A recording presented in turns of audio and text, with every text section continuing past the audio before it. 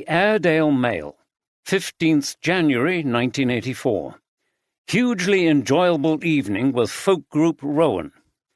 The weather outside may have been cold and snowy, but inside the Farmer's Arms at Baildon we were all warmly entertained by the up-and-coming folk group Rowan. Rowan consists of Ben Shipton and Roger Aspinall on guitars, Bridget Foster on flute and Bob Anderson on drums. Vocals are provided by Liz Aspinall and Annie Shipton. They perform their often poignant songs about the lives of ordinary people in old northern landscapes with great tenderness and skill, singing about hardship, love and loss. They are a hugely creative group who write all their own material. It was fascinating to see how young and energetic folk musicians like this can recreate the past so vividly through their modern take on the old traditions of folk music. They deserve greater prominence in the folk music scene, and they will surely achieve it. They have a great future ahead of them. Last night's performance was all the more impressive in the light of the fact that their youngest member, Simon Anderson, 19, was recently killed in a tragic accident on the A1 late at night after a concert in the northeast, when the group's van, driven by Annie Shipton, veered off the road and crashed. Prologue. At 127 miles, the Leeds and Liverpool Canal is the longest canal in Britain built as a single waterway. It was constructed between 1770 and 1816 at a cost of £1,200,000. It has 91 locks, including the Bingley Five Rise and a mile-long tunnel at Foulridge. Originally built to link Yorkshire's industrial towns with the port of Liverpool, it is now used mainly for leisure and residential purposes. "Come on, Andy, hurry up," Stephanie Johnson called out to her boyfriend. Their brightly painted narrowboat had just entered a lock on the Leeds and Liverpool Canal below Saltaire on the outskirts of Bradford in West Yorkshire. Andy was operating the gates while Steph was preparing to steer the boat through. Andy Carter stood at the edge of the lock looking confused. He held up an L-shaped iron contrivance with a handle at one end and a socket at the other. "What's this thing called again?" "A windlass," called Steph from deep in the lock. "Oh, yes. So which gates am I doing first?" Steph looked up and shook her head in mock despair. "We're going up this lock, so close the bottom gates behind us and shut the sluices. Then go to the top gates and open the sluices there." She waited for a moment before deciding to give him a quick test. "And what will happen then?" "The water will fill the lock and raise the boat to the higher level. Then you'll take it through the top gates." Steph laughed and clapped ironically. "Hooray! He's got it at last!" Andy laughed too, gave her the finger, then pushed the big balance beams that closed the gates at the bottom of the lock. He fitted the windlass onto the spindle and turned the cogged wheels at either side to close the sluices. He then went to the top gates and opened the sluices there. The water churned as it poured in and began to fill the lock. Andy, relieved that he'd got it right, stood and watched as the narrowboat rose. Suddenly Steph called out, "Andy, get hold of the centre rope and steady the boat. It's going to smash into the sides."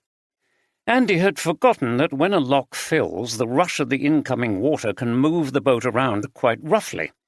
He grasped the rope and pulled the boat towards him, stabilizing it against the damp, dark side of the lock. As the boat rose, Steph appeared, frowning at him, and he grinned sheepishly in return.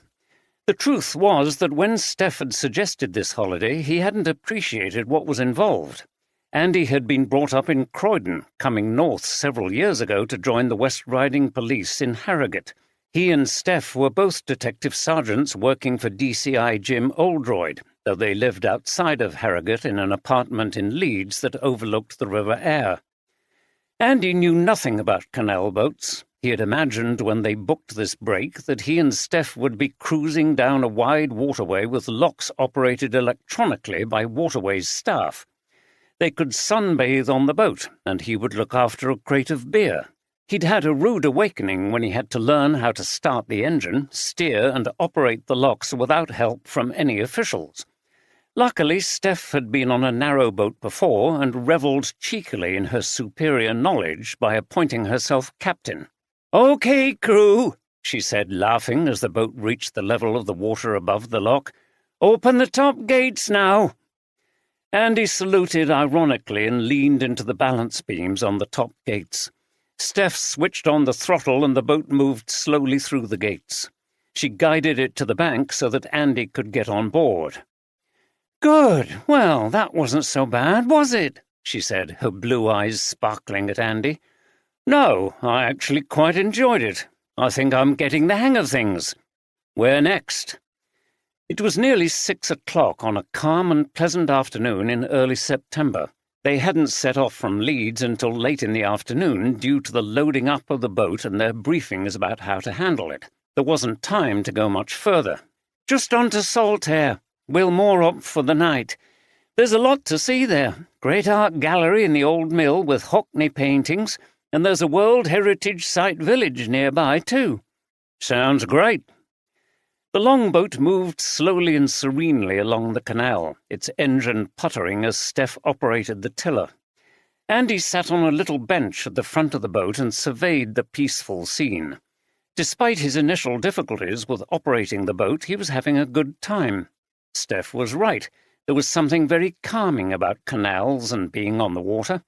Maybe it was because the pace was slow, or simply due to the presence of birds and other wildlife along the banks and in the water. He watched as a group of mallards moved out of the way of the boat and noticed 2 moorhens hidden among the reeds, their red beaks just visible. It was wonderful. Ever since he'd moved to Yorkshire, he'd been learning to admire and enjoy the countryside, and this was another aspect he could get very used to. A little further along the waterway they reached the massive salts mill and navigated between huge stone walls linked by a covered walkway high above the water. There were large windows along the 4 stories of the 2 mill buildings, but they couldn't see anything inside. "Wow, it's amazing to think all this used to be full of machinery and people making cloth," observed Andy. "It was," Steph said, "and the canal was used to transport it all the way to Liverpool. Then it would go abroad. It would have been a noisy world in there with the clattering looms compared to the peace out here, though there would have been a lot more activity with boats being loaded up and stuff like that." The boat went under a road bridge. On the other side, the canal suddenly got busier.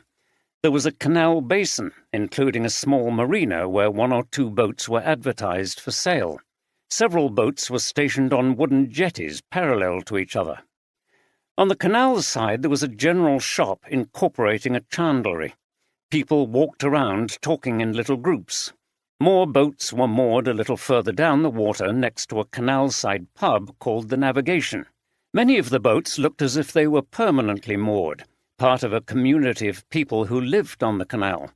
Some had numerous pots of flowers lined up on the outside of the boat, and there were little gardens near the water's edge, complete with chairs for sitting out. Most of the vessels had colourful and elaborately painted castles and flowers on their hulls, part of a long tradition. Steph and Andy found a space just past the basin. Andy pulled the boat in and tied it to the small capstans at the front and stern. He saw with approval the pretty pub building which looked as if it must have been there since the canal was constructed in the late 18th century. The beers would be good.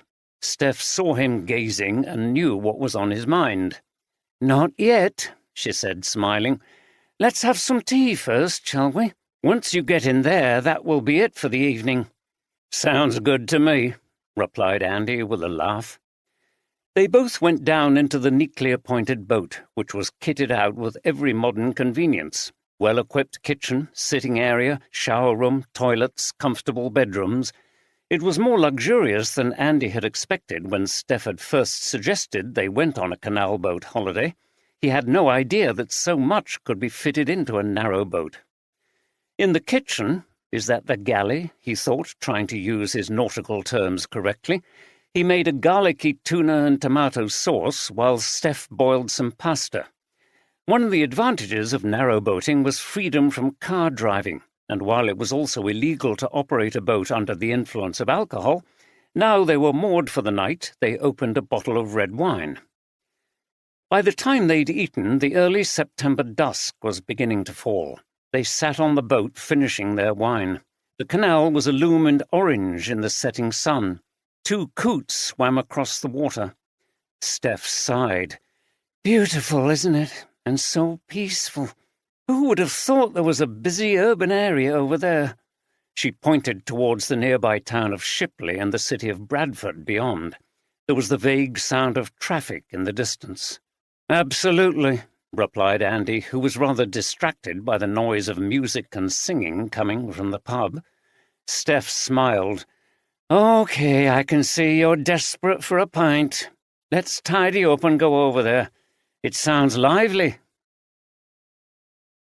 The navigation was indeed lively. A local folk band were playing in the spacious bar, which was packed with a range of people, mostly middle-aged and beyond. In their style of hair and clothing, many looked as if they'd been part of an alternative cultural scene for many years. Men with greying ponytails and women dressed in dungarees embroidered with flowers.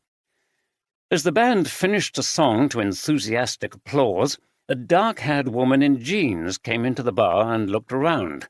Her brow furrowed as she saw the person she was looking for, and she went across to where they were sitting with a group of friends. "Shipton!" she called out sharply. A woman immediately looked towards her.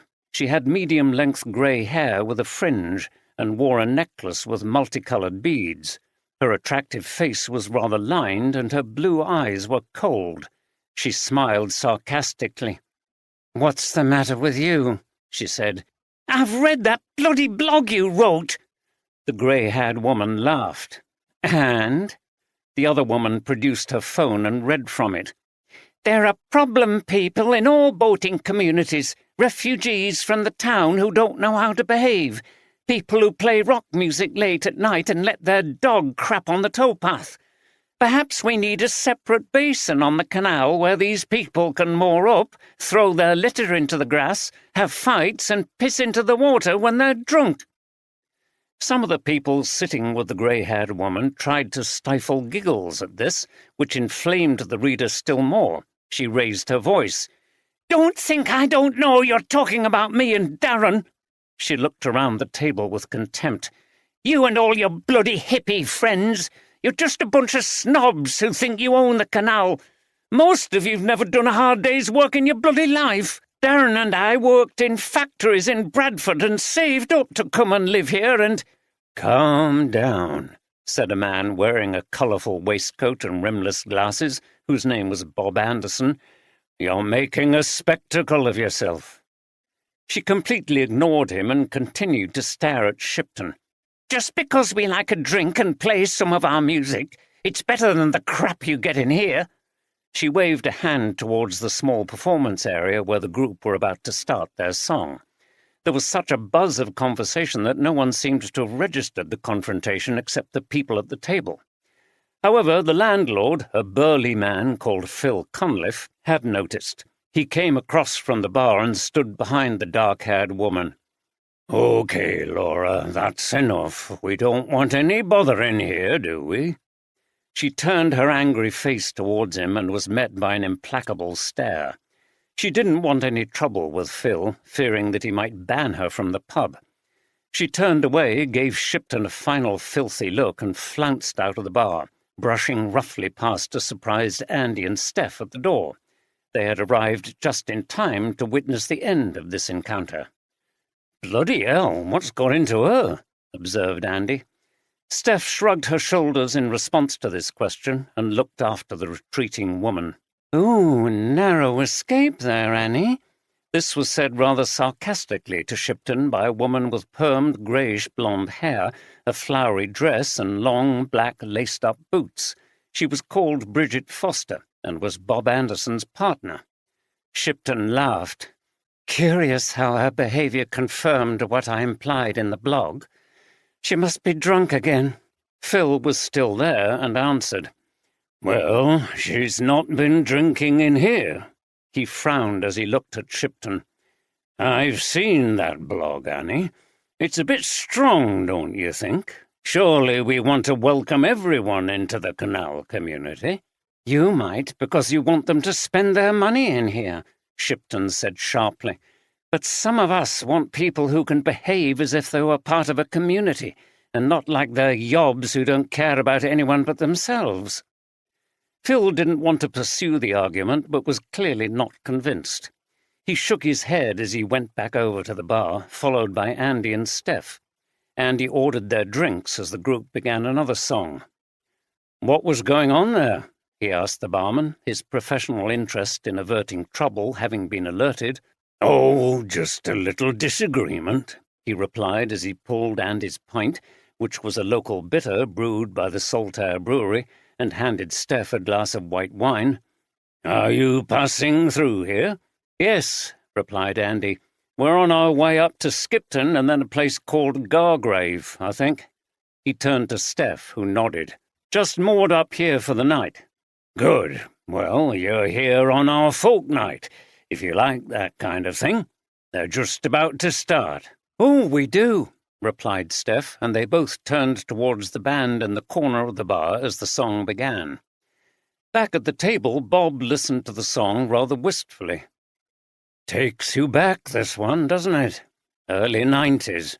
It was that group from the Eden Valley. Misty Fells, weren't they called? We played this a few times ourselves, if I remember rightly." "We did, Bob," replied Annie. "They were good vocals." She started to hum along with the tune. "Roger liked the guitar part as well, didn't he, Liz?" Bob looked at the woman sitting next to him. She had long, frizzy auburn hair and wore green dungarees. Her face looked troubled. "Yes, he did," she murmured, remembering her dead husband. The conversation flagged a little after this until Bridget asked, "How's Brittany doing, Annie?" "Oh, fine, Bridget. She's still teaching at the same school in Oldham. Seems to enjoy it. Her and Harry have got a nice semi nearby. She lives a more conventional life than her mother ever did." "That wouldn't be difficult," replied Bridget, laughing. Annie smiled. "No, I don't suppose it would." She finished her wine as she listened to the next song. Then she stood up. "Anyway, I'm off. It's an early start for me tomorrow. I'm taking the boat up to Skipton for some repairs."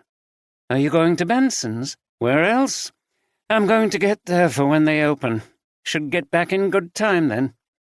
She wished them all good night and walked to the door, where she ran into someone who was just coming in.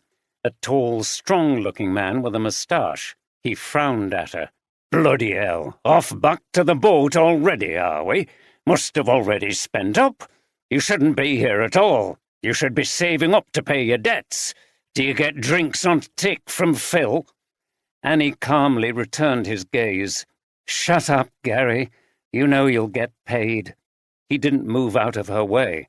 "Oh, that could well be true. The question is when, isn't it?" Annie shrugged. "You won't get anywhere trying to intimidate me, Gary Wilkinson. Now can you please move?" She pushed past him and walked off into the dark. "Just don't come anywhere near the shop until you bring some money with you," he called after her, before swearing at her lack of response and continuing into the bar.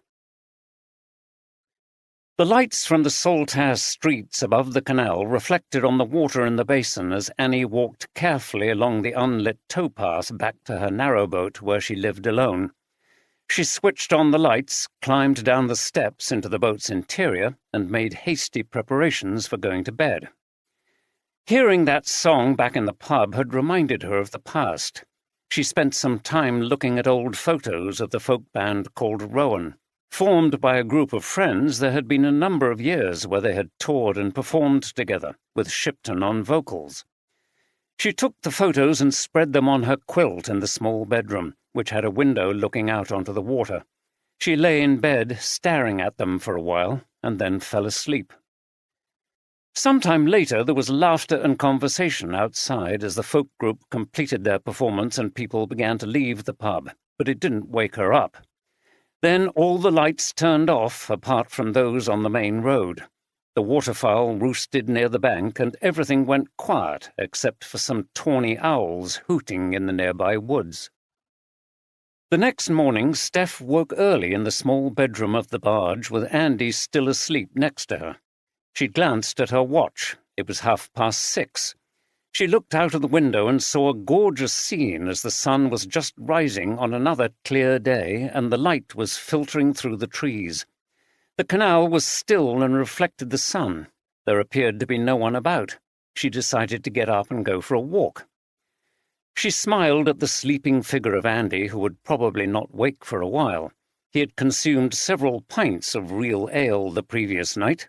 He never used to be big on beers and ales until DCI Oldroyd had introduced him to a number of local breweries. She had to admit their enthusiasm had even rubbed off on her, but she could pace herself better than the two men. Carefully she eased herself out of bed, got dressed, and unlocked the door at the back of the narrowboat. It was a beautiful morning, and she sat for a while looking at the colourful boats, the pub, the canal, the waterfowl, and the huge mill that they'd passed yesterday. There was the rattle of a train passing nearby, and a cyclist pedalled by on the towpath, but otherwise it was very quiet. She was about to go back down to the kitchen to make some tea before her walk when something caught her attention. It was a blue narrowboat coming downstream at a strange angle across the water. The name Moorhen was painted on the side, along with some of the little birds with their red bills. The engine seemed to be ticking over in neutral. It was moving almost silently, like a ghost ship, and that made Steph feel uneasy. A couple of coots swam away from the barge, and she watched as it came towards her slowly and then drifted past. Then she saw the body of a woman slumped at the back of the boat against the tiller. There was a lot of blood around her neck and chest and on the wooden boards. She recognized the body as the woman who had been involved in the argument the night before in the navigation. She rushed back down into the boat. "Andy!" she shouted. "Get out here quickly! I think there's been a murder!" 1. Old Adam was a shepherd on the moorlands of the north. He walked 20 mile a day, was never paid his worth. Upon the moors, the moorlands of the north. Upon the moors, was never paid his worth. He dug his sheep out of the snow as ewes gave birth in frost. He walked in ice and sun and rain and counted not the cost. Upon the moors, as ewes gave birth in frost. Upon the moors, and counted not the cost. From The Shepherd, performed by Rowan, copyright 1993, lyrics by Bob Anderson, music by Bridget Foster. The canal basin was cordoned off with blue and white incident tape. A crackle of police radios disturbed the tranquility that Steph and Andy had been enjoying. A number of police cars and an ambulance were lined up on the road that led over the bridge and up into the town. Andy and Steph stood by their boat watching the police officers and the forensic team at work. It seemed strange to be merely observing and not involved in the action. They'd done what they could, ringing 999 and rousing some of the other boaters who had been moored up nearby. Luckily, the drifting boat had gone into the side of the canal quite near to the basin entrance. Working together, a group of them had been able to grasp the ropes, pull the boat into a space in the basin, and secure it. Andy had produced his warrant card and advised everyone to keep off the boat while Steph went on board to check that the victim was dead. 2 other people looked briefly at the body and confirmed that it was Annie Shipton, the owner of the boat. When the local police arrived, Steph and Andy handed everything over. This was not their patch, and they weren't officially on duty. "Bloody typical," Andy said as they waited for the local officers to take their account and statement. "This would have to happen when we're here on holiday. You can't seem to escape this job, can you? It follows you round." Steph shook her head. "It does seem like that, but we don't have to get more involved. Our boat's not stuck in the basin. We'll just get on our way to Skipton soon and—" She seemed distracted by something happening near the barge, but then her face lit up. "Hey, wait a minute. Look who it is."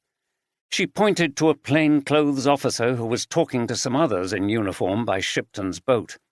Andy stood up. "It's Jav," he called out. "Hey, Jev, what the hell are you doing here?" The officer looked over, puzzled, before his face burst into a broad smile of recognition. He came over quickly, and they shook hands. "Andy and Steph, I don't believe it. It's been too long." Javed Iqbal had served as a detective sergeant at the Harrogate station for several years before returning to his native Bradford for promotion to detective inspector. He was tall, trim, and, as always, smartly dressed. "It has, Jav. Oh, sorry, I suppose it should be sir now." "Oh, nonsense. We don't worry about rank and titles and forms of address. Call me Jav, at least when we're by ourselves." He laughed. "You know, I still miss you guys. We used to have so much fun in Harrogate. And the boss, DCI Oldroyd, what a man, eh? I've never met anyone like him." "Me neither, Jav," said Steph. "I don't think there is anyone like him." Jav nodded. "He was the man who gave me the confidence to believe in myself as a detective and to apply for this job as an inspector at Bradford." "Good for you," said Andy. "Steph and I keep thinking about applying for promotion and moving on, but it's never felt right so far." "It will one day, all in good time," said Jav. "Anyway, never mind what I am doing here. What are you two doing here? You must be on holiday, right?" "Well, we were," said Steph. "We've hired one of these boats for a few days, and we were on our way to Skipton." "And now this has happened," mused Jav. "But don't worry. Once you give a statement about finding the body, I'm sure you can get on your way." He glanced over to Shipton's boat. "Look, I think the pathologist has finished, and I need to go and talk with her. Why don't you come with me? Just listen to what she's found out." Andy looked at Steph, who nodded. They were not officially on duty, so couldn't get involved in the crime scene, but the truth was their professional interest was piqued by what had happened, even though their holiday had been interrupted. They followed Jav over to the boat where a woman in her 50s, wearing protective clothing, was packing up her things. "Ah, Inspector Iqbal." She smiled at the detective, who introduced Andy and Steph. "This is Dr. Miriam Coates," he said. Dr. Coates looked very sympathetic when she realized they were also detectives. "Oh dear," she said. "Finding a body while you're having a break from police work, I think that's what used to be called a busman's holiday." The three detectives looked puzzled. None of them had heard the saying before. She continued to pack up as she talked. "My initial opinion is she's not been dead long, not more than 2 hours. The cause of death was likely a stab wound to the neck, which pierced the throat and severed veins and arteries, hence all the blood. I'll have to do more work in the lab, but I'm pretty sure that she was stabbed from behind. One curious thing, there was no sign of a struggle. It seems as if she was taken by surprise while she was steering the boat and then fell by the tiller. I'm not sure how. It's a very confined area for a murder to take place, and unless the killer was invisible, I find it hard to believe our victim didn't notice someone was there." She picked up her case. "Anyway, I'll leave you to it and send my report as soon as I can." Jav thanked her and turned to Andy and Steph. They were quiet for a moment as they thought about what the pathologist had said. "It sounds like it's going to be a tricky one, Jav. If Miriam is right, how did the murderer get behind her? When you're steering, you're at the back and looking down the length of boat in front of you, and there's not much space to sneak up behind someone. How was she attacked?" asked Andy. Jav frowned. "Right, I need to talk to the forensic people and see what evidence they've found. There must have been someone on the boat who somehow managed to get behind her. It's the only way to explain that wound." Jav went over to Moorhen, and Steph and Andy went back to their boat to get a bit of late breakfast. It wasn't too long before Jav, looking very perplexed, came over to talk to them and drink a cup of tea. "Well, it's getting more mysterious by the minute. According to the forensic team, there's no evidence of anyone else having been on board, apart from the victim.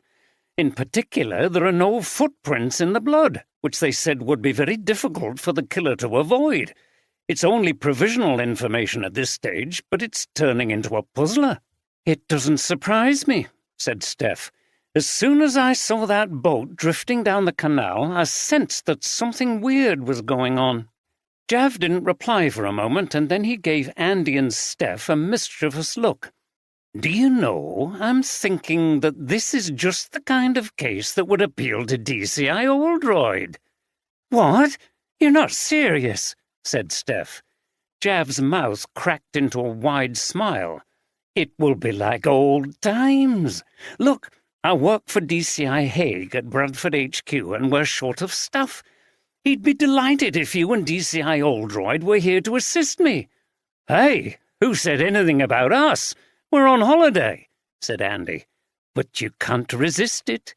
Go on, admit it. Oldroyd himself would say a true detective can never pass up a mystery like this, and afterwards you can just carry on to Skipton." Steph shook her head. "But, Jav, we don't know that the boss is free, and it would be highly irregular for a DCI to conduct an investigation in another district." "He's not conducting it. I am. He will officially be a consultant providing me with assistance. Of course, we know that he will really be in charge." Steph looked at Jav with her head on one side. "You've got all this worked out, haven't you? Did you know that this was going to happen?" Jav's good-humoured face continued to smile. "Not exactly, but now it has happened, it seems too good an opportunity to miss, and we'll all learn something. You always do, working with him. I would like to have been on more cases with him when I was in Harrogate. I think I missed out compared to you two, so it would be great to have him here." It was impossible not to get caught up in his enthusiasm. Andy exchanged glances with Steph and then laughed. "It would be amazing for us all to work together again. Do you really think you could swing it with the Bradford people?" "Yes, I'm sure I can." "OK, I'll contact the boss, but I wouldn't hold out too much hope. He might very well be involved with the case now. We've been out of the loop for a few days." "It's worth a try," said Jav. DCI Jim Oldroyd was finishing a late breakfast with his partner Deborah in their house in the pretty village of Newbridge, just outside of Harrogate. He finally had a day off after several long sessions at work. They had only been in the property for a month and were still enjoying the novelty of living in a house with a garden, albeit currently a somewhat overgrown one, having previously shared a flat in Harrogate overlooking the Stray. So far, they were happy with how things were going. Oldroyd didn't have a long commute into Harrogate, and Deborah, who was a psychotherapist, was able to see her clients from home. "Well, Jim, it looks like we could have some good weather this weekend. Maybe it's time we tackled the garden." She glanced at him and immediately saw that this was not welcome news. "Remember, you promised me that you would help to get everything in order. It's too much for me to do by myself." Oldroyd smiled as he crunched through a piece of toast and marmalade. "Of course, I'm not going back on what I said, but do you think we could get a walk in, too?" "Yes, I don't want to garden all weekend. She stopped as Oldroyd's phone began to ring. "Oh, it's Andy Carter," he said, looking at the screen. He answered the phone. "Hello, Andy. What can I do for you? Aren't you and Steph away on holiday somewhere?" "Good morning, sir," Andy said on the other end of the line. "Yes, Steph and I are on the Leeds and Liverpool Canal on a narrowboat. We set off from Leeds and got as far as Saltaire yesterday. We moored up outside this pub by the water near a canal basin." "Yes, that'll be the navigation. I know it. They serve some good local beers there." "You're right, sir. I tried one or two last night." Oldroyd took a great deal of pride in the fact that he had converted Andy from a generic lager drinker into someone who appreciated real ale, but he sensed that Andy wasn't calling simply to discuss local brews. "Anyway," continued Andy, "this morning everything kicked off here big time." He told Oldroyd about Steph's early encounter with the blue narrowboat and Shipton's body, and also how Jav had turned up to investigate. "Good Lord, Javed Iqbal! It's been a few years since he was with us, hasn't it? I'm glad he's doing well over there. Very bright lad, very dapper, and always such good fun, wasn't he? "He was, sir, and he hasn't changed." Andy paused. "In fact, he's made a suggestion. I don't know what you'll think of it." He explained how they wanted him to come over and unofficially lead the investigation. "Well," said Oldroyd, caught off guard and momentarily at a loss for words, "I'm very flattered, but I can't see how it would work. I can't just desert Harrogate and muscle in on someone else's patch. I mean, the chief inspector over that way is David Haig. I know him." "Don't worry about that, sir. Jav says they're short-staffed in Bradford, and DCI Haig will jump at the chance of extra help. The main question is whether you are busy at the moment." "Well, as it happens, no, but—" He looked at Deborah, thinking about his promise to do some gardening. "Then why not come over, sir? It's a case that will fascinate you." Andy outlined the strange circumstances of the murder. The body of a woman has been found stabbed to death in a narrowboat, but there's no forensic evidence that anyone else has been on the boat. We've no idea how it was done, sir. Me and Steph are going to delay our holiday and come back to work to help Jav. It would be great if you were here too." Oldroyd took a deep breath. A mysterious case like this always intrigued him. Why not go over and take part? His own boss, Superintendent Walker, was always easy about lending him out if things were quiet in Harrogate. He felt it brought prestige to his district.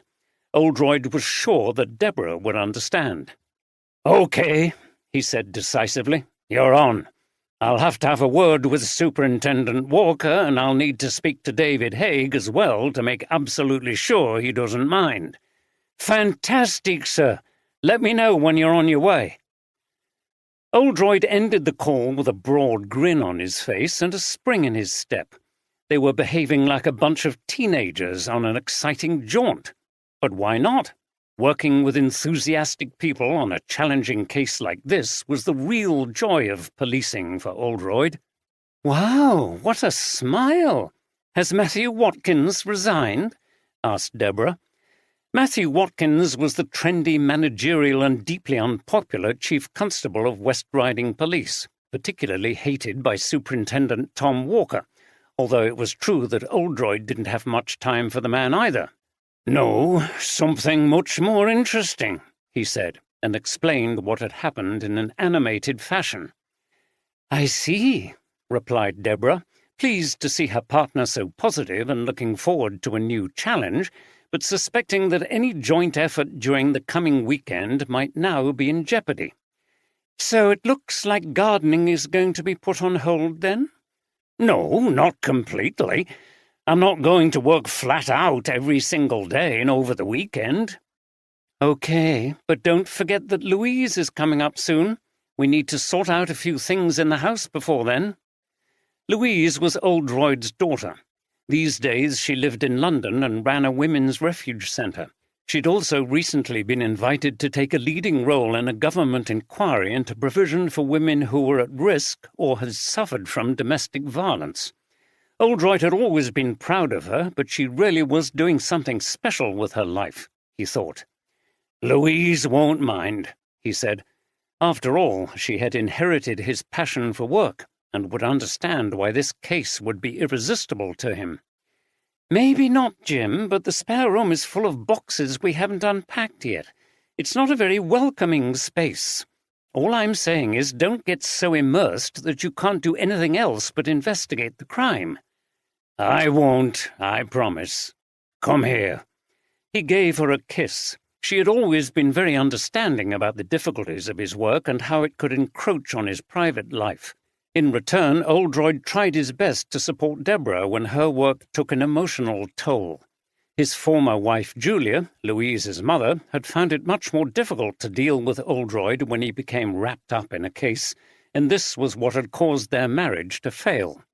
With Deborah, however, they seemed to complement each other very well indeed. "Right, I'll get off, and I promise you I'll help at the weekend." "OK," replied Deborah, although she sounded sceptical. The people who lived in the narrowboats moored in the basin were waking up to the grim news that a murder had occurred on the water. Bridget Foster stood on the small deck by the tiller on her boat. It was brightly coloured in pinks and greens, with scenes from folk group gigs painted along the side, and the name Rowan in a flowing script at the front of the hull. She'd spoken to the police, who had told her what had happened. The body had been identified as that of Annie Shipton before it was removed. All around the basin, groups of people were talking in huddles. Bridget was waiting anxiously for her partner Bob to appear. He'd probably gone for a walk and called in at the village to do some early shopping. Then she saw him walking down the road and across the bridge onto the towpath. He had a rucksack on his back, and he looked curiously at the police tape around Shipton's boat and at the presence of police officers. "What's going on?" he said as he arrived and saw his partner. Bridget was relieved to see him. She spoke unsteadily, resting her arm on the tiller. "It's Annie. She was found dead on her boat. She was murdered, stabbed in the neck, so people are saying. I saw blood all over the deck by the tiller. It was awful." "What? Murdered? When?" She looked at him. "Where have you been all this time?" "I woke up early. It was a lovely morning, so I went for a walk downstream. Then I looped back and went up into the village and did some shopping." He held up the bag. "You didn't see anything when you left the basin?" "No. What's this all about? You sound like the police doing an interrogation." Bridget looked round to see if anyone was listening. "I was worried when they discovered her dead, and then I realized you were missing." She looked at him. "You know why?" "Don't be ridiculous. That was all a long time ago." "Yes, but I know you're still really angry about what happened." Anderson picked up the bag of groceries. "Let's go inside. I don't want to talk about it here." He went down the steps into the boat, carrying the bag. Bridget followed him, still anxious. Liz Aspinall, who had lived alone on her barge, Meg, since her husband Roger died, appeared on the deck in her dressing gown. She yawned. She had stayed late at the pub the previous night. She looked around the basin and saw the unusual activity. The tall man who had confronted Annie Shipton in the entrance to the navigation the previous night was walking past. "Hey, Gary!" Liz shouted. "What's going on? Why are the police here and all that blue and white tape?" "Have you just got up?" "Yes." Gary Wilkinson came close to her and whispered, "It's Annie. She was found dead on her boat this morning." "What? Who by?" "Believe it or not, the police found her. Did you notice a couple in the bar last night? Visitors? Apparently they are police officers on a narrowboat holiday." "Bloody hell! But what happened to her?" "Stabbed. You can see lots of blood on the deck, though they've taped the boat off." "So somebody went on board and killed her?" "I don't know. Somebody said the boat was drifting down the water when they saw the body and the blood, so they pulled it into the basin." Liz put her hands to her face. "God, poor Annie." "Go back in and sit down," said Gary. "It's a shock. Sorry, I can't stay. I have to get over and open up the shop." Liz nodded and, without another word, went down the steps into her boat. Gary continued round the basin back to a long building that was his shop, a chandlery that sold everything required for narrow boating as well as some basic provisions. He lived in the flat above the shop. Next door to Gary's place was a smaller building that housed the office of the Canal and River Trust, which was responsible for the running of inland waterways. A woman in her early 30s called Ros Collins was just arriving, dressed practically in black jeans, trainers, and an oversized grey hoodie. She worked for the trust and was about to unlock the door of the office when she also noticed the presence of the police and turned to Gary, who was just about to unlock his own place. "What's going on then, Gary?" "You are the second person to ask me that this morning." He explained about the murder of Annie Shipton. Ros put her hand to her mouth. "Oh, my God, that's terrible."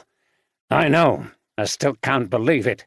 I was speaking to her last night at the navigation." He paused. "Actually, I was having an argument with her. She owed me quite a bit of money. She was always popping in for bits and pieces and saying, 'Put it on the tab.' Then she never paid. It was my fault for letting her do it, I suppose, but I tend to trust people in the boating community." "Don't worry, you weren't the only one. Between us, she was well behind with her mooring fees. She gave me the impression of being the kind of person who drifts through life and ignores the rules, especially those to do with paying bills." "I think you're right. I doubt if we'll get our money now. Anyway, I'd better open up. I've got some customers." 2 people were waiting nearby, browsing the shop window, and Gary bid them good morning as he opened the door. Roz stood for a moment looking around the basin and at Shipton's boat cordoned off by police tape. Then she went into the Trust's office. A mile downstream from Saltaire there was a row of terraced houses between the canal and the railway. Sam Wallace, who had cycled past Steph and Andy's boat shortly before Steph saw Moorhen, lived in one of these. His bike leaned against the wall by his front door. Sam was in his early 20s and still lived with his mother, Janice.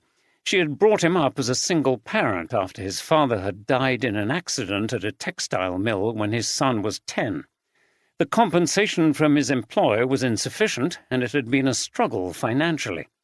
Janice worked in the kitchens at a local high school, and her wages were not high, but they managed. She'd always instilled ideas about thrift and not wasting money into her son, who had been well behaved when he was a small boy. It was when he reached his teenage years that the problems had begun. He had never been a high achiever at school and left at 16, not really knowing what he wanted to do. And then he fell in with the wrong crowd. He began to stay out late in the evenings, knocking about the streets with his gang and getting into trouble. He developed a short temper and got into several fights. Janice had moved quickly. She had lived in the area all her life and knew a lot of people, so she persuaded a roofing contractor to take her son on as an apprentice. Sam had been resistant to the idea initially, but she made him go to work each day. He was a strong young man, and he took to the work after a while. Janice, knowing it wasn't enough to use a stick and that you needed a carrot as well, bought him a bike in an attempt to provide him with a hobby that would take him away from the undesirable gang. There was a cycling club in Saltaire, and some other men his age were members. This plan was also successful. He became so keen on cycling that he went out for rides in the early morning before going to work. She hoped his wilder days were well and truly behind him. Mother and son were now eating breakfast in the small kitchen, Janice already in her work clothes. Sam was quiet and seemed distracted. "Better hurry up, Sam," she said, looking at the wall clock. "Mr. Ferguson won't want you to be late." "It's fine. The job we're on is just up the road from here." "Right." She looked at him, overcome suddenly by a mother's sense that all was not well. "Are you okay?" "Yeah." He wasn't looking at her. "Have you been out on your bike this morning?" He stopped chewing his toast. "Yeah, just up the towpath." "Everything all right along there?" "Yeah, Mum. Stop fussing, will you?" "You didn't see that woman again, did you?" "Which woman?" "The one you had the big row with. The one who told you off for cycling too fast up the towpath." He looked away from her. "That bitch." "Sam, don't use that word about a woman. I don't care how much you dislike her, it's disrespectful and nasty. She thinks she owns the canal, her and those other old weirdos in the basin. That towpath is a bridleway. I checked it with Martin at the club. We have a right to cycle on there." Janice had a drink of her tea. She noticed that he hadn't answered her question, but there wasn't time to talk about it. "Yes, as long as you don't go too fast. Anyway, we can't go through all that again right now. You'd better get off to work." "Okay. See you tonight." Sam got up from the table, picked up a small rucksack which contained sandwiches Janice had made for him, and left the house on his bike. Once he was gone, Janice got to thinking. What was that woman's name? Yes, she remembered, Annie Shipton. She'd met Shipton a few times around the village, stuck up, full of her own importance. Someone said she'd once been in a folk group, but she seemed too stern and unfriendly to be an entertainer. Sam had had a big row with her and had apparently shouted some unpleasant things. It was near the basin and people had needed to restrain him. She couldn't justify him abusing anyone, but she could understand how Shipton had got under his skin. Sam hated being told off, especially about anything to do with cycling. He had become fiercely defensive about the rights of cyclists. Janice cleared the breakfast things away and left the house to catch the bus to the school. She thought about her son on the journey. Sam had had some run-ins with the police concerning his fights, and she was concerned that he might encounter them again.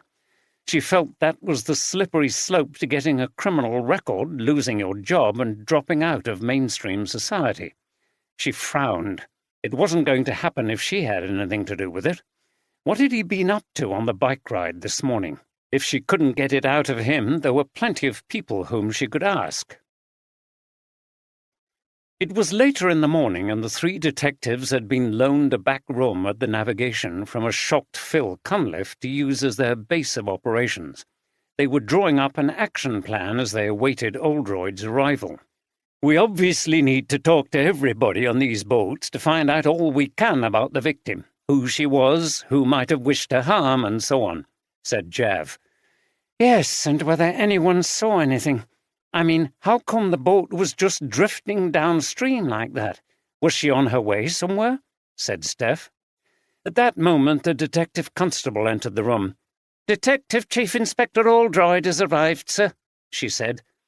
Jav, Andy and Steph went outside, where they could see Oldroyd's battered old Saab parked near the canal basin. Oldroyd himself was already looking at Shipton's boat. "Sir," called Steph.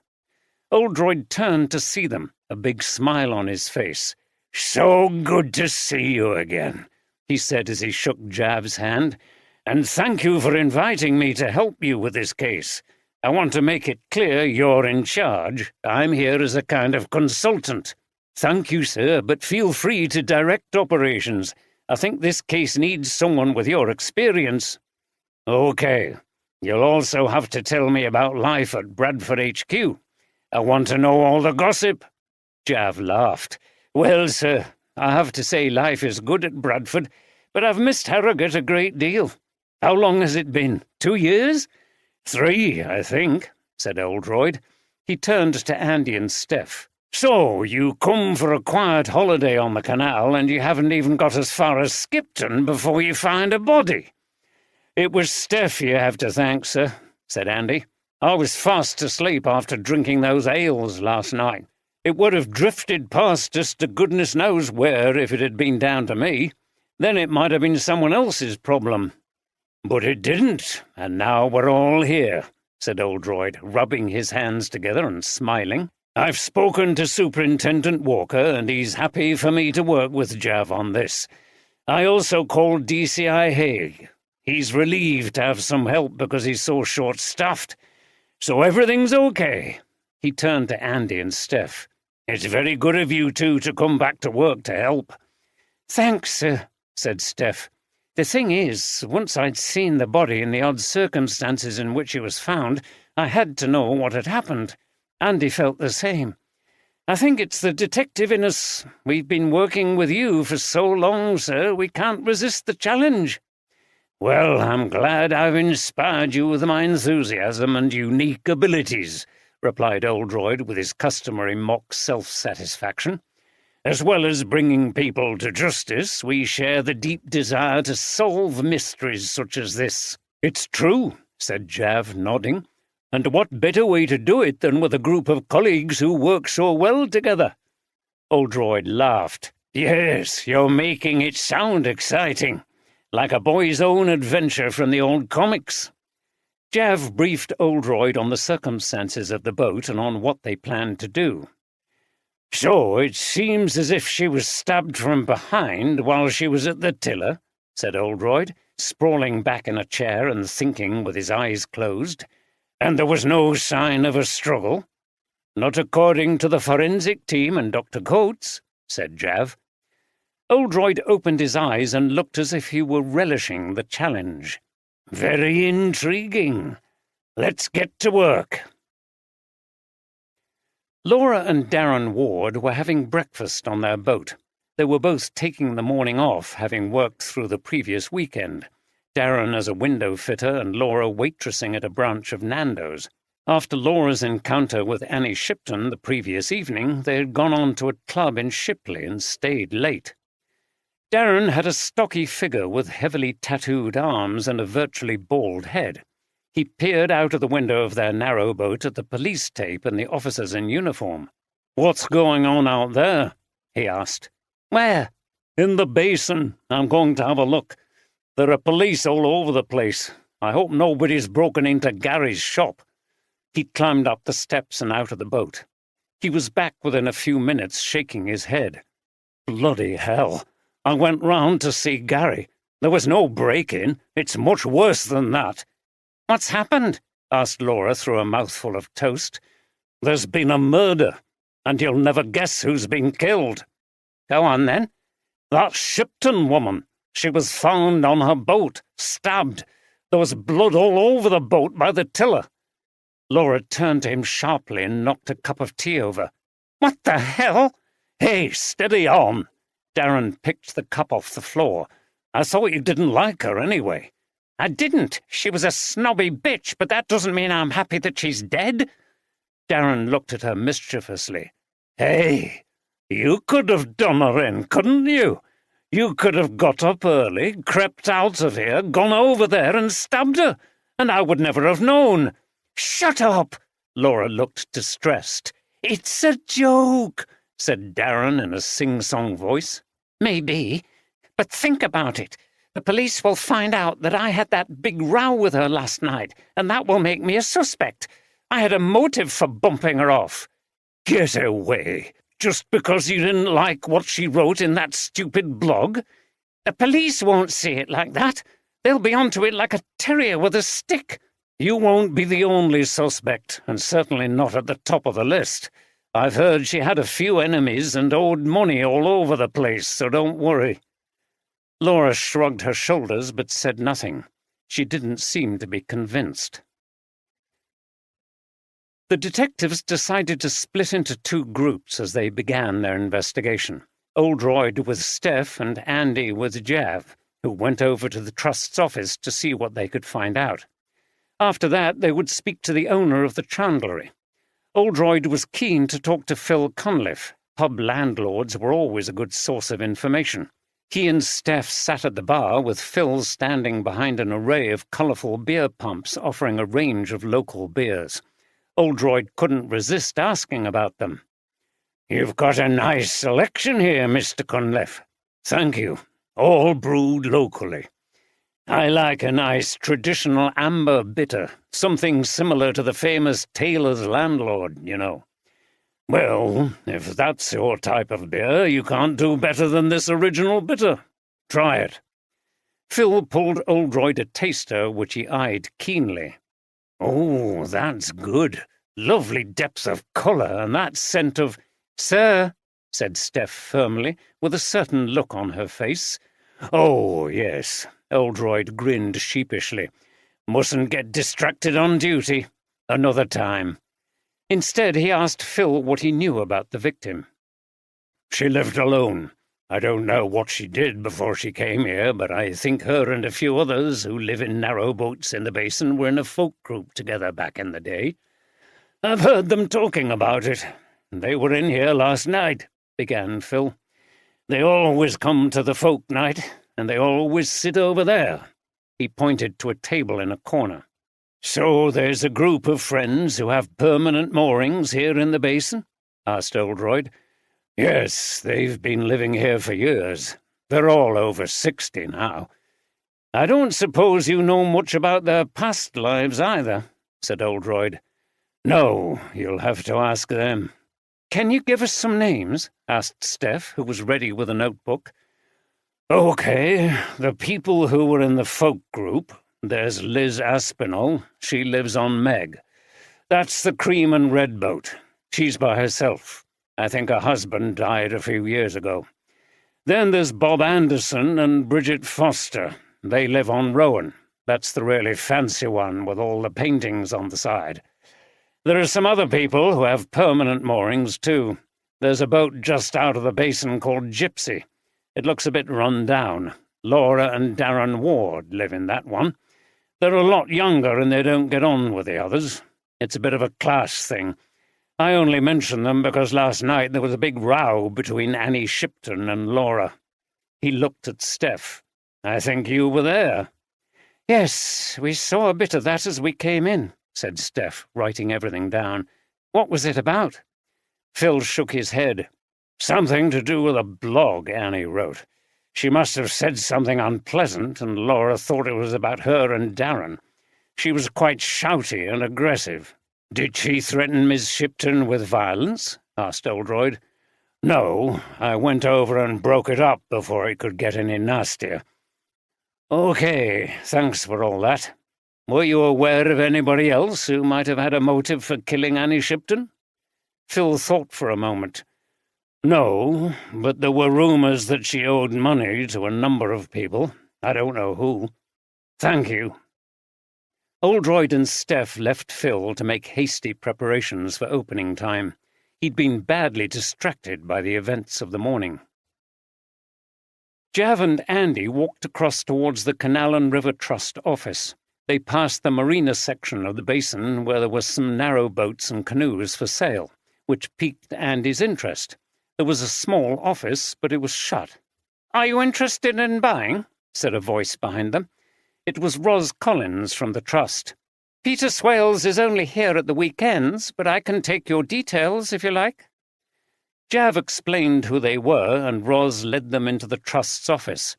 It was an interesting place, full of colourful displays of photographs of canal life in the past and present, and lots of leaflets and books. She took them into a small back room where she had a desk with a computer and some filing cabinets containing copies of the publicity material and forms. "What does your job involve?" asked Andy. "We're the agency that looks after the waterways. We maintain them and enhance them with the help of volunteers. We also issue permits for various things such as mooring.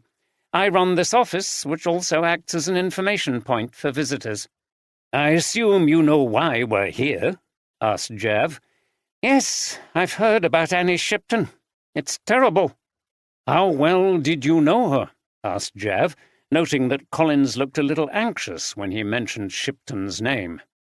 "Only as a client. There is a charge for permanent mooring here at the Saltaire Basin, payable to the Canal and River Trust, and it's my job to collect it." "And did she pay the charge regularly?" Ros hesitated and then said, "As a matter of fact, no. She was badly in arrears. I sent her a letter recently giving her notice that she was facing eviction if she refused to pay. You'll probably find the letter in the boat unless she destroyed it." "Did you get any response to the letter?" asked Andy. "No," Ros said, but a slight hesitation and the fact that she looked down suggested to Andy that this was not entirely true. "Do you have any idea why she didn't pay?" asked Jav. "No, but I'm aware she owed money elsewhere.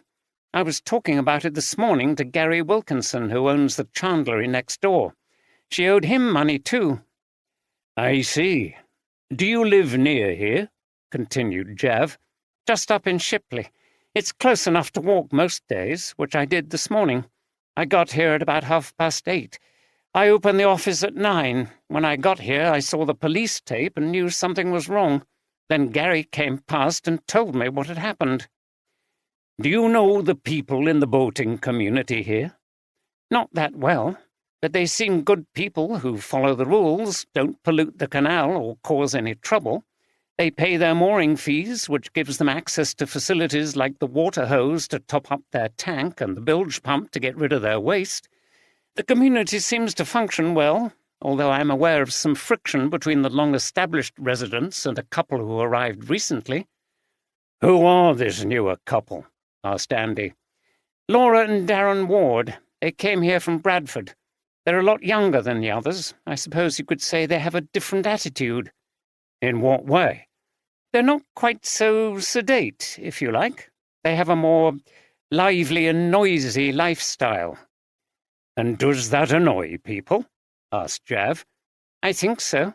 There was certainly no love lost between them and Annie Shipton." "Did they threaten her?" Not to my knowledge. And do you know of anyone else who might have had a motive to harm her? No. I really don't know people here that well on a personal level. I don't think there's anything else useful I could tell you. She thought for a second before adding, But before you go, another of my jobs is recruiting members to the trust. She produced 2 membership application forms with leaflets and gave the detectives a cheeky smile. So, how about joining us? You'll be helping support the maintenance of our wonderful network of waterways and all the wildlife that flourishes in them, and you get lots of benefits, like a booklet about walks and a regular magazine. Andy and Jav glanced at each other and smiled. They'd not expected this.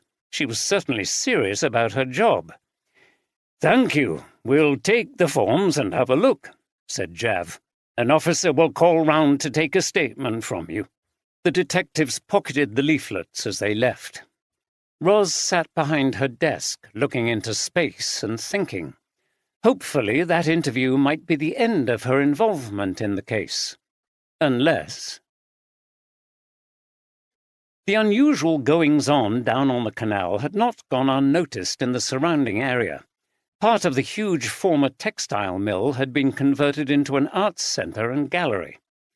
Nicholas Spencer, the manager of this complex, was an energetic, lean and physically fit man in his 40s. He was always smartly dressed and had serious plans for the mill centre involving an ambitious expansion with a new building. He'd called at the office of one of their suppliers on the way to work, so arrived at the centre a bit later than normal. As he got out of his Audi, he noticed the presence of the police cars and the blue and white tape down on the canal.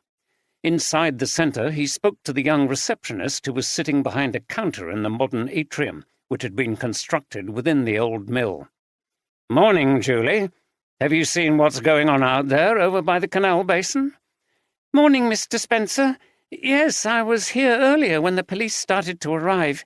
Bert went over and found out what it was all about." She leaned forward rather conspiratorially. "Apparently there's been a murder." "What?" "Yes, someone's been killed on one of the boats. Isn't it awful?" Nicholas shook his head. "Do we know who it is?" "No. Bert said the police wouldn't tell him anything else. He came straight back to tell us, but I expect he'll be going over again soon and will talk to any witnesses. He'll find out." Bert Marshall was one of the caretakers at the centre. He was a very nosy individual who spent more time gossiping and prying into people's affairs than doing his work. "Well, let me know if you find out anything else, will you?" Nicholas said. "I will, Mr. Spencer." Nicholas went quickly up the stairs and into his office. He stood at the window overlooking the canal, the mill, the river, and the park that lay beyond. He enjoyed this view and thought of the achievements of Sir Titus Salt, the philanthropic industrialist who had created all of this back during the Industrial Revolution, including the sturdy homes designed for his workers. Nicholas liked to think that Titus Salt would have approved of the work he was now doing in developing the mill as an arts centre, giving it a new purpose that still enriched the lives of working people. He sat down, switched on his computer, and tried to start work, but he was still thinking about what he had seen at the basin. He hoped that the trouble down there would not impinge on the smooth running of the mill centre. Those boat dwellers were always bad news. He frowned. There had been conflict between him and that group, and one of them in particular had made his life very difficult. And there were other things, too, about his plans for the centre that he hoped would remain a secret. But what if the police investigation were to unearth them? That could ruin everything. About half an hour later, Julie knocked on the door of his office. "Mr. Spencer," she said as she came in, "we've just had some news through. A friend of mine was talking to the people on the canal. She says it was that woman who's against the plans who's been killed. You know, Annie Shipton, was it?" Nicholas frowned. "Annie Shipton? What happened?" "She was stabbed to death on her boat. Melanie said there was a lot of blood. She could see where she thought the body had been. It must have been awful. And Annie was in the pub the night before, apparently. It's terrible, isn't it?" "Yes," replied Nicholas. This was really bad news, of the type he'd been dreading. It could make things awkward and bring in unwanted publicity for the area. further endangering his plans for the mill. "Thanks for telling me, Julie." When the receptionist left, Nicholas swore and then picked up his phone. He'd better call his wife to tell her about the murder on the canal and that the police were likely to come and interview him. He didn't want her finding out about it from anyone else. Oldroyd and Steph approached the narrow boat called Meg. It was adorned with pots of flowers and herbs. They showed their warrant cards to Liz Aspinall, the narrow boat's owner, who invited them on board. The interior of the boat was decorated in an ornate manner with a variety of colourful cushions and rugs. A battered guitar sat in the corner. There were crocheted blankets draped over the sofa. One wall was covered in rather faded photographs and press cuttings. The detective sat on the bench seat at the dining table while Aspinall took a chair opposite. She was wearing blue denim dungarees and Birkenstocks, and her long auburn hair was swept back into a ponytail, showing off her large silver hoop earrings. Oldroyd looked around the neat interior of the boat and its facilities, and then glanced out of the window onto the water where two beautiful swans were gliding along. Narrow boats were cosy, and being on the canal had clear attractions. Maybe he and Deborah could come on a boating holiday too. He'd once been on one himself on the Stratford-upon-Avon Canal and had a great time. "We've been told that you were a friend of Annie Shipton," began Oldroyd. "Yes, I've known her a long time. It's devastating." She spoke in a quiet voice with a Yorkshire accent and then looked away and paused as she recollected the past. "I met Annie through my late husband, Roger, when we were all at music school in Manchester in the 1980s. It's a long time ago now. Annie and I were singers. Roger played the guitar. That's one of his." She pointed to the guitar propped in the corner. "It was his favourite." "What happened to him?" asked Steph. "He died of cancer 2 years ago." "I'm sorry." Liz gave a wan smile. "Thanks. We would have had a good life together, except we lost our daughter Meg, also from cancer. She was 10 years old. We named this boat after her. Her death cast a shadow over everything. We couldn't have any more children. I've lost both of them now." She picked up a framed photograph from a small table. "This is the 3 of us." Steph and Oldroyd looked at the image of a younger Liz with a red-haired man who they assumed must have been Roger, and a girl of about 9. They were all smiling into the camera.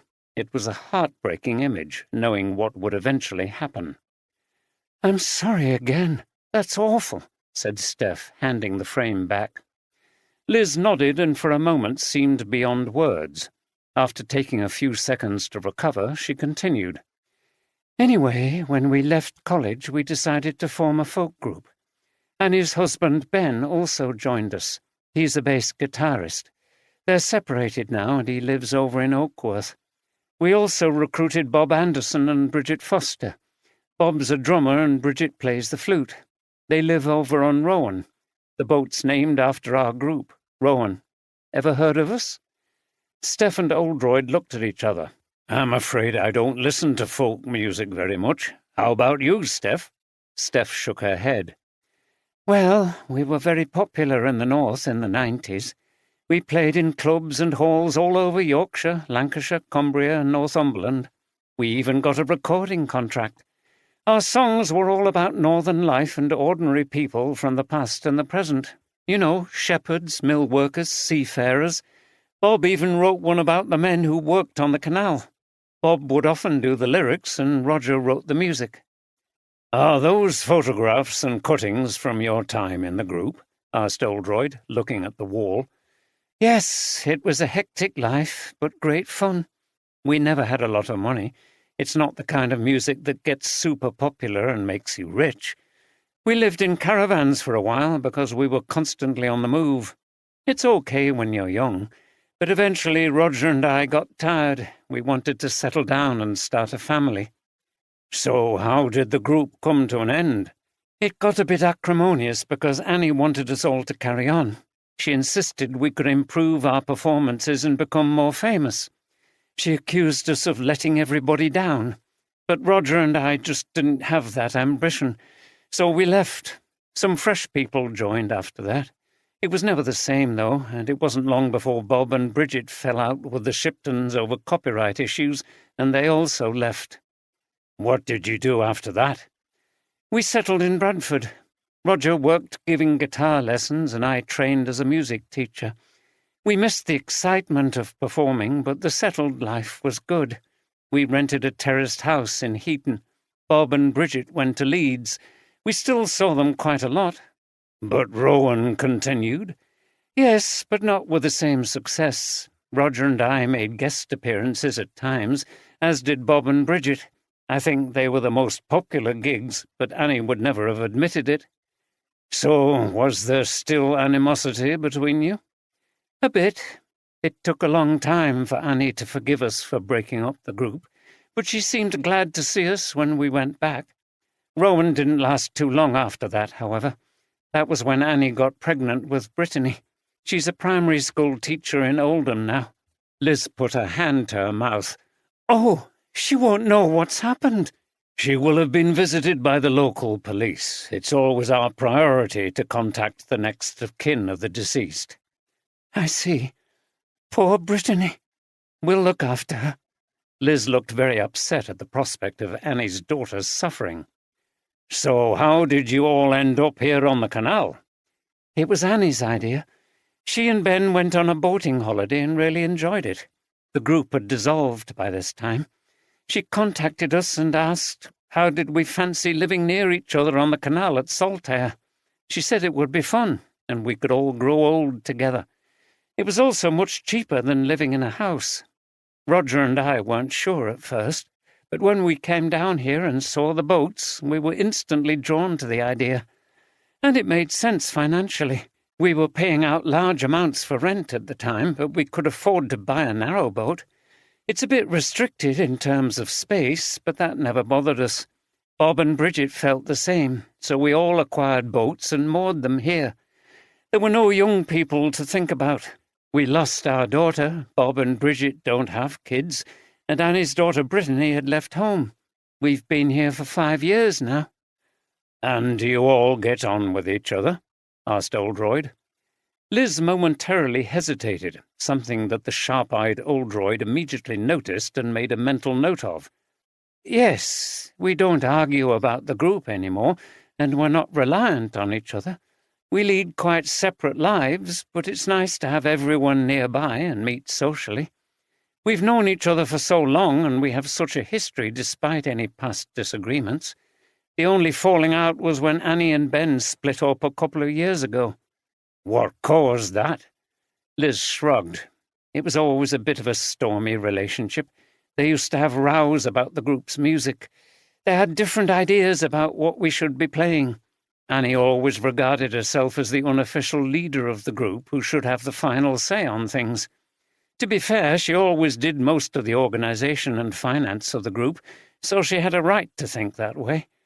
But I don't know what caused them to split up. Annie just announced one day that Ben had left, and that was that. He did come back, occasionally, however. I was up late one night and I heard shouting coming from Moorhen. I'm sure it was Annie and Ben arguing. Then a bit later a car drove off. Steph noted this down. So what do you all do here? She asked. Roger continued with his guitar lessons until he was too ill. The kids used to like coming here to the boat. I took up sewing and rug making, and I make cushions too. Yes, I can see, said Steph, looking round. They look great. Thanks. I share a workspace at the mill centre. There's a section that's been converted into workshops for craft workers. I sell my stuff at local markets. As far as the others go, Bob became a sort of consultant for budding folk groups, gave them advice and mentored them. Bridget teaches the flute. She's managed to get quite a few local pupils, and she conducts a little amateur orchestra. None of us have ever been any good at making money, but we survive. The poorest of us was Annie, who never had any kind of job, to my knowledge, from the time Rowan finally split up. I don't know how she survived, especially after Ben left. We all helped her a bit when she came round asking for bits and pieces, like a few eggs or something. We were always buying her drinks in the navigation. I think she owed money to a number of people." "Did Annie have any enemies that you know of? People who might have wanted to kill her?" asked Oldroyd. Liz looked at him and then out of the window at the water. A narrow boat was chugging past the basin. "Annie could be a difficult character. She was very outspoken and stubborn if she thought she was in the right. She fell out with Bob once over some copyright issues, but that was a while ago. Recently she got involved in a big row with Nicholas Spencer, the manager of the Mill Centre." "What was the row about?" "There's a scheme to build an extension to the galleries. The design is very modern, and Annie was very opposed to it. She said it didn't harmonise with the old mill buildings and felt it would bring in too many tourists, which would spoil the feel of the area. She organised a petition against the development and took it into Spencer. I think she was quite aggressive towards him." "OK," said Oldroyd as Steph wrote down the details. "Then there was that business with the cyclist." "Go on," Oldroyd said, sensing she was unsure if this was relevant. "Annie was a fierce defender of the canal being mainly for the narrow boaters, even though people have a right to walk and cycle on the towpath. She told anyone off if she thought they were misbehaving, and she got into a big argument one day with a local man, I don't know his name, about him cycling too fast on the path. I wasn't there, but apparently it got nasty. And then there's that business with the blog and the couple who live on Gypsy." "Yes," Oldroyd said. "We heard about that from the landlord at the navigation, including the row in the bar." Liz took a deep breath and looked out of the window again. "I don't think I can tell you any more. Annie was a person who made enemies.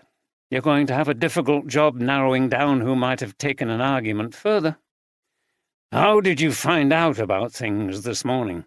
asked Oldroyd. "We had a fairly late night at the navigation. I was woken up by the commotion outside. When I came out onto the deck, Gary Wilkinson, who runs the chandlery, told me what had happened. I've been on the boat ever since. I'm just too shocked to do anything." "Did you know why Shipton might have taken her boat onto the canal at such an early hour?" "She told us last night that she was setting off early to go up to Skipton Boatyard for some repairs." "Did she say whether anyone was going with her?" "No, and I can't think who would have gone. Annie had become a loner since Ben left." Oldroyd brought the interview to an end, but as Liz was showing them out, she spoke again. "Look, there is something else. I wasn't going to mention it because it didn't seem to be my place to tell you." "Go on," said Oldroyd. "Early on, when the group formed, there was another member, Simon Anderson. He was Bob's younger brother who played the violin. He was very talented." She paused and looked down. "He was killed in a road accident, and some people blamed Annie. I'd much rather you asked Bob himself about it before I say anything else, if you understand." "OK, we will," said Oldroyd, thinking that it was an avenue worth pursuing. You never knew how far back the roots of some crimes could run. When the detectives left, Liz stood by the tiller looking over towards Shipton's boat, Moorhen. Annie was gone. Life on the canal would never be the same again. Bridget Foster watched the police leave Meg. When they were out of sight, she went across to talk to Liz on her boat. "What did they ask you about?" she said as they sat drinking tea. "They're obviously looking for suspects. They wanted to know all about Annie's history, all the details about Rowan and our involvement, and what we've done since. And did I know anyone who would want to kill her? I told them about the blog, the business with the Mill Centre, and the confrontation with the cyclist." She looked at Bridget. "I also mentioned our arguments with her, that copyright business with Bob and Simon's death." Bridget looked shocked. "Why did you tell them about all that? It draws suspicion onto Bob." "Look, you have to be straight with the police and tell them everything you know. If you try to conceal anything or lie to them, they'll find out later and then you'll be in real trouble, bringing suspicion on yourself. But if you tell the truth, you've got nothing to be afraid of." No, I suppose you're right," replied Bridget, but she didn't sound very convinced. What's the matter? You surely don't think Bob had anything to do with it? No, but he was out on a walk early and didn't come back until after the body was found. I know it's silly, but I just wish he'd been with me all the time. I can't give him an alibi. I know the police will be coming to us soon. They will, but as I say, don't make anything up to the police. And I've saved you a lot of time and effort. They won't need to ask you as much about our group and stuff like that. Where did Bob go? Asked Liz. Just for a cycle ride and then to do a bit of shopping. There you are, then. Bridget shook her head. I just remember how unpleasant that whole business about the songs was, and the things Bob said about her, not to mention Simon. But that was a long time ago. We've all been friends again for years now. I know, I'm just being daft. But it's such an awful thing. What do you think happened? She was stabbed on the boat, according to what I've heard. But where did it happen? Somewhere upstream, I suppose. She told us she was going to Skipton, didn't she? Did somebody get on the boat with her then? Who, for God's sake? Bridget was getting quite upset as they contemplated what had happened and started to cry. Liz put her hand on her friend's arm. I don't know, Bridget, but I wonder if she met that cyclist again. We know he's capable of violence.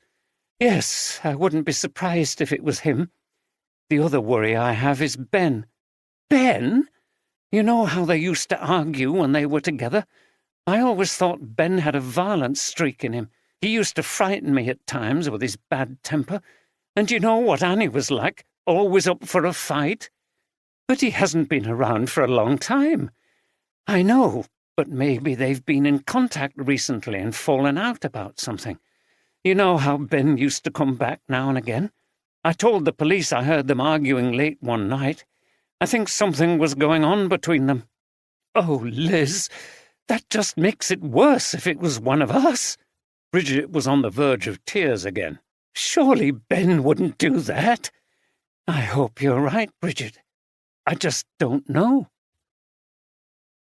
Jav and Andy went straight from the Canal and River Trust office to the chandlery next door. Inside, the shop floor was absolutely packed with a cornucopia of boating paraphernalia. Neither of them had ever seen anything like it. There were rolls of different kinds of lines and ropes in different colours and thicknesses, door locks, windlasses, tools, batteries, Cala gas cylinders, bilge pumps, and plastic containers of toilet fluid. Against one wall there was a tidy display of boat paints and another of ornamental boards and decorated metal chimneys. There was even a specially designed key ring with a ball of cork that would float in the water to prevent your keys from disappearing into the depths if you dropped them into the canal. The detectives presented their warrant cards to Gary Wilkinson. "I presume this is to do with Annie Shipton's murder?" he said. "Yes." There was no one else in the shop, and Gary locked the door. "Okay, come through here." He beckoned for them to go behind the counter and led them into a back room similar to the one at the Canal and River Trust office, but this one was piled high with boxes and containers. Near the door there was a battered old desk with a computer and some chairs. They all sat down. "I don't know anything about what happened," Gary said. "I was early as normal, but the police cars and the incident tape were already here. As the cordon boat was moorhen, I thought something must have happened to Annie. I managed to get a closer look and, sure enough, saw her lying near the tiller." "What did you do then?" asked Jav. "It was a shock, but I was curious to find out more. I talked to some other people who were standing around chatting, and one of them told me he'd seen the boat being brought into the basin and the body was by the tiller." "How well did you know Annie Shipton?" asked Jav. Gary looked away, and Jav thought he seemed suddenly nervous and uncomfortable. "She's been here for several years, and she came regularly into the shop, but we didn't have a very good relationship, to be honest." "Why?" "She asked if she could open an account, pay at the end of the month. As she was a regular customer, I agreed, but it was a mistake. She was always late paying, and then she stopped altogether. She owed me over £200 when she died. I suppose it's my fault for being so lenient, but she always had a sob story. She'd not been well, or she'd had to send some money to her daughter, or she'd had to pay for repairs to the boat. In the end, I realized I was being manipulated. I bumped into her last night as she was coming out of the navigation, and we had a bit of a row. I told her not to come into the shop any more. I should have banned her a while ago." Jav exchanged a glance with Andy. "Okay, it was sensible of you to share that with us. You said you arrived early this morning. How early? Was it early enough to have another confrontation with Shipton?" Gary shook his head vigorously. "No. When I got here, she was already dead and the police were all over the place." "Okay, someone will be in touch to write down your statement later, so please stick around." Gary got up, went into the shop and opened the door. A small queue had formed outside. He came back to see the detectives out. "I shan't be going anywhere. I've got a business to run." All four detectives met back in the room at the navigation, where they gathered round a table to share what they had learned. Phil had kindly provided some coffee. Oldroyd sipped his, thinking, before he finally spoke. "Right," he said. "First of all, Jav, can you confirm the Shipton's daughter and Annie Shipton's estranged husband have been informed of her death?" "Yes, sir. Officers visited them early this morning." "Did we manage to retrieve Shipton's phone?" Jav shook his head. "No, sir. The boat has been searched. I think it's very likely she had her phone by her when she was attacked and it went into the water."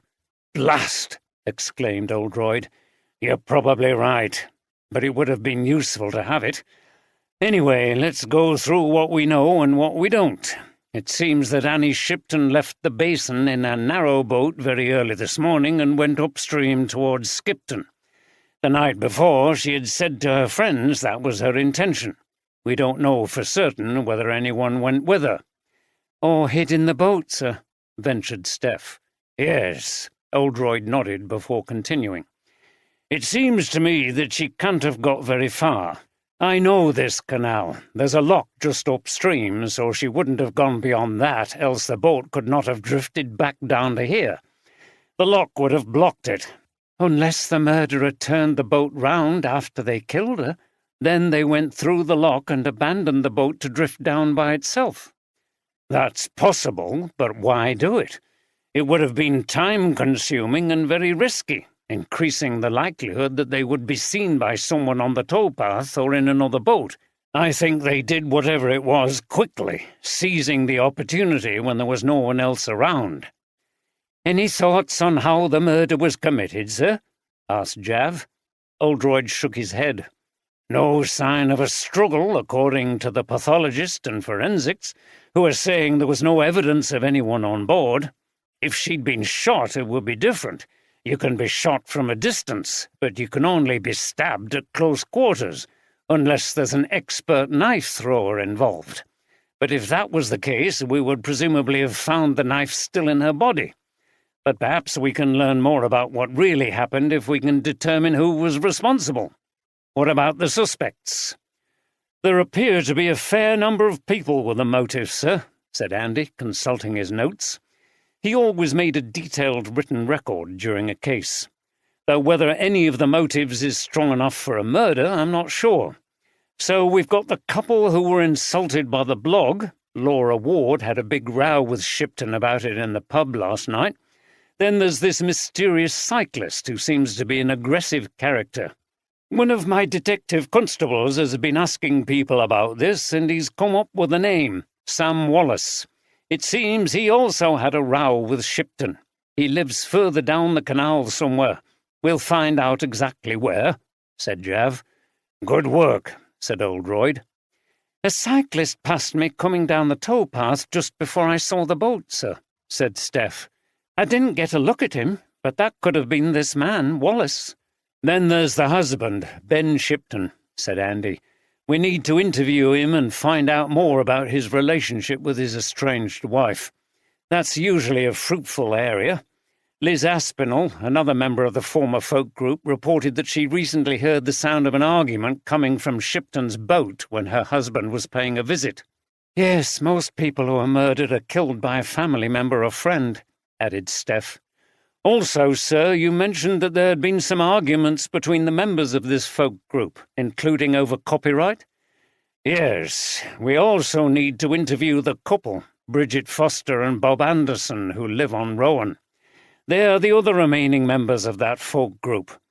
Aspinall also told us that Anderson's brother was killed in a road accident, and that Shipton was somehow involved in that. Andy continued. There are at least 2 people to whom Shipton owed money, Gary Wilkinson at the shop and Ros Collins at the Canal and River Trust, although we're not talking about huge sums. No, observed Oldroyd. But sometimes people get into rows, lose their temper and do something violent even when the stakes are low. It's the provocation experienced rather than the amount of money at stake. Finally, sir, said Andy, there's this business of Shipton's opposition to the extension at the Mill Centre. She appears to have made an enemy of the manager there. Nicholas Spencer, Aspinall said his name was. He's also on the list to be interviewed. Oldroyd finished his coffee and summed up. Thank you, Andy. We've managed to acquire a lot of information quite quickly, though I can't say I think there's a front runner from those suspects. It may be someone else entirely who we haven't heard anything about yet. It's still very early days, but at least we've made a start. Isn't it likely that the killer was someone who knew Shipton was leaving the basin early, sir? Suggested Jav. And that suggests a member of the group in the pub that she told her plans to. She could have told other people, ventured Steph, or it may have been a chance encounter on the canal which led to the murder. All possible, said Oldroyd. Maybe she invited someone onto the boat further upstream. The problem with all these ideas is that we keep coming back to the fact that there doesn't appear to have been anyone else on the boat at the time of death. He frowned as he considered this, then stood up, smiling and rubbing his hands together. He enjoyed it when there was plenty of material to get stuck into. Anyway, let's get on with the second round of interviews. You're right, this case is a challenge, but we can't fail to crack it when the Chief Inspector has such a good team around him. Thank you, sir, said Steph with a little bow. And we feel the same about you. They all laughed. 2. Saltaire was built between 1851 and 1872 as a model village by Sir Titus Salt, a philanthropist and mill owner in the Yorkshire woolen industry. The name of the village combines his name with that of the local river. Salt moved his business from Bradford and constructed a massive textile mill near the river, canal and railway on a site near Shipley. He built robust stone houses for his workers, much superior to the slums of Bradford, wash houses with tap water, bath houses, a hospital and an institute for recreation and education, which had a library and a reading room. There was also a concert hall, billiard room, science laboratory and a gymnasium. The village had a school for the children of the workers, allotments, a park and a boathouse. Saltaire is now a UNESCO World Heritage Site. Rowan had a very similar interior to Meg, decorated in bright colours with lots of memorabilia on shelves, tables and even fastened to the walls. Walking past the kitchen to the narrow lounge area, Oldroyd noticed a fierce-looking set of kitchen knives held on a magnetic strip with their sharp blades on display. He also saw some old photographs of the folk group Rowan performing in various venues. Oldroyd was able to pick out the younger Bob Anderson in the background on the drums. Anderson had dark hair in those days and a luxuriant ponytail. Bridget Foster, with long wavy hair, could be seen playing her flute. Oldroyd turned to the couple sitting opposite him and Steph. These days Bob Anderson was paunchy and bald at the front of his head, with his now wispy and grey ponytail still present at the back. Bridget Foster, meanwhile, had lost the long locks and now had short greying hair and a face lined with age. Oldroyd thought of his own receding hair and tendency to be overweight and reflected on how no one escaped the ravages of time. "So, you were both in Rowan with Annie Shipton for a number of years?" he asked. "That's right," replied Bob. "And how would you describe your relationship with her?" Bob and Bridget exchanged glances. "Good on the whole," replied Bridget. "You have to get along with each other in a group like that, or it wouldn't work. We all agreed about what kind of folk music we wanted to write and perform. Liz Aspinall told us a little about that when we talked to her earlier," Oldroyd said. "You sang about the hard lives of ordinary people in the north, didn't you? I do remember you vaguely, though I've always been more of a classical music man myself." Bridget smiled and continued. "Annie was a good singer, and she was excellent at organising our schedule. Of course she could be difficult, a bit abrasive and argumentative. She wanted her own way on things and was like a terrier until she got it. Everyone in the group had their fallouts with her, but they always made up. If we hadn't stayed friends, we would never have come to live here together." "Liz also mentioned your brother Simon's death. Can you tell me about that?" Bob glanced at Bridget and licked his lips nervously. "Look, I knew this would come up, but it was a long time ago, and—" "It's better if you just tell us what happened," interrupted Oldroyd with a friendly but firm look. Bob took in a deep breath. "Simon joined the group when he was only 19. My parents and I thought he was too young, but he was very keen and a good fiddle player. The others wanted to give him a chance, so I went along with it. Of course, I've regretted that ever since. He'd been with us touring for about a year, and we were in the northeast, somewhere south of Newcastle. The schedules we had were tight. We left one venue after a gig in order to get to another to perform the same evening. It could be a longish distance between the two. We had a big van which carried some of us and all the equipment. The others went in a car which belonged to Alan Sotheby, who was our technical person. Bob spoke slowly, as if carefully remembering each detail. It was a winter evening, dark and raining hard when we left this pub at about 11 o'clock to drive down to Leeds. We were all tired. Simon and I got into the van and Annie offered to drive. Bob stopped and shook his head. I shouldn't have let her. The detective saw that there were tears in his eyes. The memories were still painful. We went down the A1 with the wipers swinging across the windscreen. The road was quiet. The others were in the car right behind us the whole way. Then, suddenly, a deer ran across the road in front of us. Annie swerved to try to avoid it, and the van came off the road and hit a tree. Simon was sitting by the passenger door, and he took the full force of the crash. He stopped and shook his head. Bridget put a hand on his arm and continued for him. I was in the car behind the van and saw what happened. Everyone saw it. I spotted the lights of a farmhouse nearby, so I ran over and called 999 from their landline while the others went over to help. Bob continued. Simon was unconscious. The ambulance came and they took him to hospital back in Newcastle. He died the next day. I had to face our parents and tell them what happened. It was horrible. To die so young, and he was such a talent. Me and Annie only had minor injuries. Oldroyd was silent for a moment. I can see that this is still difficult for you, and I don't want you to have to relive all the awful details. You understand that we're conducting a murder investigation, and in the circumstances this could give you a motive for killing Annie Shipton. So the question is, did you blame her for your brother's death? Bob shook his head. It wasn't really her fault. What she did was just instinctive, but as she was the person driving, you obviously think maybe it wouldn't have happened if someone else had been behind the wheel. He looked at Oldroyd. But I didn't kill her nearly 30 years later in revenge, if that's what you're thinking. Why would I wait so long? Oldroyd nodded.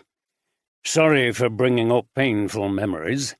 There is just one more thing I need to ask, however. I understand you left the group at about the same time as Liz Aspinall. She said that was because you fell out with Annie Shipton. Is that true? Bob replied, We didn't have a blazing row or anything, though I think Annie felt let down because it wasn't long after Liz and Roger also left. The thing was, Bridget and I didn't like the way the group was going in terms of the music. New people joined and they wanted to play different stuff, more rock than folk, louder electric guitar and drums and fewer vocals. Annie agreed with them, but we were used to something quieter, more traditional and lyrical, if you like. When we played the new stuff, Bridget's flute was completely drowned out. It didn't sound like the folk music we love. We were also tired of constantly being on the road, continued Bridget. We went to live in Chapel Allerton in Leeds. We managed to rent a small terraced house. Oldroyd nodded. He knew the area well.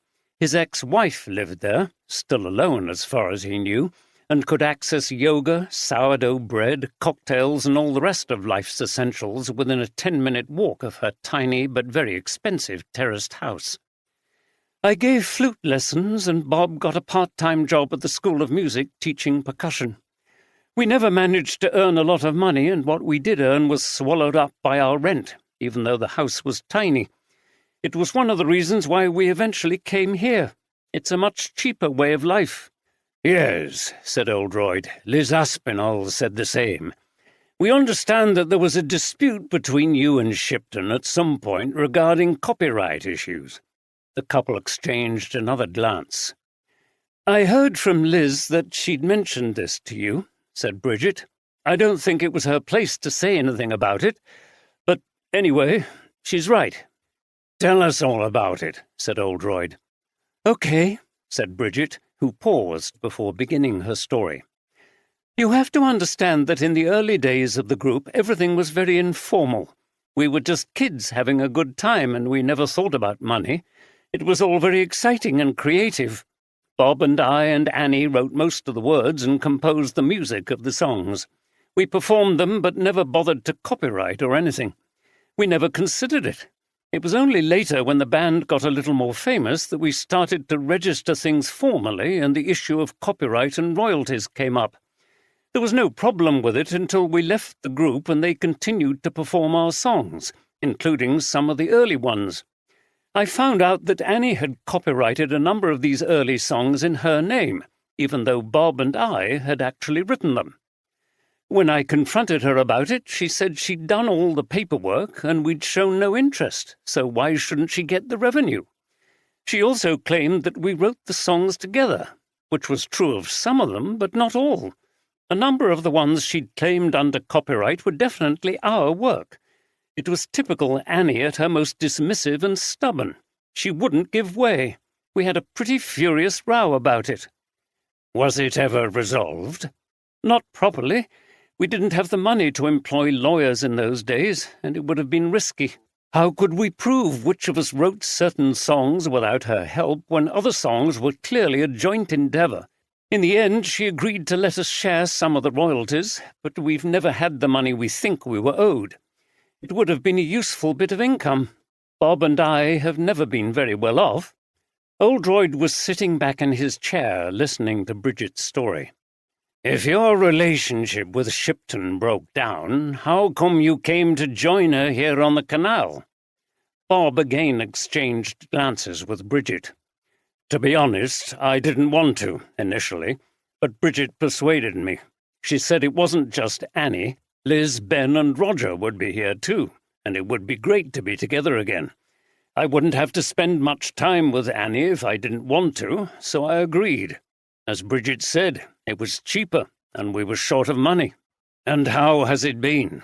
How did you feel about her after you all moved to the area? Bob shrugged. We sort of forgot about the copyright business. I don't think there was ever much money involved. Annie was perpetually short of cash. It's not like she swindled us out of a fortune. Oldroyd turned to Bridget. How did you feel about Shipton after she behaved like this? Bridget had picked up a pen from the table in front of her and was nervously fiddling with it. "As I said before, Annie could be difficult. You had to accept the rough and the smooth with her. Obviously, I thought she behaved badly. It hurt that we had created those songs together while she claimed the credit and the money for them. But there was not much we could do about it." Steph was making notes. "Can you tell us where you both were and what happened this morning?" she asked. Bridget dropped her pen and it rattled as it landed on the floor. She was afraid of telling the truth, but remembered Liz Aspinall's warning that she'd shared with Bob. She turned to him now to encourage him to speak. Bob said, "I got up early, and as it was a lovely morning, I went for a walk downstream." "That's towards Shipley?" asked Oldroyd. "Yes. Did you see anything unusual here in the basin or anywhere else?" "No. I walked for a couple of miles, then doubled back to the shops to buy some groceries. The first time I was aware that something had happened was when I got back and saw the police cars and the tape around Annie's boat." "How about you?" asked Steph, turning to Bridget, who hesitated. She was going to give an honest account, but not tell the police that she was worried about where Bob was and what he might have done. "I got up a little later and, when I looked out the windows, saw that something was wrong. I walked over to Moorhen and spoke to the police, who told me that a woman had been found dead on the boat. Someone else confirmed that it was Annie. Then I came back to wait for Bob to return and tell him. It wasn't long before he arrived." There was a pause as Oldroyd considered these accounts with an inscrutable expression on his face. "So," he said at last, "do you know of anyone who would want to kill Annie Shipton? We already know about her debts and her conflicts with the cyclist, with the director of the mill centre, and with her estranged husband." "I can't think of anyone, Chief Inspector," said Bridget. "Can you, Bob?" "No," Bob said. "As you've discovered, Annie tended to rub people up the wrong way, but I can't see any of the people you've mentioned wanting to kill her." "Maybe not," said Oldroyd, "but someone did. Anyway, we'll leave you for now. An officer will be round later to take a statement." When the detectives left, Bridget and Bob said nothing to each other. After a while, Bob went out to the tiller and smoked a cigarette as he looked across to Annie's deserted boat. At the mill centre, the reception was quiet.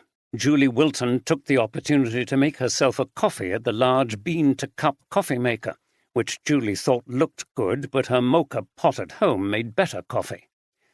The walls were white, decorated with arty black and white photos of the mill before and after the conversion. Furniture made from dark reclaimed wood completed the industrial chic look. As she sipped her coffee, Julie reflected on how lucky she was to work in such a nice space. Just as she was relaxing, Bert Marshall approached the desk. "Damn," she thought. Bert was quite a character, but he could be a nuisance, always hanging around as though he didn't have much work to do. And of course, when you actually needed him for something, he could never be found. He was always dressed in grubby overalls, which wasn't a good advert for the centre if he was the first person that visitors saw. He also had a tendency to leer and to get a bit too close to you, especially if you were a woman. His age was difficult to determine, but he was probably not as old as he looked. Julie felt a bit sorry for him, in a way. He smiled when he saw Julie. "How's it going, love?" he asked, leaning over the desk. His language grated with Julie, who moved her chair back a little. However, she was eager to find out more about the murder, and he was always a good source of gossip about what was going on in the area, so she humoured him. "Oh, thanks. A pretty normal day, apart from what's going on outside. Have you found out anything else about what happened down at the canal?" He glanced around melodramatically to see if anyone was listening, leaned a little further forward and spoke in a low voice. "No one has told me anything. But I've seen things, Julie, very important things." "What do you mean?" He winked at her. "I couldn't possibly say, love, but put it this way." He paused and then spoke in a whisper. "I've a good idea what happened and who was involved." "Really? What?" exclaimed Julie, drawing back. He was far too near to her, and she wanted him to leave, but what he was saying was too interesting. "Shouldn't you go to the police, then?" He shook his head again and put on a wise, knowing expression. "I can't be sure yet. Can't make accusations without evidence, you know." Julie knew he was trying to impress her and was sceptical about his claims. "What are you going to do, then?" she asked. "Just you wait and see," he said, nodding enigmatically before heading further into the building, in the direction of his little cubbyhole where he kept all his supplies and equipment. He laughed to himself as he opened the door into the dirty little room which stank of oil and disinfectant. He had indeed been trying to impress the pretty receptionist, but he hadn't told her the full story. He was going to use what he knew to his own advantage before he went anywhere near the police, but only when the time was right. The detectives were eating sandwiches for lunch in their room at the Navigation.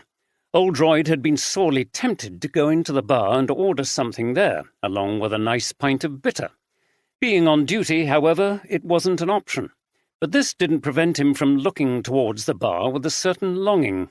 Jav had got the sandwiches from a local bakery. He and Andy were eating ham and cheese, while Jav and Steph enjoyed hummus and red pepper. "We tried the boat called Gypsy, sir," said Jav between mouthfuls, "but there was no answer. The wards may be at work." "Yes, it's possible, and the same will probably go for Sam Wallace. Did you manage to find his address?" "Yes, sir. Andy and I will go down later." "Anderson and Foster were interesting, weren't they, sir?" said Steph. "They were," replied Oldroyd, pulling a face as he drank from his glass of water. He would have preferred a pint of bitter. The bar was so close. "There's a lot of history between the former members of that folk group.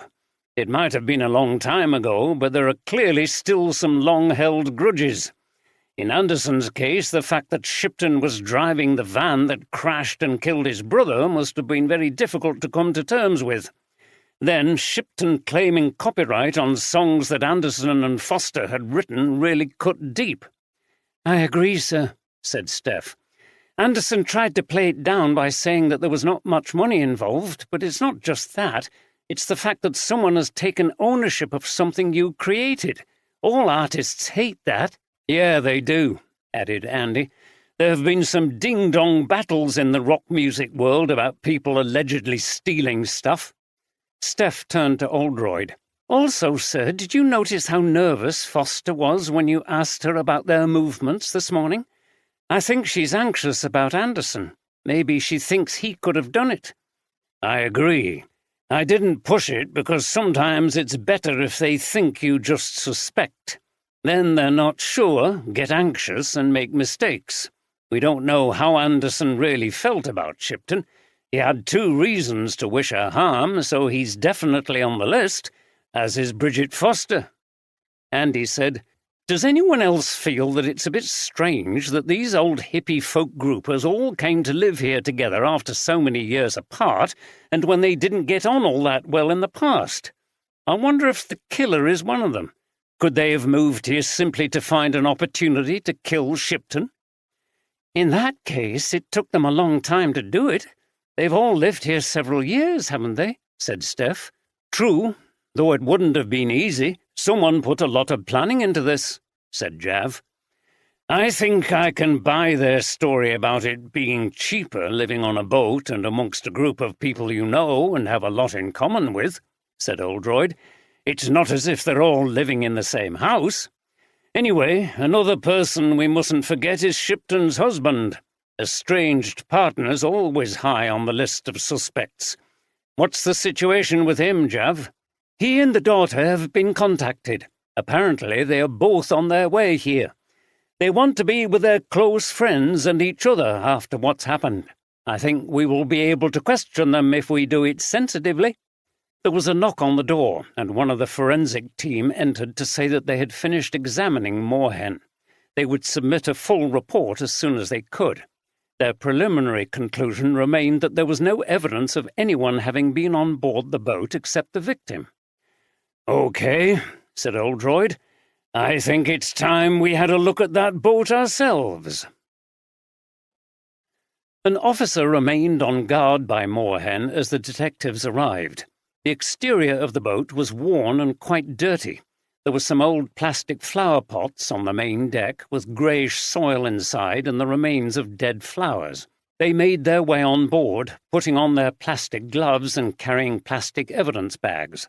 They carefully stepped over the bloodstains by the tiller and went down the wooden steps into the boat. The inside of this narrow boat was much more Spartan than the others, and had a desolate atmosphere now that its occupant had been removed in such terrible circumstances. There was a strange quietness below deck, punctuated further by the usual poignant signs left by a person who intended to return: an unwashed cup and plate by the sink, clothes strewn on a chair. The furniture was worn, and there was little in the way of decoration. The whole interior needed repainting. It also smelled of tobacco and weed. Annie Shipton must have been a regular smoker.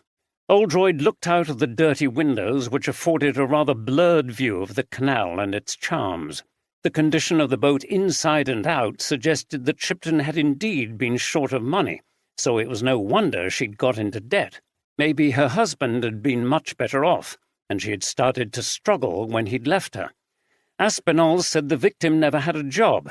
Had she wanted the others to join her here so she could cadge off them, get them to support her? There was an untidy pile of papers on a table. Oldroyd had a quick look through them before putting them into a bag to be taken away for a more detailed examination. He found the letter from Ros Collins threatening Shipton with eviction. It appeared that she hadn't paid her mooring fees for a considerable time. There were other bills for repairs at a boatyard down towards Leeds, just past Chipley. If these were also unpaid, it would explain why she had been heading up to Skipton boatyard, which was much further away. She had exhausted her credit elsewhere. "Sir, look at this," said Andy, who had found a photograph in a kitchen drawer. All the detectives gathered round. The photograph showed Shipton in a bar somewhere with her arm around a woman. Both were smiling into the camera. "Jav," said Andy, pointing to the image, "this is definitely Shipton.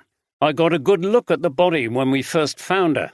And isn't this other woman Ros Collins from the Canal and River Trust, who we were talking to earlier?"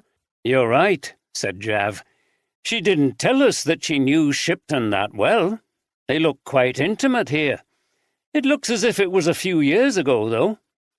"Well, that's interesting," observed Oldroyd. "You'd better go back and speak to her again. Take the photograph with you." Andy placed it in a bag. "There's another photograph here, sir," said Steph, who had been into the bedroom. She held up a framed photo she'd taken from a dressing table.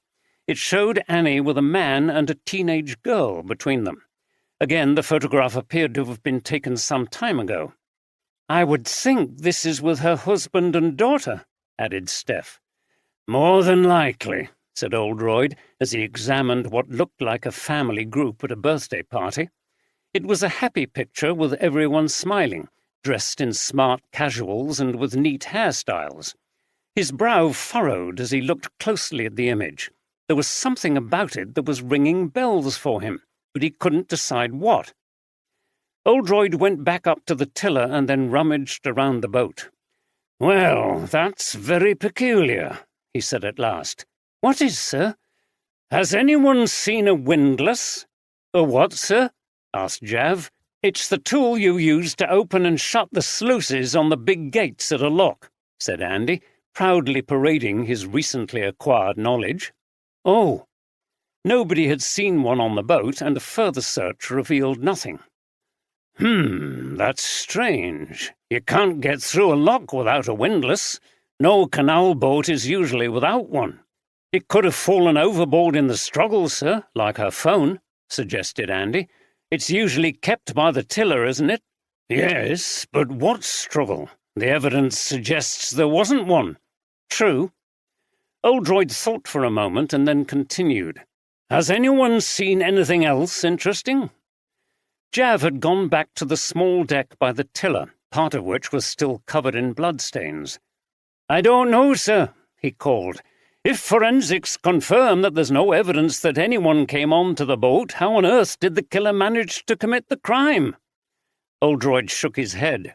We're no further on with that mystery either. As the detectives walked back towards the navigation, Jav exclaimed, "Look at that boat over there! It's absolutely filthy!"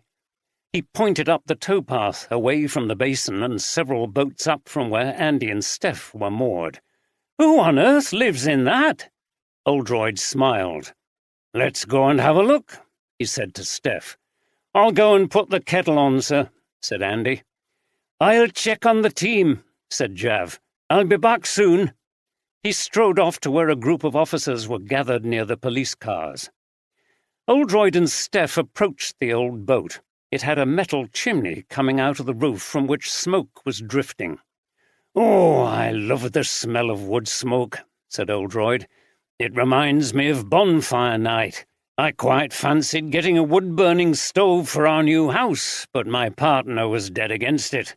She said the smoke is dangerous, full of harmful particles, and that the stoves emit a lot of CO2.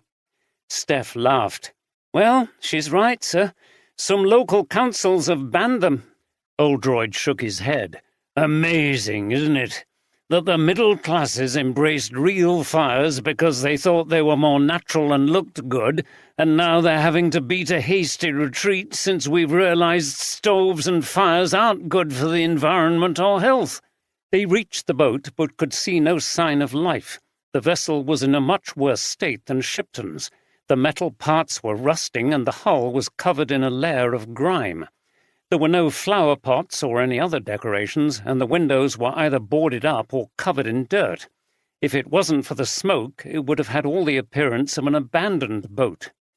Oldroyd tapped on one of the opaque windows. "Hello!" he shouted. There was no response, so he tapped again. "Hold on!" a man's voice roared from within. Seconds later, an outlandish figure appeared by the tiller. He was portly, with a huge beard and a bright blue bandana tied around his hair. He wore a grubby checked shirt and baggy corduroy trousers. "Who are they, and what does they want?" he said, looking suspiciously at the two detectives. Oldroyd smiled. He loved encountering old-school Yorkshire eccentrics who spoke with broad accents. They were a dying breed, unfortunately. He showed his warrant card and introduced himself and Steph. The man scowled. "Police?" and then repeated his question. "What does they want?" "Are you aware of what's been happening here?" "No, I've been busy all day. Whatever it is, it's naught to do with me. I've got work to do." "Someone's been murdered on one of the boats," said Steph. He screwed up his face. "Murdered? Bloody hell! Whatever next? Summat like that would never have happened in the old days." "Her name was Annie Shipton. Did you know her?" "Was she one of them hippies taking up the basin?" "Yes." "They're a nuisance, that lot. They're not real boat people. They just push up the price of mooring till folk like me can't afford it." "Have you lived on the boats a long time, then?" asked Oldroyd. "Aye, nearly all my life. Me dad had a job on the Ayr and Calder Navigation. He worked at tug pulling Tom Puddings down the canal." "What were they?" Oldroyd laughed. He knew that people like this man responded well if you showed interest in their past and way of life. A crinkly smile came to the man's face. "They were coal tubs that were filled up near Wakefield and pulled down to Goole. Then the coal were put on ships." "I see." "Then he got his own boat and we lived on it for a while. 4 kids and me mum and dad. There warn't much space." "I'll bet." "This what the last boat he had." He put his hand affectionately on the tiller. "I've kept it going all these years. Come in and have a look." He beckoned to them. Oldroyd smiled at Steph. The man's initial hostility had melted away. They went down the now familiar steps into the living quarters, but this boat was very different from what they'd seen before. It was like stepping back in time. There were lacy curtains and peg rugs made from pieces of old rag. Once upon a time the interior had been nicely painted, but everything was now faded and absolutely stacked with stuff. Near the tiller were plastic containers and bundles of rope. Further in were piles of paint pots and metal nameplates with rounded corners. There was a large, roughly made easel that had one of these plates placed across it. It was in the process of being painted in the bright reds and greens typical of narrow boats. There was scarcely anywhere to sit except some dusty, rickety-looking chairs and a threadbare sofa. Oldroyd and Steph decided to remain standing. "What's your name, by the way?" asked Oldroyd. "Len Nicholson, and I paint stuff for the boats." He pointed with pride to his work. "I used to be a sign writer for shops and stuff. Wife and I lived in Bradford, but when she died, I decided to come back to live on boat. I make a bit of money doing this." He laughed. "It's amazing what folk'll pay these days for summat ornamental like that. I paint the outsides of boats too and put little pictures on of castles and flowers and stuff like that. People want all the traditional things. Aye, they do, but they don't have to live like we did when I were nipper. It were all cramped up inside and we had a coal-fired stove. It got freezing in winter." He nodded to an ancient stove on legs, the flue going out of the ceiling. "I've kept stove, but I burn wood now." "Yes, we smelled it on the way down," said Oldroyd. He was fascinated by all this history and had to force himself to return to their purpose. "So, did you notice anything unusual this morning, Len?" "Not really. I get up early, but as I say, I got work to do. But I did hear a boat going past when I was getting up at about 6:15, and that's unusual. There's usually never anybody about at that time." "Which way was it going?" Len pointed. "Towards Skipton." That was almost certainly Annie Shipton, thought Oldroyd. "You didn't see the boat?" "No, I was down in here making some tea. Just heard it go past. Do you ever have anything to do with those people you called hippies?" "No, not my type. I see 'em in pub now and again. Someone told me they were in a folk group." "They were." "Anyway, I'm not here all the time. I can't afford mooring fees, so I have to keep moving on. You're allowed to stay for free in most places on the canal for a day or two. I go between here and Galbraith and back again. I know folk all up and down the canal. There are still one or two of us old uns left." Oldroyd asked Len a few more questions about his life on the canal, but most of the answers didn't seem to relate to the case in hand. Afterwards they left the boat and walked along the side of the canal. "Well, that was an experience, sir," said Steph with a smile. "It was indeed.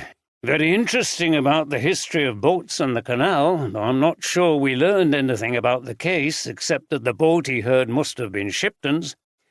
"Unless there was someone else on the water at that time, sir, and if so, they might have seen something." "That's true.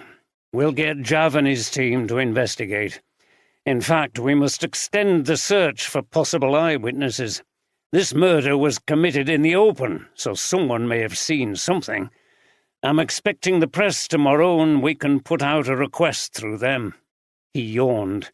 "It's been a busy day, hasn't it? Even more so for you and Andy." "It has, sir. It seems so long ago that I saw that boat drifting down that I can hardly believe it was this morning." "I can imagine," said Oldroyd as they reached the pub. "Anyway, Andy was going to put the kettle on a while ago. He'll have to make us a fresh pot, and then we'll see what else we need to do before we call it a day." When Laura Ward arrived home from work, she found Jav and Andy waiting for her. She'd been dreading this and would have to face them alone. Darren wouldn't be home for a while yet. The detectives showed their warrant cards and Laura led them down into the boat. Inside, everything was basic and functional without much attempt at decoration. A dog with shaggy black hair, which had been lying on a grubby mat, growled at the sight and smell of strangers. Sorry it's not very tidy in here. Didn't have time to clear up very well this morning, what with everything going on. Shut up, Ivan. The dog slunk down on its mat. Don't worry, I'm sure you know why we're here, said Andy. Laura nodded, but didn't say anything else. What happened this morning? How did you find out about the murder of Annie Shipton? Asked Jav. Laura frowned. She felt very claustrophobic facing two detectives in the narrow compartment. She wished Darren was here. We got up at the normal time. We were having breakfast when we noticed the police were around. Darren went up and found out what was going on. Then he came back to tell me. That was it, really. Shortly after that, we both had to leave for work. Where do you work? I work as a waitress in Bradford, and Darren's a window fitter. He works all over the area. I think today he said he was going over to Wibsey. OK. We understand that you and Annie Shipton didn't get on very well, and that last night you had an altercation with her in the navigation, said Andy. Laura took a deep breath.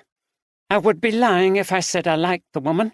I thought she was a stuck-up old middle-class hippie who thought she owned the canal. Her and her friends are all the same. Weren't they all in some kind of crappy folk group in the 90s? Something like that. Was it just that you didn't like her, or was there more to it than that? Asked Jav. What do you mean? I would never have physically attacked her. That argument you had with her in the pub was witnessed by a number of people. What was it about? Laura's face darkened at the memory. She wrote this blog about living on boats here. I'll give you the URL. Last week she wrote some nasty stuff about people she thought shouldn't be living on their precious canal. Chavs, she'd probably call them, and it was obvious she was talking about me and Darren. Why? She mentioned a dog fouling the towpath, and obviously meant to imply it was Ivan, which is a complete exaggeration. It only happened once when he ran off, but we cleared it up. We always clear up after him. And she went on about music. We've played stuff a bit too loud at times. We had a party here once, but we turned it down when they asked us.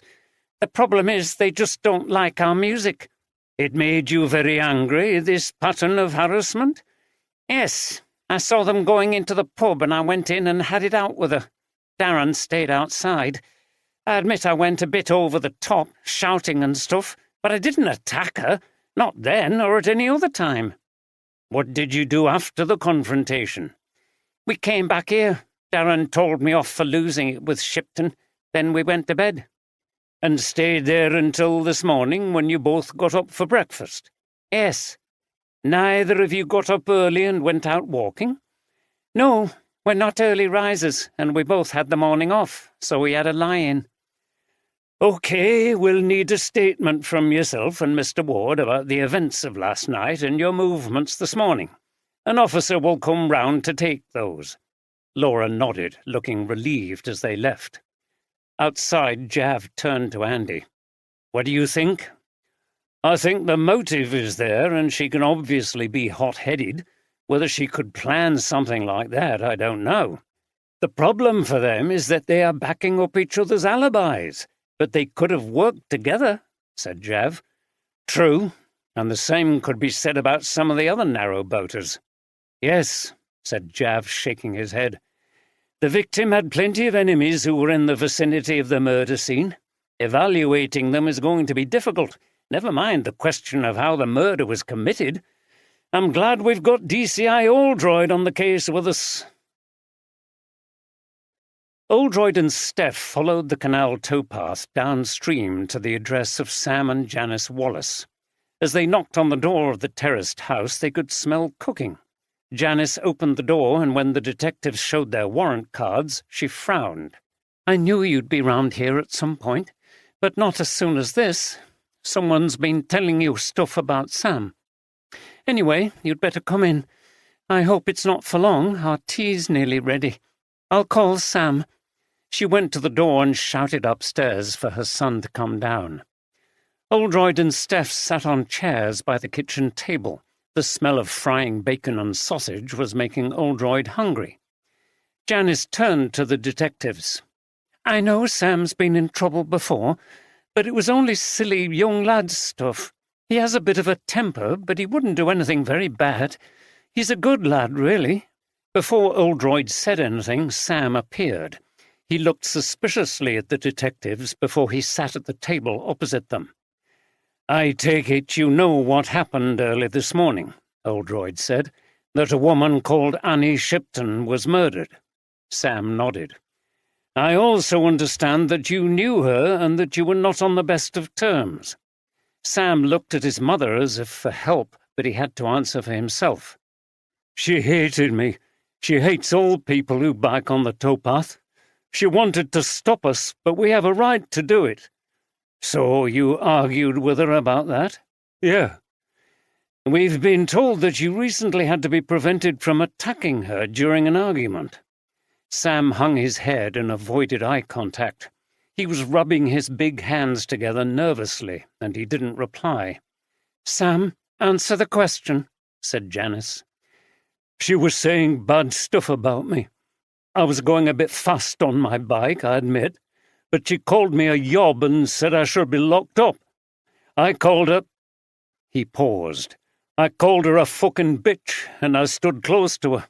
People came and pulled me away, but I wasn't going to hit her or anything. I've been in fights before, but I wouldn't hit an old woman like that." "Right," said Oldroyd. "Have you had any contact with her since that happened?" "No." Sam glanced at his mother.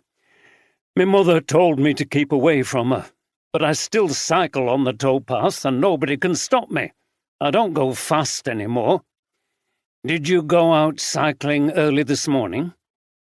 "Tell the truth, Sam," said Janice.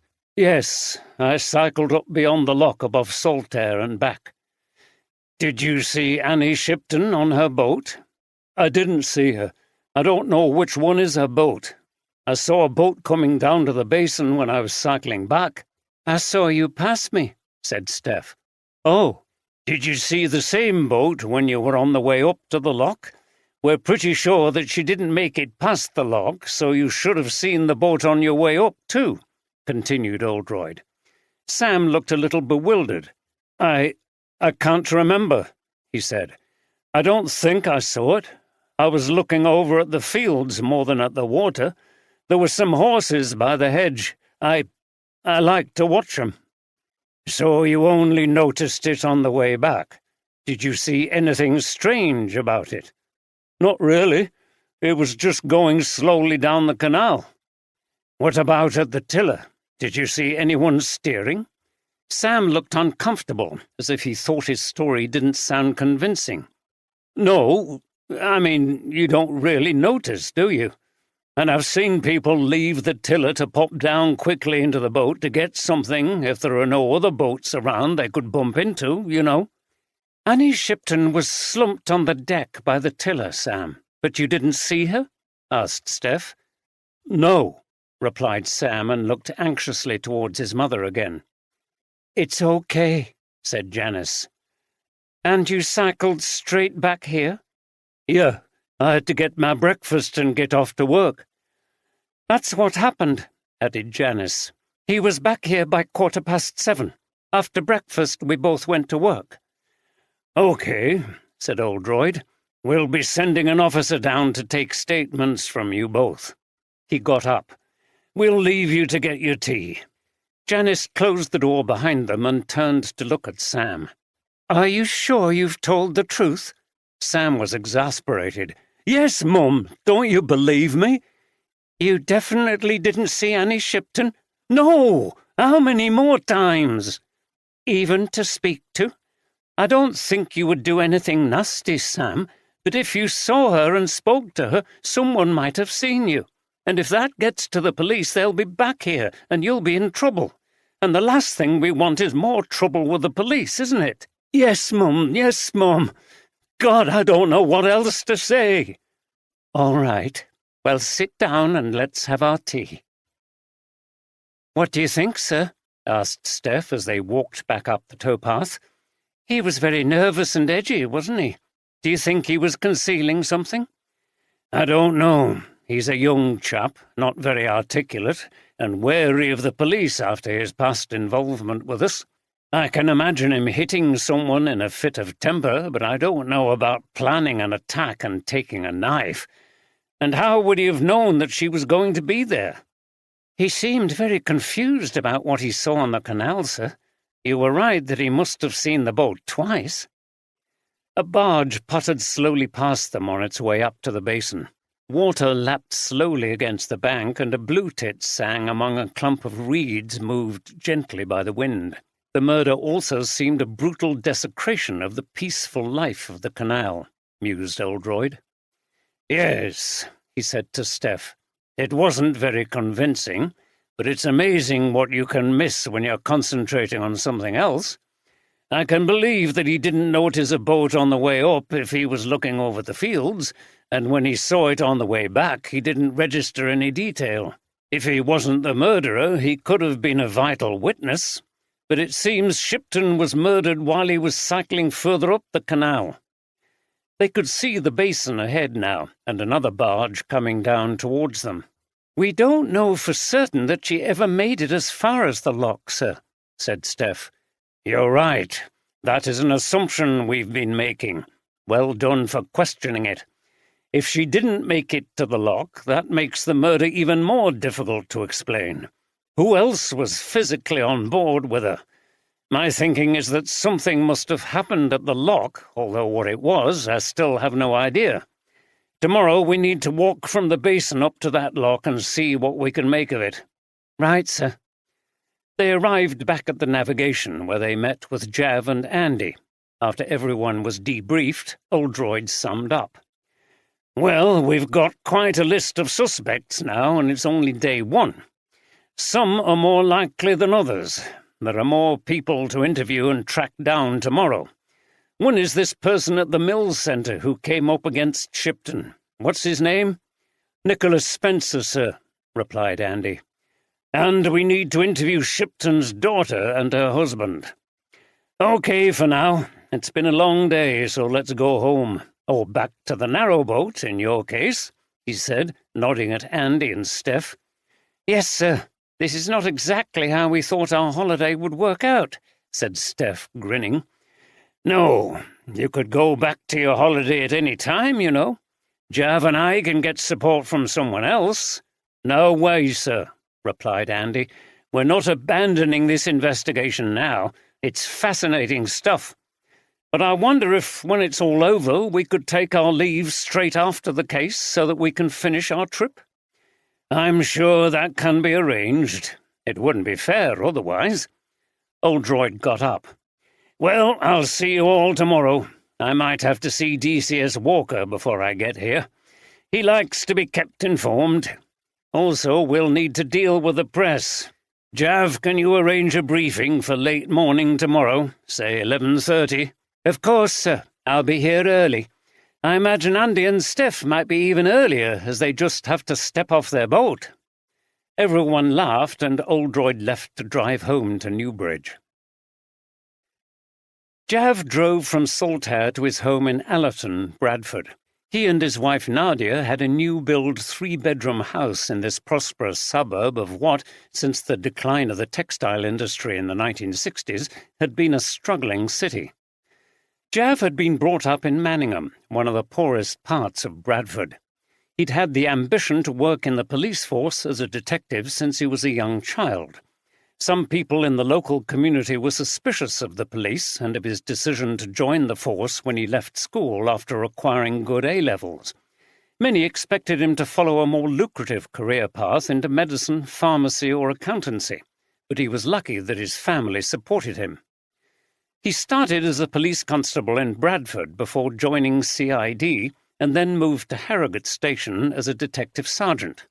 He had very fond memories of his time there, but he knew it was right when the opportunity came to return to Bradford. He wanted to serve in his home city and felt that it was important that people of his heritage were part of the local police. When he arrived, he parked his car in the drive and burst into the house in his usual cheery fashion. Inviting smells of a spinach and potato curry drifted into the hallway. Nadia was in the kitchen preparing dinner. "Have you had a good day?" he asked as he embraced her. Nadia was a teaching assistant in the primary school where their two daughters, Fatima and Alina, were in Year 3 and Year 5. Yes, one of the kids brought in a small piece of volcanic rock, so volcanoes was the theme for the day. We ended up making our own with papier-mâché and plastic bottles. Oh, it's great fun in reception. No boring SATs. Do I sense a runt coming? Asked Jav. Ha ha, she said, smiling and placing a finger on his lips. But don't be so loud.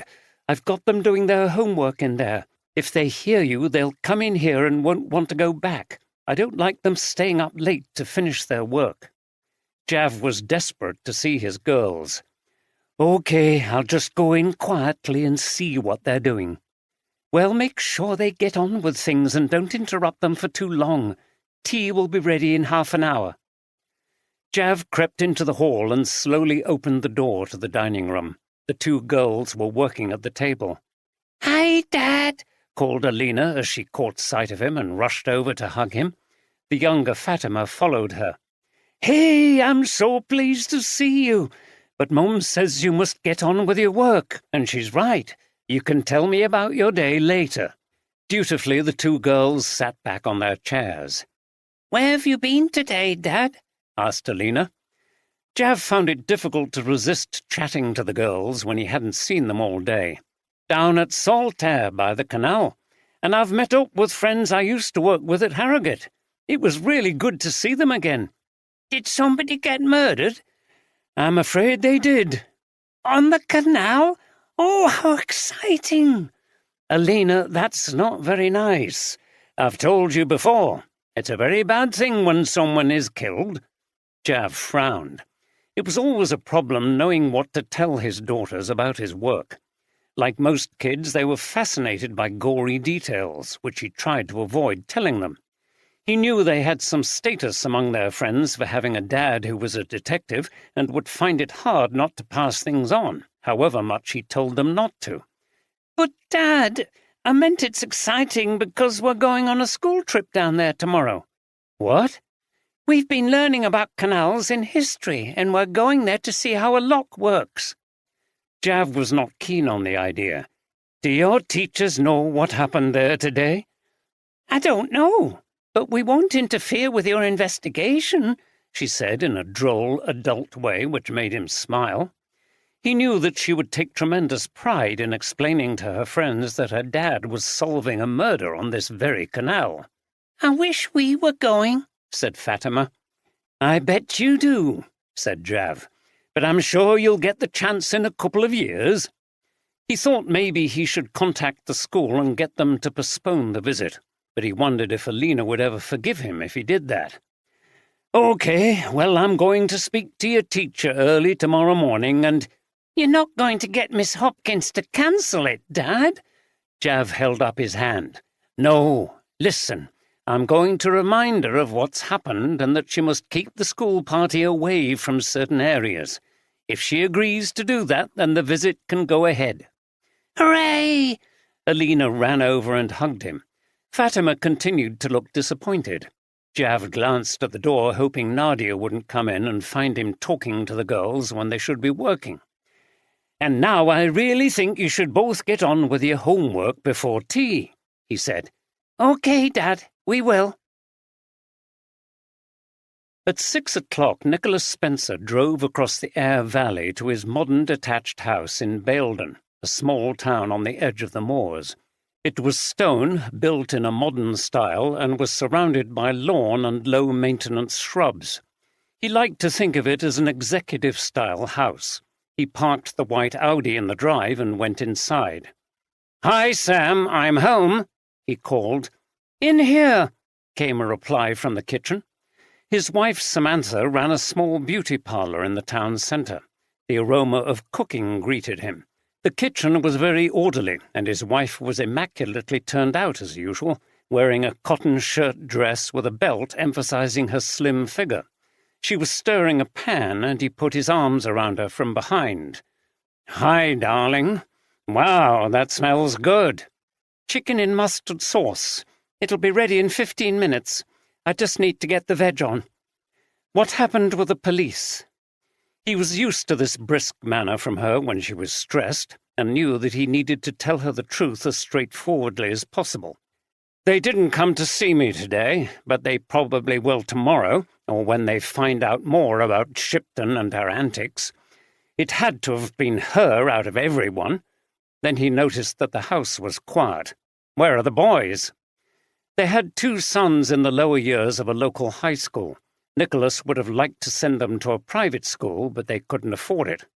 Samantha turned round. They're having tea at their friend's. Can you pick them up later? She returned to questioning him. So, the woman who was killed was the leader of that group opposed to the extension? Yes. Her face clouded over. That will make you a suspect, then. Nicholas sat down at the kitchen table. He saw there was a bottle of wine already open, and he poured himself a glass. Why? Don't jump to bad conclusions. Samantha took a drink from her own glass by the cooker. The police always suspect anyone who had a bad relationship with the murder victim. You know that. Samantha's uncle had been in the police, and what she'd seen and heard about his work had given her an insight into policing. What happened, anyway? Nicholas explained how Shipton had been found dead on her narrowboat. Why would anyone think I'd kill her just because she was campaigning against me? You're a bit naive when it comes to this sort of thing, aren't you? Let's assume she was killed earlier today. I think she was. Julie said that Shipton had been at the pub last night and she wouldn't be cruising on her boat after dark. Okay, so what's your alibi for this morning? Sam! I'm serious. The police will ask you. What are you going to say? I left at the normal time, 20 minutes past 8. You were still in bed. That's no good. Tell them you said goodbye to me and I'll back you up. You mean you want me to lie? Yes, then you should be off their list. Without anyone to support your story, you'll stay a suspect. You could have left here early and murdered her before going into work. What? You don't think... No, you idiot. But look at it from their point of view. They don't know what a harmless thing you are, and you had a motive however much you deny it. Oh, shit. She leaned over the cooker on which the sauce for the chicken was burning. Nicholas drank some wine and shook his head. Okay, but it's not going to be easy lying to the police.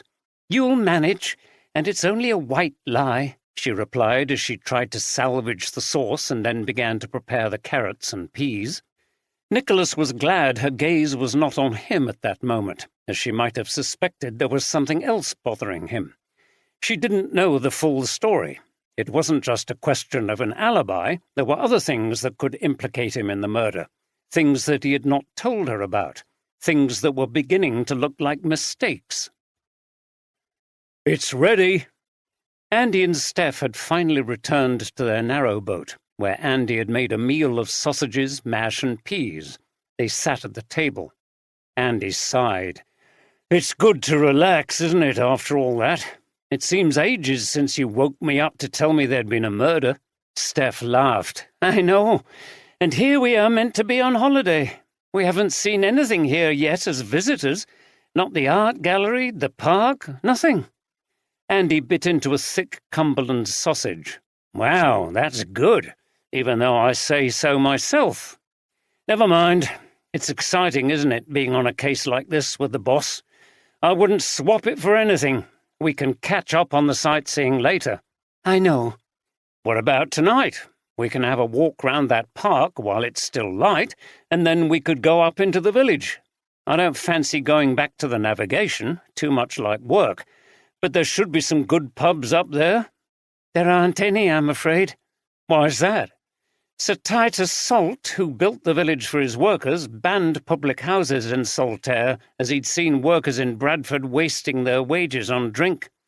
There was a library, allotments, and a concert room, but no pubs. Bloody hell! Isn't that unknown in Yorkshire? Pretty much. But anyway, we just need to go beyond the old village and we'll find some pubs if you're so thirsty.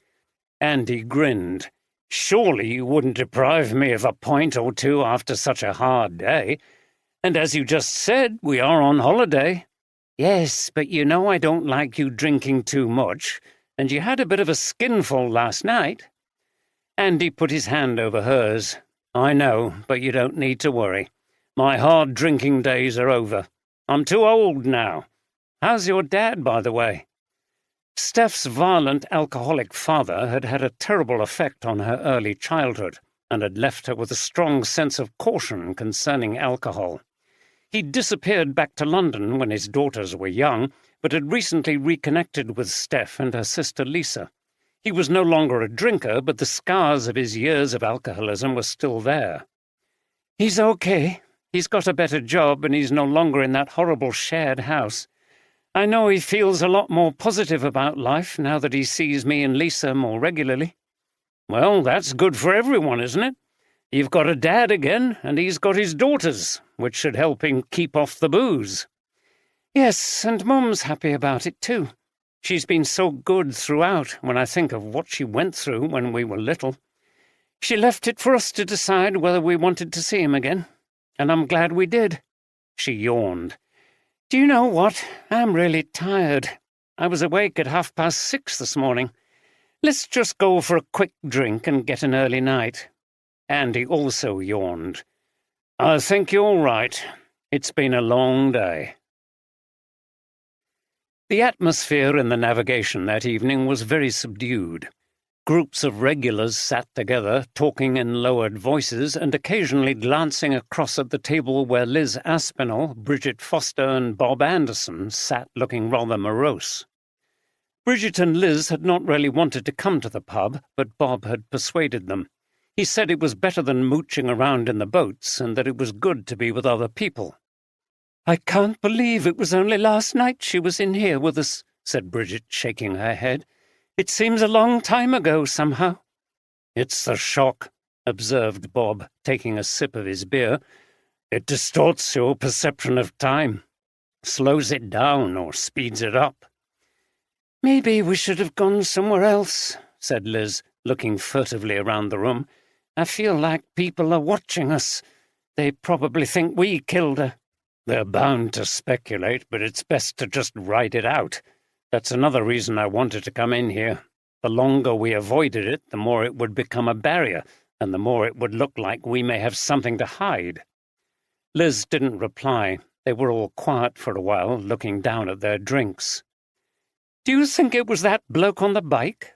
He had a nasty temper," asked Bridget at last. Liz shrugged.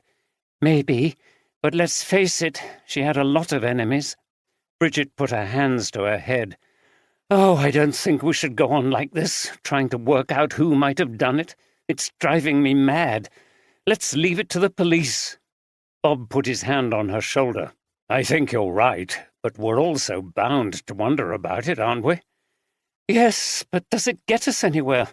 Tomorrow we need to go somewhere and get away from here for a while." She turned to her partner. "Let's get the train into Leeds. It'll be nice to be in the bustle of the city. It feels claustrophobic here at the moment." "Okay," said Bob. "Do you fancy coming, Liz?" "No, I'm going to stay here. I've spoken to Ben on the phone. He's coming here tomorrow with Brittany. Obviously the police want to speak to Annie's husband and daughter, and I'd like to be here for them." "Bloody hell, I'd forgotten about them," said Bridget. "It shows the stress we're under. Let's stay here in the morning and go to Leeds in the afternoon. I just don't want to stick around all day." "Okay, that's fine," said Bob. Liz finished her drink. "Right, I'm off to bed. I'm absolutely exhausted. I'll see you both tomorrow morning, then." "Yes," said Bridget. "I hope you sleep well." "You too," replied Liz, and she went back alone to her boat, just as Annie Shipton had the previous night. "Jim? Jim, are you awake?" whispered Deborah. It was very dark in the bedroom. Oldroyd grunted and turned over in bed. "What is it?" he mumbled. "Can you hear that noise?" "What?" "It sounds like something behind the skirting board." Oldroyd sat up and listened. He heard some tiny scratching noises. "What about it?" "I think it's a mouse." Oldroyd slumped down again. "Oh, bloody hell, is that all? You're not frightened of mice, are you?" "Jim, no, I'm not, but I don't want them in the house." "Well, you wanted to come and live out in the countryside. This is what you get." "We need to do something about it." "I'll get a mouse trap," murmured Oldroyd. "Not one of those horrible things that smashes their spine." "Okay, a humane one." "How do they work?" "The mouse is trapped alive in a box, and then you take them somewhere and release them." "But that sounds as if they'll just come back again." There was a pause before Oldroyd replied. "What do you suggest, then?" Deborah sat up in bed. "I think we should get a cat. I said so when we were looking at this house, and besides, it already has a cat flap." Oldroyd turned to face her. "A cat to control mice? They don't exactly kill them humanely. They toy with them and batter them for ages before they finish them off." "I know, but at least it's more natural, and I think if we had a cat, the mice would keep away in the first place." "And who'll look after it when we go away?" "We can put it in the cattery. Didn't you have any pets when you were little?" "No, my mother didn't like animals in the house." He paused. "And I tend to agree with her. But if you want to get a cat, that's okay. They're clean, and they don't take as much looking after as dogs, do they?" "No, especially when you have a cat flap. I thought we could get a nice black and white kitten from the rescue centre." "Oh, you seem to have got this all worked out. I think the mouse is just an excuse for you getting a cat. Am I right?" She was gently massaging his arm and shoulder, which he always found relaxing. "Maybe," she said, "but it will help with the mouse problem. I've seen droppings in the kitchen, too." "I see. Well, fine then, I suppose." "You'll get attached to it as soon as it arrives. Kittens are some of the cutest things in the world. I remember all the cats we had when I was growing up. One only had 3 legs. It lost one in an accident. How sad is that? Jim? Jim?" She heard snoring. Oldroyd had gone back to sleep. 3. I'll tell the tale of Mary Flint. She worked at Shuttle Eye, a weaving mill in a Yorkshire town, but she was doomed to die. She was doomed to die, O Lord, she was doomed to die, cast from the fold to bitter cold, where she was doomed to die. Mary had a pretty face, the master's son thought so. They met at night by a silvery light, and Mary couldn't say no. By the dark of winter time she was great with child. Her father cast her out of doors. The snowstorms, they were wild. She was doomed to die, O Lord, she was doomed to die, cast from the fold to bitter cold, where she was doomed to die. From the Ballad of Mary Flint, performed by Rowan, copyright 1994, lyrics by Liz Aspinall, music by Roger Aspinall. The next morning, Oldroyd called in to report to his boss, DCS Walker. Walker was in his 60s, but showed no sign of wanting to retire, despite being in an almost constant state of outrage and contempt for his superior, the young Chief Constable of West Riding Police, Matthew Watkins, who took a managerial and jargon-laden approach to his role and the way he communicated. Oldroyd and Walker were on good terms, as they shared the same values and attitudes, mainly that policing was about what was done in the field and not the office. Unfortunately, Oldroyd frequently ended up as the person on whom Walker unloaded his anger and frustration. "Now then, lad, come in," said Walker. He and Oldroyd, being die-hard Yorkshiremen, liked to use the odd bit of dialect to each other in private and were on first-name terms. "Morning, Tom. How are they?" "Well, I'd be a lot better if it wasn't for this pile of rubbish." He held up a document and Oldroyd's heart sank. He was going to be subjected to one of Walker's rants.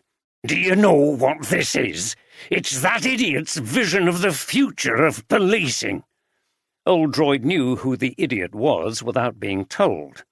"Apparently, police officers will sit in surveillance centres, as he calls them, watching live CCTV footage all day and recording crimes that take place. Then they'll send out robots to arrest people. Marvellous, isn't it? No need for expensive cars, uniforms, equipment, or even training. And policing can be done by anybody watching a screen." He held up the document with a look of contempt and dropped it into the wastepaper basket. "He wouldn't survive as a second-rate science fiction writer, and he has about as much knowledge of the reality of policing as a child at primary school.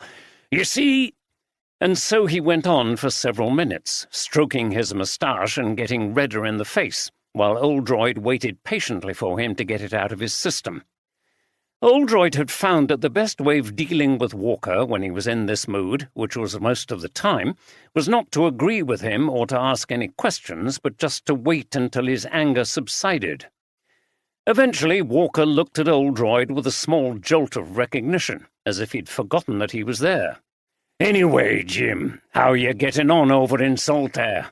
The victim was killed on a narrowboat, you say?" "That's right, Tom. And in strange circumstances, too." He explained how the body had been found. "And no evidence of anybody else being on board?" "No, but we've already got a string of suspects with motives." Walker grunted. "Good. Well, it sounds as if it's right up your street, then. You like the ones that are a puzzle, don't you?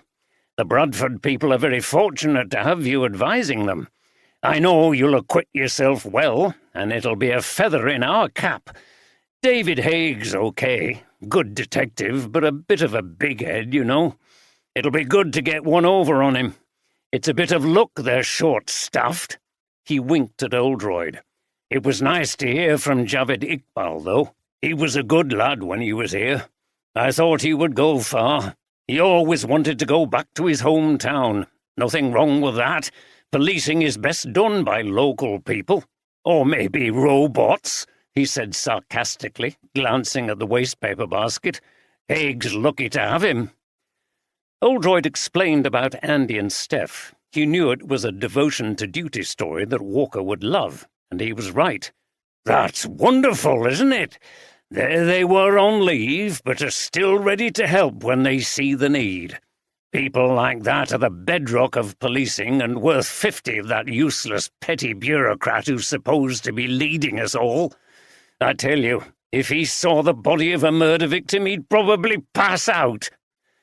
Oldroyd quickly intervened to thank Walker for his time and made his escape before the old boy got wound up again. When Oldroyd arrived at the crime scene, the press were already waiting for him. He'd told the other detectives to leave the media to him. He was very experienced at dealing with them and enjoyed the joking and banter. He got out of his car, and the reporters who had gathered around the basin and by the navigation immediately came over when they saw who it was. In truth, he hadn't expected them to be here quite so early, but he could handle it. "Detective Chief Inspector Oldroyd," announced one reporter, thrusting a microphone in Oldroyd's face. "This must be a very serious case if they've brought you in. Can't the Bradford police cope?"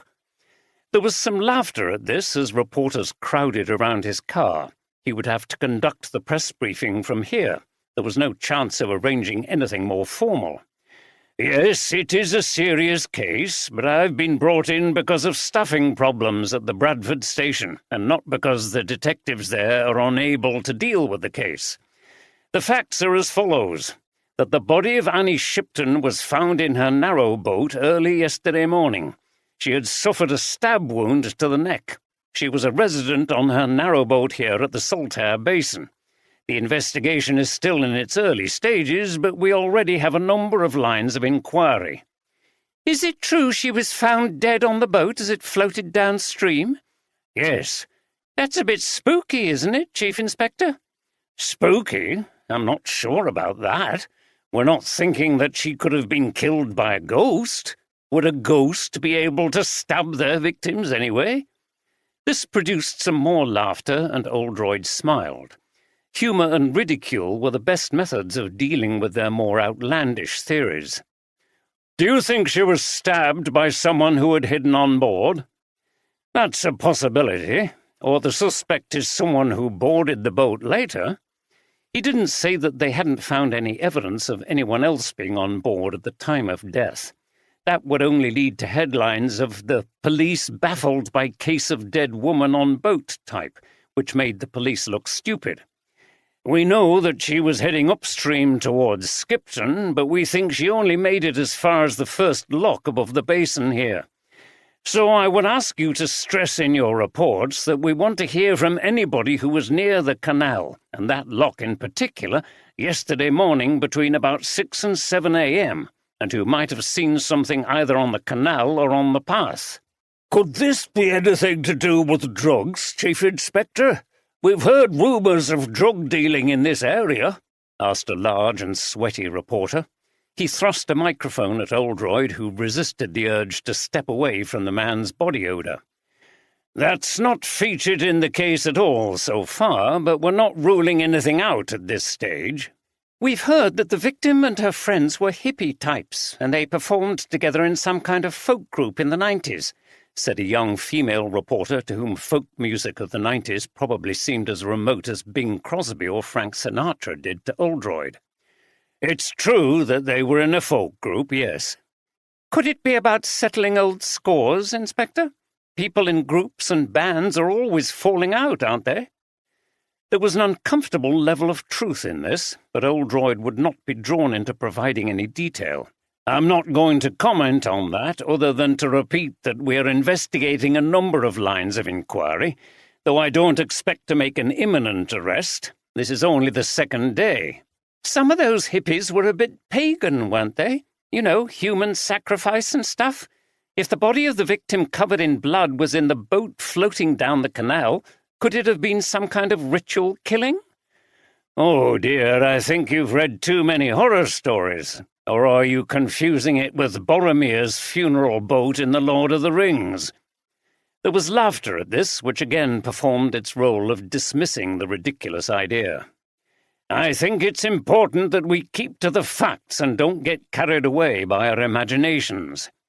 Do you think the killer will strike again, Chief Inspector?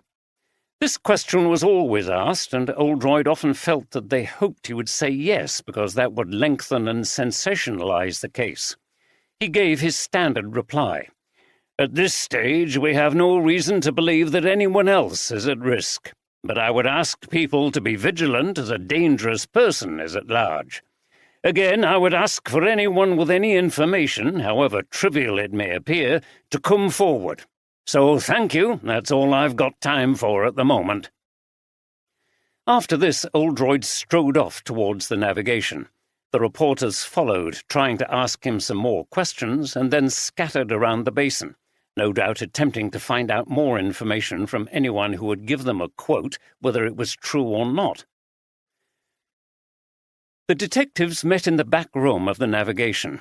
Oldroyd told them about the impromptu press conference, and Jav delivered a report on what the forensic investigation had discovered.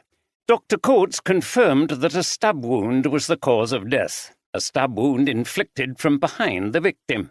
She also says that the wound was made from above at an angle, through the neck at the base of the skull and out lower down near the sternum. It appears as though the assailant was somewhat taller than the victim. Possibly, said Oldroyd, and paused. Are the forensic team still saying that there is no evidence of anyone else having been on board the boat? Yes, the only blood found belonged to Shipton, and there was no sign of a struggle. There were no traces of anyone else having been on the boat recently, including a lack of footprints in the blood. So if someone did hide on board and then attack her, they made an excellent job of covering their tracks, said Jav. We've looked through all the paperwork that was recovered from the boat. She didn't have a computer on board. There was nothing that adds to what we already know. Good work. We've also analysed Annie Shipton's blog, the one that offended the wards. The entry was very provoking, but contained no material that seemed to be relevant to our investigation. If there was anything threatening going on, she concealed it very well. Okay, as we seem to have a long way to go, we'd better get cracking. We've got to interview this chap at the Mills Centre about Annie Shipton and her opposition to his plans, and I want to go up the canal to the lock, have a look round and see if it gives me any ideas about how this crime might have been committed. Interposed Jav, While you're up there, sir, you might encounter a school party on a day out. Oh? Yes, it's from my daughter's school. Alina will be there. Her class is doing a project on canals. I contacted the school to tell them to keep well away from the basin here. They're going up to the lock to see how it works. Good, we'll look out for them. Anyway, you and Andy need to go back to the Canal and River Trust office and ask that woman, what's her name again? Ros Collins, sir. Yes, ask about her relationship with Annie Shipton. Then, I think... At this moment there was a knock on the door and the landlord, Phil Cunliffe, came in. Sorry to interrupt, but Ben Shipton is here, Annie's husband. I thought you would like to see him. Yes, said Oldroyd. Send him in. He turned to the others as Phil left the room. OK, Jav and Andy stay here and talk to Shipton. Steph and I will go to the Mills Centre. We'll meet back here later. Ben Shipton came into the room as soon as the two detectives had left. He was tall, with a shock of hair, now mostly grey, and he was wearing jeans and a leather jacket. He wore an earring in one ear. Take a seat, said Jav. I'm sorry for your loss. Shipton blinked at Jav and Steph as if he could still scarcely comprehend what had happened. I can't really believe it. Phil Cunliffe told me what happened. Who on earth would want to kill Annie? I know she could be difficult, but to be murdered on her boat? He shook his head as if this were an act beyond words. We intend to find out who did it, said Andy. We understand that you were separated from your wife. How would you describe the relationship between you recently? Shipton's demeanour changed, and he looked up at the two detectives. I hope by that you don't mean you think that I had anything to do with it. Just try to answer the question, sir. I know it's difficult, but we have to ask you these things, replied Andy. Shipton sighed. Annie and I were married for a long time, but our relationship was always up and down. We both had firm ideas about the group and what we should play. And, well, we used to argue about it. We've heard that there was some rows between the pair of you, loud enough to be heard in some of the other boats. Ben frowned. Who's been telling you that? He looked round but saw that neither of the detectives was going to answer. Yes, we did row about things now and again, where we were both strong-willed and stubborn. What made you finally separate? Asked Jav. It was Annie's idea that we should move on to the canal when Brittany, that's our daughter, left home, but I never liked it. It's too cramped on a boat. We got on each other's nerves. After a while, I'd had enough, so I moved over to Haworth. I rent a small cottage there. We hear that you still visited Saltaire, said Jav. Occasionally, but I never stayed overnight. Annie and I were on reasonably good terms, and of course we needed to talk about our daughter.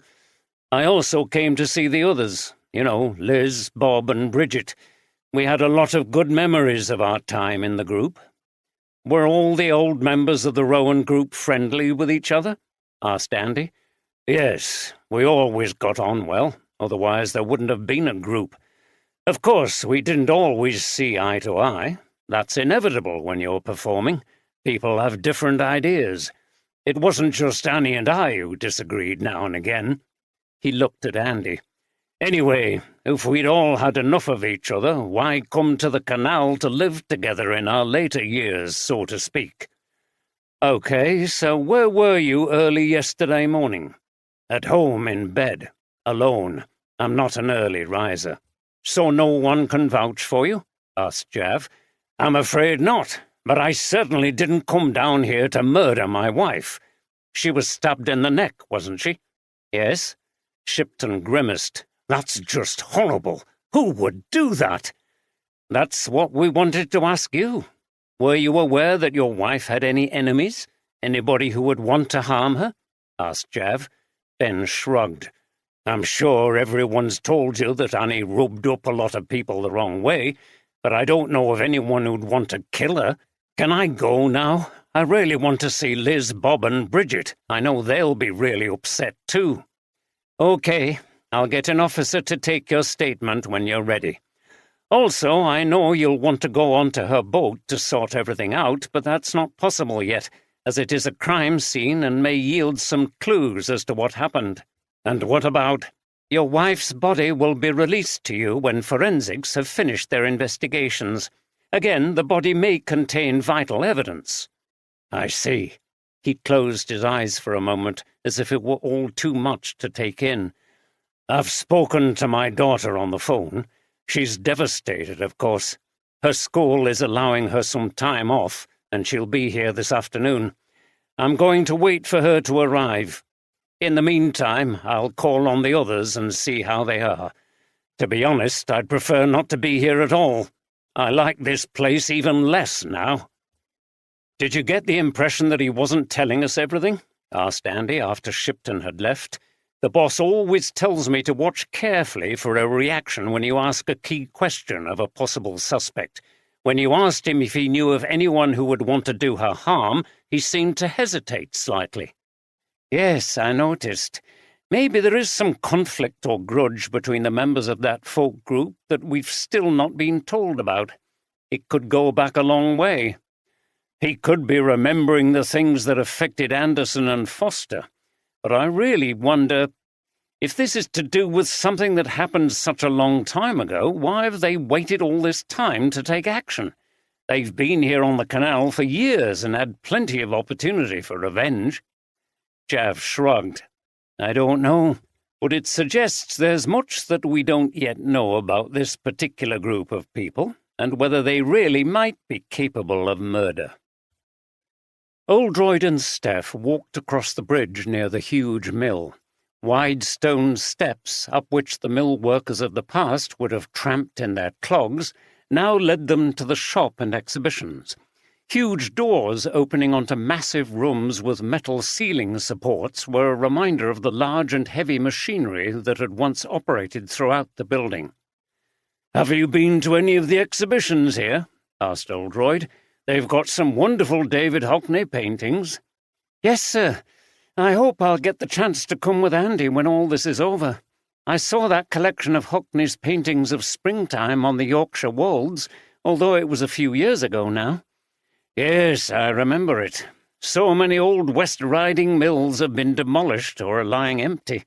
It's good to see one like this refurbished and given a new purpose." The conversation stopped as they entered the building by a more modern entrance. They presented their warrant cards to Julie Wilton, who contacted Nicholas Spencer. "Through this door, up the stairs, and it's the first door on the right. He's expecting you." As the detectives went off, Bert Marshall appeared in reception like the proverbial bad penny. "Is that the police?" he whispered to Julie. "Yes. I wonder if they've come to arrest Mr. Spencer," she whispered back. "What? They can't do that. It wasn't—" He stopped abruptly. Julie burst out laughing. "I'm only joking." She looked at him with her head on one side. "What did you mean by that, anyway? It wasn't Mr. Spencer you saw committing the murder?" she asked melodramatically. "Oh, I know you don't believe me." He nodded his head at her. "But mark my words, the truth will come out in the course of time." He turned away as Julie tried hard to suppress further laughter at this portentous little speech. Upstairs, Nicholas Spencer welcomed Oldroyd and Steph into his office and invited them to sit down. He occupied a seat behind his stylish modern desk. Oldroyd noticed the lovely view over the waterways and the park. A colourful narrowboat full of pretty red potted geraniums was gliding slowly upstream. A collie dog sat at the front, its intelligent face scanning the water. Another boat passed on the way down, and it looked like the man and woman at the tillers had a brief chat. "I take it this concerns yesterday's awful murder?" asked Nicholas. "Yes, we understand that you were not on good terms with the victim, Annie Shipton," replied Oldroyd, coming straight to the point as usual. Nicholas frowned. "Well, I hardly knew the woman. The disagreement was all to do with our plans for the building here. We've got some exciting ideas for the expansion of the centre. They involve the construction of a new wing onto the old mill, which will provide a new exhibition space, a lecture theatre, cafe, and a visitors' centre for the whole of the Saltaire Village World Heritage Site. It sounds good. Yes, and it's very imaginatively designed in steel and glass, which lets in a lot of light. Unfortunately, some people take the view that the style clashes with that of the old stone of the mill, and also that it will bring in more visitors to a place that is already overcrowded, as if it's a bad thing to generate more revenue for the area. He spoke enthusiastically with copious use of arm gestures. He really believes in the scheme, thought Oldroyd. What part did Annie Shipton play in all of this? He asked. Nicholas sat down. When he continued, his bright tone had disappeared. She took on a leadership role in the opposition group and organized a petition. I met her once, and she was quite abusive, accused me of trying to ruin the area. She brought up all sorts of ridiculous objections. The building work would be noisy. The canal towpath wouldn't be able to cope with all the additional visitors. There would be more cars and more air pollution. I don't know how much she believed in even half of it. She struck me as someone who likes a fight, and once she gets an idea into her head, she won't relinquish it. What's the situation now regarding these plans? An angry expression passed over Nicholas's face. We did have outline planning permission from Bradford Council, but Shipton's campaign persuaded them to call in the plans again to reconsider them. I wouldn't care if that group, Save Saltaire, they call themselves, as if we're going to start demolishing the village, had a lot of support, but they don't. It's just a few activists who I believe have spread lies about our proposals to get people to sign their petition. And you seem very angry about it. Yes, I am. We've put a lot of work into those plans and spent a lot of money on consultants and architects. It would be tragic if that was all wasted and the town didn't get this development, which I, and most people, believe would be so beneficial. If only— Nicholas seemed uncharacteristically at a loss for words. Do you mean if only Shipton and her crew would disappear? Asked Oldroyd. Something like that, I suppose, replied Nicholas. Then he seemed to realize the implications of what he had said. But of course I had nothing to do with her murder. That's absurd. But the progress of your scheme will be more assured now that she's not around. Would you agree? Well, yes, maybe, but— And where were you yesterday morning? Nicholas was flustered. He realized his wife had been right when she said the police would consider him a person of interest. I live in Baildon. I left home at the normal time, about 8:20, and was here by 8:45. The traffic's always bad. Can anyone verify your movements? Asked Steph, who was making notes. My wife was still in bed when I left, but I popped in to give her a cup of tea and say goodbye. Then I came straight to work, and Julie on reception here saw me arrive. Nicholas seemed a little sheepish. Was it guilt for lying? He got to his feet. You're not seriously suggesting that I would murder someone so that our scheme could get through? Stay calm, sir, and sit down, said Oldroyd firmly. We're investigating everyone who might have had a motive for killing Annie Shipton. We're not making any accusations. It's all just routine. How well do you know the canal? You mean the one that goes between the mill buildings? Yes. Nicholas shook his head. I see the boats passing by, but I don't know much about it all. I don't come from this area. I was brought up in Sheffield, and I moved here when I got this job. Have you ever been on a narrowboat? Do you know how they operate? No, I don't. It's not really something that interests me. Fine. Oldroyd got up. Well, we'll leave it there for the time being. He smiled at an uneasy-looking Nicholas. And I hope your plans for the centre come to fruition. They sound excellent to me. Nicholas smiled and showed them politely to the door. He was relieved to see them go. He didn't want the police sniffing around. You never knew what they would uncover. The fact was that if you believed fervently in what you were doing, it was sometimes necessary to take unusual steps. He went back to his desk and thought for a moment. Then he decided it was time to give someone a call before the police got too close. When Andy and Jav presented the photograph they'd found on board Shipton's boat to Ros Collins at the Canal and River Trust office, she admitted that she'd not told them everything about her relationship with Annie Shipton.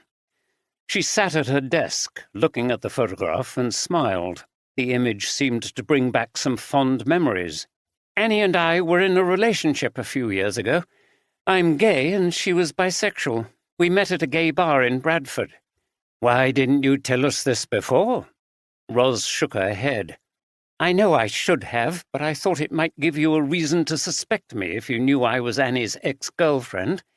Also, in the past, I've had homophobic remarks from police officers." "Maybe some police officers still think that way, and the force is continuing to address and improve things," said Andy, who never failed to be surprised by how some outdated attitudes persisted in the world. "I'm sorry you were treated like that. Many of us are trying to change the force's culture for the better and root out these dinosaurs." "It was a while ago, and I'm glad things are changing," said Ros. "How did the relationship end? Did you remain on good terms with her?" asked Jav. Ros smiled again. "Annie was always changing and doing something different. She was never dull. That's one of the things I liked about her. After a while, she moved on to someone else. I was upset, but I had no choice but to accept it. When I got this job, I was surprised to find her here, living with her husband on a narrowboat. I was always aware that she was married while we were together. It was just a shock to see them there together. It must have been awkward having to ask her for mooring fees, and more so when she didn't pay." "Yes, Annie was difficult. She seemed to think that because we'd had a relationship, I would somehow let her off without paying.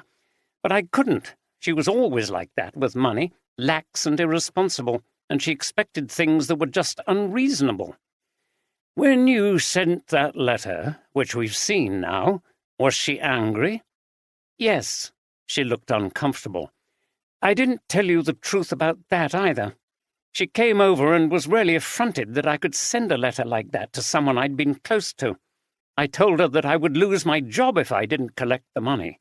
She paused and looked at the detectives again. "We had a row and she used emotional blackmail, asked me if I would actually evict her from the marina. But it wasn't a violent confrontation, and I would never have killed her, certainly not because she didn't pay her mooring fees. I still had affection for her." "Tell us again about your movements yesterday morning." "Okay. I live nearby. I walked here and arrived at 8:30. Then I heard that Annie had been murdered." Stating this seemed to remind her of the awful truth of her former girlfriend's death. She lowered her head, apparently on the verge of tears.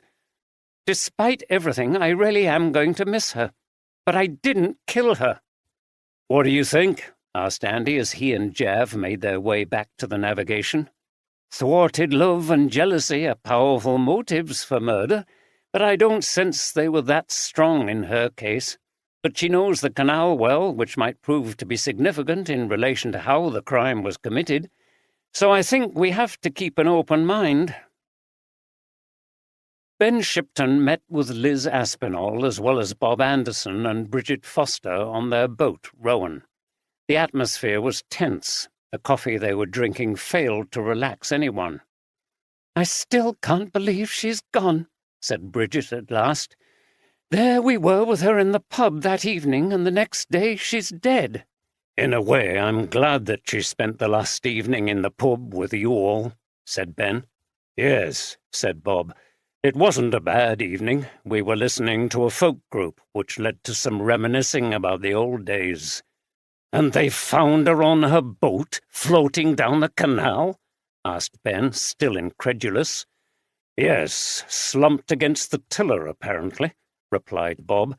"As luck would have it, she was found by a policewoman. A policewoman and her boyfriend, also a police officer, can you believe it, were moored just outside the basin, and she was the one who saw the boat drift past. They must have been on holiday originally, but they seem to be taking part in the investigation along with 2 more detectives. One of them is that Chief Inspector Oldroyd from Harrogate. I've heard about him. famous for solving difficult cases. I think he'll get to the bottom of what happened." "The sooner the better," said Bridget. "I've had—" "Oh, look, she's here! Brittany!" cried Liz Aspinall, who had been silently watching the basin through the window during this exchange. She instantly rose and ran up the steps and out of the boat. Brittany, in her mid-20s, her jet-black hair long and loose, was walking down towards the boats from the car park. She was wearing black skinny jeans and an oversized linen shirt, which seemed to dwarf her slight build. She caught sight of Liz running towards her. "Oh, Auntie Liz!" They hugged, and both women burst into tears. "It's so nice to see you," said Liz. "And look at your hair. You've changed it again. You look great. I'm so sorry this has happened." They were joined by the others. "Dad!" exclaimed Brittany when she saw Ben coming to greet her. Ben said nothing but hugged his daughter for a long time as he too shed a tear. Bob and Bridget waited at a distance before offering their condolences to Brittany. After this, they returned to the boat. Brittany was desperate for information about what had happened. They told her what they knew, careful in how they phrased it, knowing that although Brittany was strong, she had to be upset over her mum's death. "I can't believe she's gone," said Brittany, echoing Bridget's earlier reflection. "And I'll never see her again." This shocking realization caused her to burst into tears again. Liz put an arm round her shoulder. "Who was it? Who would want to kill Mum?" "The police are conducting a thorough investigation," replied Bob. "We'll just have to leave them to it." Brittany got up. "I must go to the boat and sort out Mum's stuff. "Sit down, love," said Bridget. "You can't go on board, Moorhen. The police have taped it off. It's a crime scene. Stay here, try to relax a bit and have a drink. Tea or coffee?" Brittany put her hands to her face and sank back into her chair. She accepted a cup of tea. "You'll be able to go in when they've finished," said Bob. "In the meantime, Bridget and I are here to help you and your dad with everything." "Thanks, Bob," said Ben. He looked weary. "There's a lot to do. We've got to register the death and think about the funeral." "Oh, God!" exclaimed Brittany. "I hadn't even thought of that." "Never mind about it just now," said Liz, who was sitting next to Brittany and holding her hand. "Just take things steady, a day at a time." "I don't know what to do about the boat," said Ben. "Plenty of time to sort that out later," said Bob. "Once the police have finished, we'll keep an eye on her. You can take your time clearing her out." She glanced at Brittany. "I think when you're both ready, the best thing to do would be to report to the police. They'll want to speak to you, Brittany, and you'll save them a journey out to see you in Oldham. They always appreciate a cooperative attitude from people." "What will they want to talk to me about?" "Your mum. Do you know of anyone who would want to harm her? Was she having any problems, things like that?" "Right. I've no idea who could have done this. It's just awful." "Never mind. Just answer their questions as fully as you can and don't conceal anything. They always find out everything in the end." "Okay." Brittany looked down and seemed to be thinking about the last thing she had said to Bridget. It was pleasant autumn weather as Oldroyd and Steph walked up the canal towpath in the direction taken by Annie Shipton the day before. In the distance they could see the hills above Skipton, the blue sky above broken by fleecy white clouds. Cattle were grazing in the peaceful fields either side of the canal. To the right there were woods which led up to the cliffs above Shipley Glen. "A canal is a wonderful thing, isn't it?" remarked Oldroyd. "I remember when I did a trip along one years ago.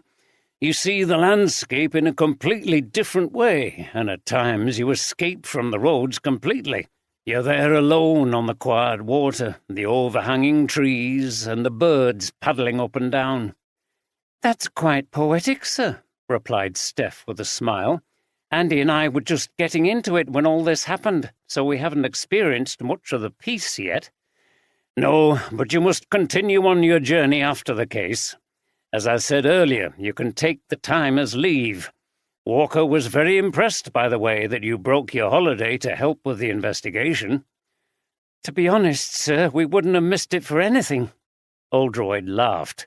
There's nothing quite like a mystery to solve, is there? It's like Sherlock Holmes' famous statement, "Come, Watson, the game's afoot."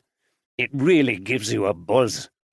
As Steph and Oldroyd enjoyed their walk, Alina's class, equipped with clipboards and dressed in high-vis jackets, accessed the towpath above the basin via a footpath through the woods. The first thing they saw was Len Nicholson's boat. Smoke was again rising from the chimney. "Oh, miss, look at that boat. It's really dirty," said one of the kids. "I wonder who lives in there." Some of the other kids were laughing and trying to peer through the windows. "Come away," demanded the teacher, feeling harassed as most teachers did on field trips when so many things could go wrong. The potential for injury or for a child to go missing was high in this area, but she also knew the educational value of this trip was worth the risk. "It's rude to look through someone's windows like that." Suddenly the door opened and Len Nicholson climbed noisily onto the small deck by the tiller. "Now then," he bellowed, "what are you lot up to?" At the sight of this huge and bearded, intimidating figure, the children jumped back wide-eyed from the boat and ran off up the towpath, followed by the teacher, who hastily apologized to Len as she did so. He smiled and said, "Never mind, love. I like to see kids enjoying themselves, but it looks as if I've scared 'em off. I didn't mean to. I warn't cross. I were only joking." Oldroyd and Steph were almost at the lock, which was not far upstream, when they heard the sound of excited children's voices on the other side of the water. It was Alina's class running away from Len's boat. "Well, here are the kids Jav told us about," said Oldroyd with a smile. "It's not going to be quite as peaceful as it has been." He watched the children with a fondness, remembering his son and daughter at that age, when they had been full of enthusiasm for everything. The children were excited as they could see a narrow boat coming upstream from Saltaire behind Oldroyd and Steph, ready to pass through the lock. Some of them started to run the last stretch so they could get a closer view. The harassed-looking teacher shouted at them to stop and keep away from the edge. The boat was just entering the empty lock by the bottom gates. Oldroyd's curiosity was alerted by the behavior of some of the children, and he watched them as a crew member from the narrow boat closed the gates at the bottom and opened the sluice gates at the top. The anxious teacher ushered the children away from the edge, though many were keen to look down into the scary, dark depths of the lock and watch as the water churned at the bottom of the gates and then rose, bringing the boat up as it did so. Some of the children were asking if they could have a go with the windlass. The teacher explained what was happening as the raised boat proceeded through the upper gates, reminding them of what they had seen on a video at school. It was clearly not as good as seeing the whole thing live, however. The children were entranced. "So," said the teacher, "you can see how much higher the boat is now, and that is how a boat can go up or down using the locks. Any questions? William?" "Has anyone ever fallen into this lock and drowned, miss?" Oldroyd, overhearing this, thought maybe not drowned, but someone had probably died here not long ago. Maybe it was a good thing they didn't know about that. "I don't know about this lock," answered the teacher, "but people have drowned in locks, which is why we have to be very careful not to go too near the edge." There were cries of, "Ooh!" Another child had her hand up. "Yes, Millie?"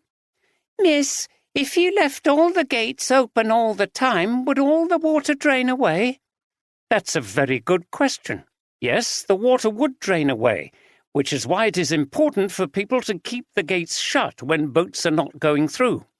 Water for the canal comes from reservoirs, but they can become empty in dry weather. Then there wouldn't be enough water for a boat to sail on the canal."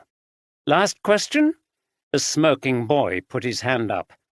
"Can you go to the toilet on a boat, miss? And does it go into the water if you do?" There was a chorus of ugh and yuck. Some of the children looked into the water as if expecting to see turds bobbing around. The teacher gave the boy an icy stare. Yes, you can go to the toilet on a boat, David, but everything goes into a holding tank, and then the tank is pumped out into the main sewage system, maybe at a marina when it's full. Cries of ugh again and, "Oh, I wouldn't like that job, miss." No. Well, I think that's enough for now. It's time to complete your worksheets. After a while, the school party moved on to the path back to the village, leaving Oldroyd and Steph alone as the narrowboat chugged away upstream. "Well, they seemed to enjoy that, sir," said Steph. "Yes, and so did I," replied Oldroyd as he examined the lock again. "I liked those kids and their questions." Then he turned to Steph. "I'm sure now that this is as far as Annie Shipton got on her boat. We need Jav to get his team to do a search around this lock. After watching those kids, I'm beginning to get an idea of how her murder might have been committed without leaving a trace at the scene of the crime." "How are you all doing?" asked Gary Wilkinson, who was serving Bridget Foster in the shop. She put some milk and some tea bags on the counter. "It's a shock. I don't think we've taken it in yet. We all knew Annie for so long, since we were students, you know. And then there was all that time we were in Rowan together." "Yes." Gary took the money from her and rang up the till. "Ben arrived today, and then Brittany. She had to drive over from Oldham, and she's distraught, poor girl. It's one thing to lose a parent when you're still young, but quite another for that parent to be murdered." "I know. Bloody hell. It doesn't bear thinking about." Gary shook his head. "Is she going to stay here with one of you?" "No, she's going to check in with the police and then go back to Haworth with her father." "Right. Do you think the police have any idea who did it?" "I don't know. Annie being the person she was, I'm sure there's no shortage of suspects. But who wanted to kill her? I can't see it." "Well, offer my best wishes to everyone, especially Ben and Brittany. I don't expect they'll be coming in here, too much on their minds." "Okay, I will." Bridget collected her groceries and walked out of the shop, leaving Gary deep in thought. It wasn't long before another person entered the store, Bert Marshall from the Mill Centre. "What are you doing here, Bert?" said Gary, looking at his watch. "Don't they give you enough work to do at the centre?" "Nearly dinner time, Gary. Just popping out for a bit of air. It's terrible in that boiler house. Hot and stuffy." "I see." Gary could not keep the sceptical tone from his voice. "I'll have a packet of those mint imperials. I've always liked them." Gary reached into the glass display cabinet to pick out the sweets. "What do you think about it all, then?" asked Bert in the same sotto voice he'd used to Julie. "I take it you mean the murder. I don't think much of it, like everybody else round here." Bert nodded. "No, it's a bad do. But some of us know a thing or two, you know. We saw things." He tapped his nose in a silly manner. "I take it you mean you saw something." "Yes, it's another reason why I'm here. I'm hoping to bump into somebody." "Are you?" Gary couldn't take Bert seriously. "Well, I hope they don't come in here. I don't want you pulling out your gun and making a citizen's arrest." Bert laughed. "Oh, no, I don't want to arrest them. I've got other ideas." "Have you? Well, I don't want to hear about them. Off you go, Bert." Bert laughed again as Gary waved him towards the door. Outside, Bert looked around and smiled to himself. Yes, he would come back another time, and maybe people might start to respect him. Sam Wallace sped on his bike down the towpath past the basin and then off onto a path that led into Roberts Park. It was Friday afternoon. The roofing job they were doing on a nearby building was finished, so the boss had given them permission to knock off early. He was good like that. Sam, still dressed in his dirty work clothes, cycled through the park, across a road and then a field. He looked around a number of times, as if not wanting to be seen by anyone he knew. Ahead was a wooded slope. He got off his bike, hid it behind a tree, and then took out his phone. Earlier, he had made some arrangements for that afternoon and was checking that everything was going according to plan. If his mother could see him now, she would be less than pleased. He'd kept the truth from her, that his cycling had another purpose other than wholesome recreation. His call was answered quickly. "Hi, everything okay?" he said. "Right, see you soon, usual place." He looked around again to see if anyone was watching and then walked off into the quiet autumn woods. "Thank you for coming over to Saltaire so promptly in the circumstances," Jav said as he and Brittany took a seat in their room at the navigation. Jav asked the questions and Andy wrote her responses in his notebook. "Did you have a good relationship with your mother?" "Yes, we had the usual kind of arguments when I was a teenager, but we got on well. I assume you were aware that your parents had disagreements?" "Yes, but not when I was living with them as a child. They fell out after I'd left home." "Would you say you were closer to your father than your mother?" "I don't know. Maybe. My mother didn't always find it easy to show affection." "Did you take your father's side when your parents split up?" "Not particularly. And can I ask you where you were yesterday morning?" Brittany bridled. "Why on earth are you asking me that?" "I'm sorry, it's just a routine question that we have to ask everybody who's connected to a murder victim." Brittany sighed. "I was getting ready to go to work. My husband was there." "Okay. Did you know of anyone who would want to harm your mother?" "No." "All right, we'll leave it there. I'd like to say again that I'm sorry for your loss." "Can I go now? I want to go back to my aunts and uncle. They're not really my relatives, but I grew up with them. They were all in Rowan together, you know." "Yes, we understand. Can you tell your father that we need to speak to him again?" "Okay." Ben Shipton returned to face more questions. Andy began. "There are some more things that we need to ask you in the light of what we've discovered this morning. I'm sorry to have to raise this question, but Ros Collins at the Canal Trust has confirmed that your wife was bisexual and that she and Annie had an affair." Shipton looked sheepish. "It's true. She did have an affair with Ros." Andy spoke to Ben. "I have to bring this up, I'm afraid. We were wondering if this affair was the reason you had the big arguments that people heard, and why you finally left." Ben looked down. "Yes, it was a factor. I could accept that she was bisexual, but an affair is an affair, isn't it? Whatever the sex of the people involved. We rowed about it, and she wouldn't promise me not to have any kind of affair again. She said she needed to express that side of her identity. I found that very difficult." "Had you always known that she was bisexual?" "Not when we first met and when we were married. She told me a few years later, and I resented that.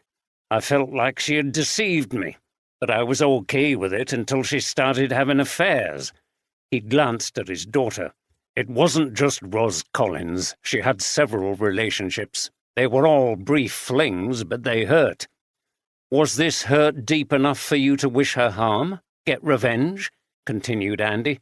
"No, I would never have harmed her." "Okay," said Jav. "Thank you for your help. That's all we need for now. Feel free to go." Ben nodded and left the room. At that moment, Oldroyd and Steph arrived back at the basin. They saw a man embracing a young woman. "That must be Ben Shipton and Brittany," said Oldroyd. "I recognize them from the photograph in Moorhen." They went into the navigation where Jav confirmed that they had just questioned the father and daughter. Inside, Oldroyd sat down and his brow furrowed as if he'd witnessed something that didn't sit right for the second time that day. Tea was brewed and the team began to compare notes on the interviews they'd conducted. "Nicholas Spencer has a motive, all right," began Oldroyd. He's passionate about his plans for the expansion of the Mills Centre, and he must have hated Shipton for leading opposition to those plans. I think he's staked a lot of his reputation and his future career on the scheme going ahead. We need to check his alibi with his wife." Oldroyd drummed his fingers on the table, which was full of mugs of tea that gently rippled as he did so. "The problem is that the murderer must have some knowledge of the canal and narrowboats. Spencer said he knew nothing about it, and I'm inclined to believe him. He just doesn't strike me as the type to plan to kill someone on a canal boat, or anywhere else for that matter." "He could be lying, sir, or there may be more than one person involved," suggested Jav. "Yes," replied Oldroyd, "you could be right. But as you'll remember, I'm not a fan of theories involving more than one murderer unless there's clear evidence. It makes things more complicated." He took a drink of tea and looked around. There were no biscuits in sight. Steph was on guard. "How did you get on with Collins?" She confessed immediately that she'd had a relationship with Shipton, who apparently was bisexual, and that she'd kept it from us for the usual reasons, frightened that we might suspect her, distrust of the police in the gay community, stuff like that, said Andy. Jav continued. "There's clearly the rejected lover motive there. She seemed very calm about it all, but she may have concealed her real feelings about her ex-girlfriend. She may have felt very angry at being rejected. She's very familiar with boats and the canal, so she would be able to plan the attack." "Okay," said Oldroyd. Andy took over. "You got back here, sir, just when we'd finished talking to the Shiptons." He looked at his notes. "Brittany Jenkins, as she is now.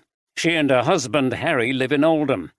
She's in a bit of a state about her mother's death, obviously. We went through the usual questions, and she said she didn't know of anyone who would want to kill her mother. She has a good alibi for yesterday, and the only motive I can think of is that maybe she did actually know about her mother's behaviour and held it against her somehow. She may have wanted to get revenge on behalf of her father." Oldroyd was leaning back in his chair with his hands behind his head and his eyes closed, as he often did when the team were conducting a review of the investigation. "Good work," said Oldroyd. "I think it's more likely that Annie Shipton's affairs provided the husband with a motive rather than the daughter. Anyway, we need to leave them in the mix. At this stage, I never completely eliminate anyone who had a relationship with the victim. Otherwise, you tend to start focusing too intensively on your main suspects and don't leave your mind open to other possibilities. Even worse, you start to believe a certain person is the guilty party without enough evidence, and the history of the darker side of policing shows us where that leads. Fitting people up and miscarriages of justice," said Jav. "Exactly. And there were some horrendous examples of that in the 70s. Oldroyd took a deep breath. "So, who else have we got?" Andy looked through his notebook again. "There are the people who had money issues with her, Collins on the mooring fees, the copyright dispute with Foster and Anderson, and Gary Wilkinson at the shop to whom she was in debt. Their motives don't strike me as very strong, especially Wilkinson, but as you say, sir, it's very early to eliminate anyone." "Yes, it's not always the strength of the motive that's crucial. People can get into arguments, and that can result in unintended violence. A stronger motive for Anderson, it seems to me, is the death of his brother in that crash. He might well have never forgiven Shipton for that." "I agree," said Oldroyd, "even though it was a long time ago." "There's Sam Wallace, sir," said Steph. "He was definitely near the crime scene yesterday morning. I can imagine him having another altercation with Shipton and then attacking her. He probably didn't expect to see her there. It was just chance, and his temper got the better of him. There's been some previous allegations about him flying off the handle." "Then, finally," continued Andy, "Laura Ward, and maybe her partner, who hated Shipton and had a row with her the night before, witnessed by many people, including me and Steph." Oldroyd dropped his arms to his sides. "Blimey, what a list! On most of these investigations, it seems we're either struggling to find any suspects at all, or we're inundated with them. But even this list of suspects feels a bit long for my comfort." Jav grinned.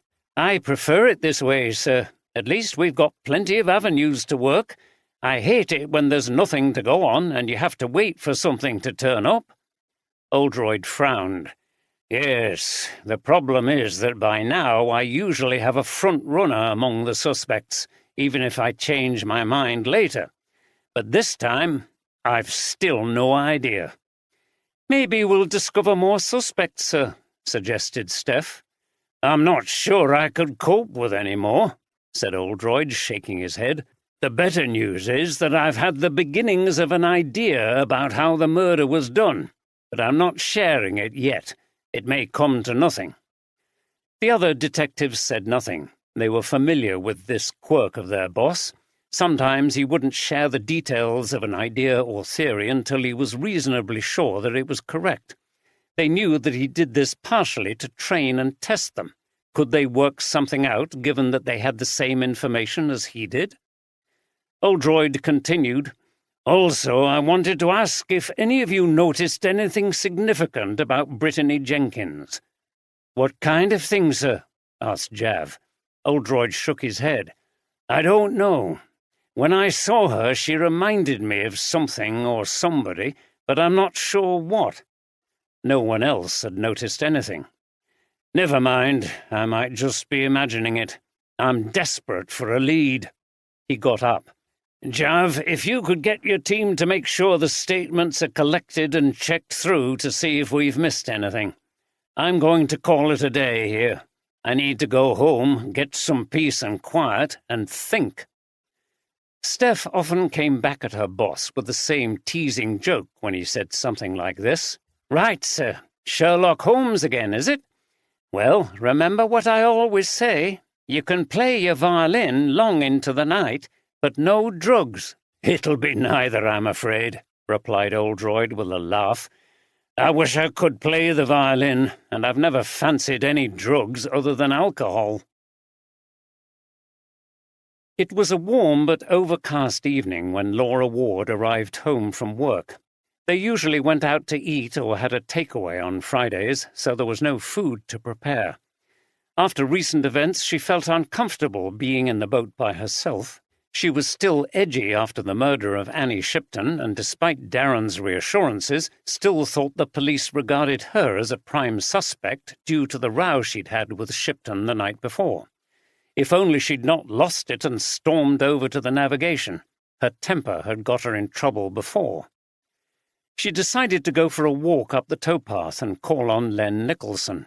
She liked Len, who was an ordinary person like herself, and not one of those hippie types who got on her nerves. As she walked along, she could hear the sound of the heavy late Friday afternoon traffic passing along the road at the top of the village, but it was quiet by the canal.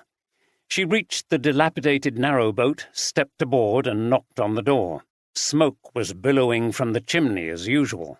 She heard Len's voice shouting, "Who is it?" "It's Laura. How are you doing?" "Aye, wait a minute." Laura heard Len's clumping footsteps. The door opened and his grubby, bearded face smiled at her. "Oh, we're just about to knock off for today. Come in." Laura followed him back into the boat, which smelled of paint. There were a number of signs drying on easels, which Len had obviously spent the day painting. They sat on the dusty sofa, and he opened a couple of bottles of beer. He passed her a glass that was almost as dusty as the sofa itself. "I'll be fine with the bottle, Len." On one of the walls was a very old black-and-white photo of a smoky industrial scene. Barges were being loaded with coal. "Are you in that picture, Len?" Len looked over his shoulder at the photo. "Nah, you cheeky bugger. That's a very old photo. That's me grandad with that shovel." "Yeah? It must have been a hard life." Laura looked at the man holding the shovel. He was wearing dark trousers, heavy boots, a baggy shirt with a waistcoat and a cap. He had a droopy Victorian moustache, and like most men in pictures from that era, he wasn't smiling. "Aye, it were, but his cousin had it tougher." "How's that?" "He were a legger." "A what?" He worked in tunnels, lying on a plank on top of the boat, his feet on the wall, walking the boat through. There's no towpath through to tunnels." "Bloody hell." "Aye, now that were hard. Any road, how you getting on down there with the police around all the time?" asked Len. Laura took a swig of beer. "Okay. They've got a job to do, I suppose, but I'll be glad when they've gone. Have they been up to see you?" "Aye, yesterday afternoon. Wanted to know if I'd seen out, but I haven't, though I might have heard a boat going past. It were very early." Laura shuddered. "I don't like thinking about it. I didn't like that woman, and I had a row with her the night before. Do you know what she said about us?" She told him about the blog. "The snooty bugger," said Len as he drank his beer. "They think they bloody own the canal, that type, and they don't know how to bat it. Well, all their pretty boats that have never seen any work, they don't know what canal life used to be like. Hard, dirty, and cold, just like that on photo." He laughed. "But I'm not complaining. They keep me in work, making their nameplates and painting nice pictures onto boats. They like me to do it 'cause they think it's more real if it's me, and they'll pay me good money." "I know." Laura took another swig. "Anyway, Len, I'm worried that the police might think I murdered Annie because I had that row with her." "Huh, never in all this world. They'd never kill someone just 'cause they didn't like 'em, even though she were an awkward so-and-so." Laura smiled. "Thanks. I'm glad you've got faith in me, Len. But who do you think might have done it?" "Me? I've no idea." He paused. "I've known one or two other people get done in on the canal over the years. It's usually one or two things. Either there's a row and a fight and somebody ends up falling into twatter, or there's some feud been going on a long time and somebody plans to do their enemy in. In this case, it could be either." He finished his beer and leaned over towards Laura. "They don't get away with it," he said, shaking his head knowingly. "The canal and the boats always give up their dead. Those folk are allus caught. It's a peaceful place, the canal, and it won't put up with aught that upsets it. They always has to respect that." They chatted on for a while. When Laura finished her beer, she thanked Len for his hospitality and for listening to her before she left. She felt reassured by his faith in her. It was nice to feel that other people didn't suspect her, but the other stuff he'd said about the canal giving up dead people sounded a bit spooky. Outside, the sky had darkened. It was cooler and it looked like rain. She turned up the collar on her jacket and walked quickly down the towpath.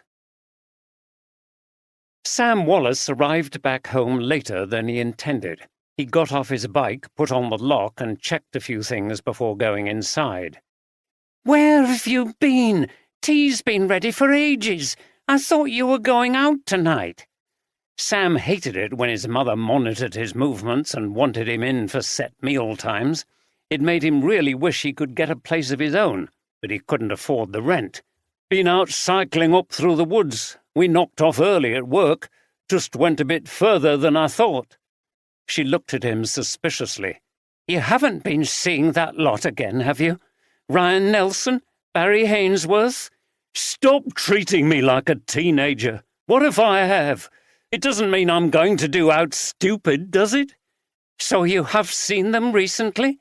"You can't choose me friends for me. I'm 22. She came towards him and he shrank back. "No, I can't choose your friends," she said in a menacing voice, "but you seem to forget all the bother you got into, and I don't want to go through that again. They'll send you down next time, you know that, don't you? If there's any more fights or smashing things up, then you'll be out of work, and I can't support you forever." He couldn't face her. "I'm not going to do out like that. I'm not a daft teenager anymore. I'm not in any gangs or out like that." She wasn't reassured, but decided not to press it any further. "Okay, sit down then." Without a word, Sam sat at the table and his mother filled his plate with a meat pie, chips and peas. When Jav arrived home, feeling weary after a long day, Alina ran out to meet him before he'd even left the car. "Dad!" she cried as he opened the car door. "We had a great time by the canal, but where were you? We never saw you. My friends were disappointed. I said you'd be there." Alina got a lot of status from having a father who was a detective. She often regaled them with tales of his exploits, most of it made up. "Don't you remember? I said you wouldn't be allowed where we were doing our work. Only the police can go there." "Is that because evidence could be contaminated?" Jav laughed. "Contaminated, yes, that's right. I think I saw your class in the distance, but I couldn't pick you out." "We watched a boat go through the lock. It was scary when the water was down and you could see the wet walls. Miss Hopkins had to get cross with Peter Spicer for going too close to the edge. I think she thought he was going to fall in. I wish he had." "Alina!" "Him and his friends are such a pain. I hate boys. They spoil things for everybody else. Like, some of them ran over a little bridge without asking and she shouted at them to come back. Because of that, she made everyone stay on one side, and me and Philippa wanted to go over and look down into the water from that bridge. It's not fair." "Oh, dear," replied her father. "What if we go back sometime and you can go over the bridge with me?" "Hurrah!" Alina jumped up and down. Then she remembered something. "Oh, on the canal, there were 2 people watching us at the lock, a nice-looking blonde lady and an old man. I think they were detectives. Do they work with you?" Jav recognized the description of Steph and Oldroyd and had to laugh. "Well, I think you're right. They are detectives. That man is Detective Chief Inspector Oldroyd, and he's quite famous, although he's not that old. Remember he was on telly a while ago, and I told you who he was? I used to work with him." Alina put a hand to her mouth. "Oh, I thought I'd seen him before. Wait till I tell Philippa tomorrow." She ran back into the house, crying, "Fatima, we saw a famous man at the lock." Jav smiled and shook his head. Wasn't it great to be young and full of energy and enthusiasm? The sky was dark over the canal basin, and the rain that Laura Ward had seen approaching had started to fall heavily on the narrow boats. Inside their boat, Andy and Steph listened to the drumming of the rain on the roof as they drank some wine. They'd lit their wood stove for the first time, and the warm glow made them feel safe from the weather outside. "Are you still enjoying life on the canal now that it's not so sunny?" teased Andy. Steph looked out of the window. Raindrops were splashing into the water, and the mallards and coots had sought shelter among the reeds and under the trees, which swayed in the wind. "Yes, I am. It's nice to see the canal in all its moods." Andy looked out across the marina towards the brightly lit windows of the navigation. "It looks very inviting over there in the pub. Do you fancy going later? There might be music on again. It's Friday night." "Maybe, but we've got to eat first. Can't have you drinking on an empty stomach." "I was wondering if you fancied a pizza. We could get a delivery." She began to search on her phone. "Will they deliver to a boat?" "Why not? You've seen how many people live on the canal. The takeaway places must be used to it. I've got one here." She was scrolling through the menu. "What do you fancy?" "Just the usual. Ham and mushrooms." Steph placed the order using an app. 30 minutes, it says. It is Friday night. Imagine getting pizza delivered to a narrow boat." They settled down to wait. "It's really cozy in here, isn't it?" Steph said and grinned at Andy. "Yes, I am really enjoying it," he said. "It's very different from any holiday I've ever had, and we've only just started. Or rather, it will be once we wrap this case up." "Do you think we might get fed up of going through locks before we get back?" "No, we'll get used to it. And we're not rushing, are we? We'll be able to show people what to do on the way back." "Anyway, how do you think we're getting on with this case?" asked Andy. Steph rolled her head. Well, it's early days. I think the boss has a few ideas about how it was done, but you know what he's like. He doesn't like sharing things until he's fairly sure. As far as who did it, I think he is in the dark as much as the rest of us. Basically, there are a lot of suspects, but the motives don't seem strong enough for any of them. It's always a sign that he's a bit stumped when he says he has to go home and think. Yes, I suppose that's what he's doing now. Oldroyd was, in fact, having a quiet meal with Deborah. Once they were finished, they watched some TV together and just relaxed. Later, when Deborah went to bed, he went back into the sitting room, put on his headphones, and played a Beethoven string quartet.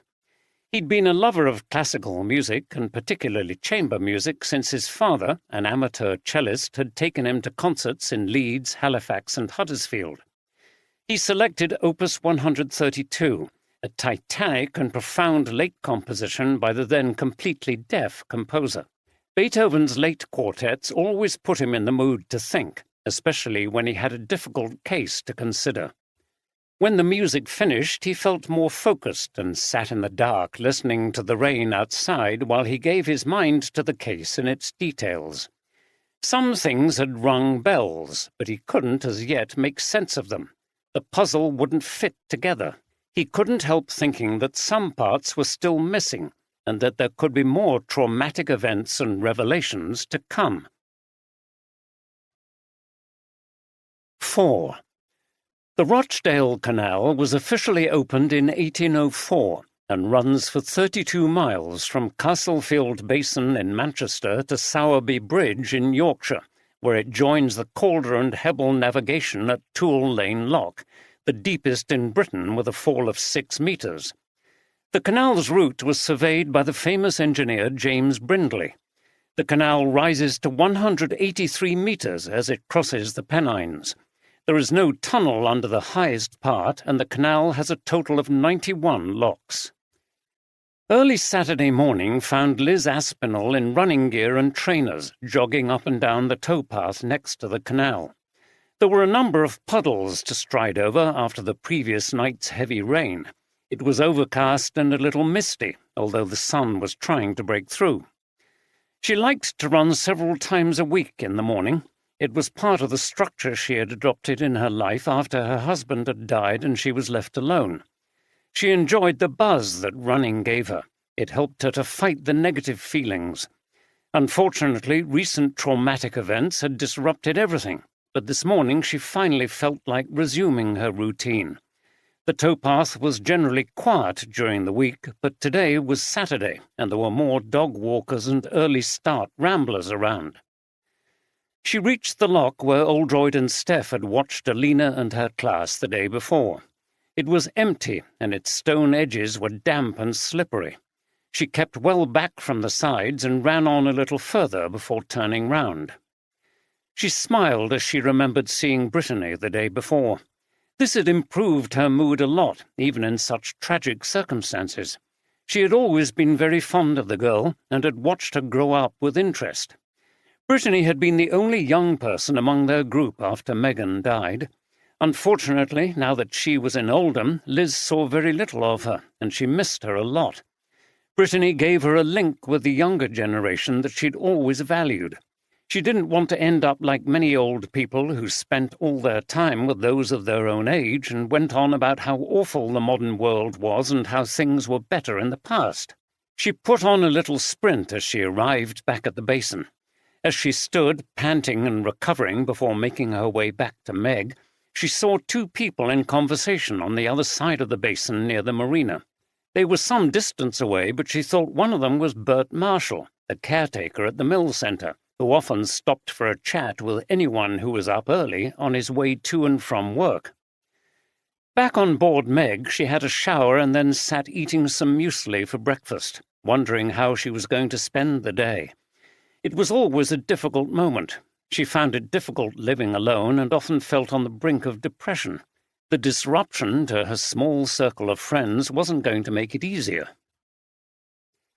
It had been decided that Andy, Steph and Oldroyd would take a break on Saturday and Sunday, leaving the detective constables who worked for Jav out of the Bradford station to follow up on alibis and check statements in the case of the murder of Annie Shipton. They were all glad of the break, and it would enable Oldroyd to keep his promise to Deborah about working in the garden and making the spare room ready for Louise's visit. Jav took his daughters for swimming lessons in Bradford, while Andy and Steph took the opportunity to come off duty and temporarily resume their holiday. It was now a bright morning after the rains of the previous night. Steph had planned a walk from Saltaire through Shipley Glen up onto Ilkley Moor, so after breakfast they put on their shorts and walking boots, picked up their rucksacks and set off. The walk was described in a small guidebook that Steph had brought with them. They followed the route through the park and across the road that Sam Wallace had cycled along the previous afternoon, and eventually found themselves facing the same wooded slope. At the bottom was a white building with a green corrugated iron roof. "Ah," said Steph, consulting her book, "that must be the Shipley Glen tramway. Have you ever heard of that?" "A tram right out here? It sounds like some quirky thing the boss would know about." "Yes. It says here that it's a cable-operated funicular railway, whatever that is, and it was built in 1895 to give access to a fun fair at the top. It was later taken over by the council, and now it's run by volunteers." "A fun fair? I'll bet old anti-public houses Titus what's-his-name wouldn't have liked that. I'm sure he was a good bloke in many ways, but he sounds a bit of a Victorian killjoy." "This was well after his time. But it's interesting to think of the mill workers escaping from the sedate park and the library and going up the hill for a bit of lively entertainment at the top. Come on, I think it's open. Let's have a ride." There was, in fact, a big sign that confirmed her hopes. "Open today." They walked past it and into the little station. The bearded and rather oily-faced man who sold them the tickets looked at them curiously. "Aren't you two of the detectives on this case down near to Marina?" "Yes," replied Andy. "We're off duty today, but if you know anything that's relevant to the case, maybe you should tell us." The man laughed. "No, it's not that. It's just I saw you down there with that Chief Inspector Oldroyd. He's famous round here, isn't he? Everybody's been sneaking down for a look. I know it's a bit ghoulish, but we don't get stuff like this happening much in these parts." "That's a good thing, isn't it?" remarked Steph. "I suppose so. The worst we get is drug dealing. When it does happen, it usually goes on in these woods." He pointed over the wooded hillside. "A few of us have seen groups meeting and they leave stuff behind. Stubs of joints, bits of tinfoil." "I presume that's been investigated by the local police," said Andy. "It's definitely been reported, but I've not heard that anyone's been arrested. Anyway, there's a queue forming. Better get on." He handed them a couple of old-fashioned card tickets, slightly smudged with oil. "It should be a smooth journey up to the top today. I've been here for a while this morning, greasing and oiling." He grinned. "We volunteers do all the various jobs." Andy and Steph took their seats at the front of the narrow wooden carriage, which started to fill up behind them. A bell sounded, the tram set off with a jerk and steadily made its way up the steep trackway. Halfway up, the other carriage passed them on its way down. "Do you think this drug thing could have anything to do with our case?" asked Steph as they rattled a little unevenly through the woods. Andy shrugged. "You never know, I suppose. But there's no evidence that Annie Shipton was a dealer, is there?" "No, but you know how many violent crimes are linked to drugs these days. It's very rural here, but we're surprisingly near to the tough urban areas of Bradford. Not that rural areas are immune from such things." "Right." The tramway reached the top. "That wasn't far," exclaimed Andy. "You mean to say that people in Victorian times couldn't walk that stretch up to the fun fair?" "Ladies in their long skirts were not expected to exert themselves very much." Steph consulted her guidebook again. "Now, if we walk straight up here, we'll reach some cliffs and more woods, and then eventually we'll get up to Dick Hudson's. Whose? Steph laughed. It's a famous pub which was run in the 19th century by a landlord called Dick Hudson. A well-known walking route over Ilkley Moor to Ilkley starts there. Listen to you. You sound like the local guide, or the boss giving one of his little talks about something in Yorkshire. Well, I'm standing in for him as he's not here. Come on, it's a distance up to the pub from here, and the reward is a pint and a sandwich at the bar. The prospect of this put a spring into Andy's step. Saturday morning was the time when Bob Anderson cleaned Rowan while Bridget went into Shipley to do the big weekly shop. The interior of the boat was very compact, which made cleaning relatively easy once you learned where all the nooks and crannies were. Bob put an old CD into their sound system. It was one of 2 recordings that Rowan had made 20 years before. As he dusted and wiped the surfaces and mopped the narrow floors, he listened to the songs and looked at the stuff they had on the walls, posters advertising their gigs and photographs of them performing. He heard their voices and their instruments, and nostalgia flooded over him for the time they'd all been young together. It had been such a fun life on the road, and they'd taken it for granted. When you were young, it seemed that the happy times you were having and the carefree attitudes you had would last forever. Now Rowan was over, and Roger and Annie were dead, one of them murdered. Liz and Roger had lost their daughter. Naively, you thought that tragic things would never happen, or, if they did, that they wouldn't be followed by other incidents. Looking back, maybe the death of his brother had foreshadowed the awful things that had happened later. It was ironic that a lot of their songs had been quite downbeat in the folklore tradition, and now tragedy seemed to be happening to them. Bob shook his head as he cleaned the sink and the kitchen area. What happened to that youth, its innocence and hopefulness? It seemed to pass so quickly, especially once life's difficulties kicked in. Money, arguments, relationship difficulties, finding somewhere to live when you finally had to settle down. One of his favourite Rowan songs, Under the Autumn Trees, came on. It was a melancholy song, and he found he had tears in his eyes. It was unlike him to cry, but the shock of Annie's death in such terrible circumstances was overwhelming. He sat down and took a little time to recover as he listened to the rest of it. A young-sounding Liz was doing the vocals, and he could hear himself on the drums. He remembered the day of the recording well.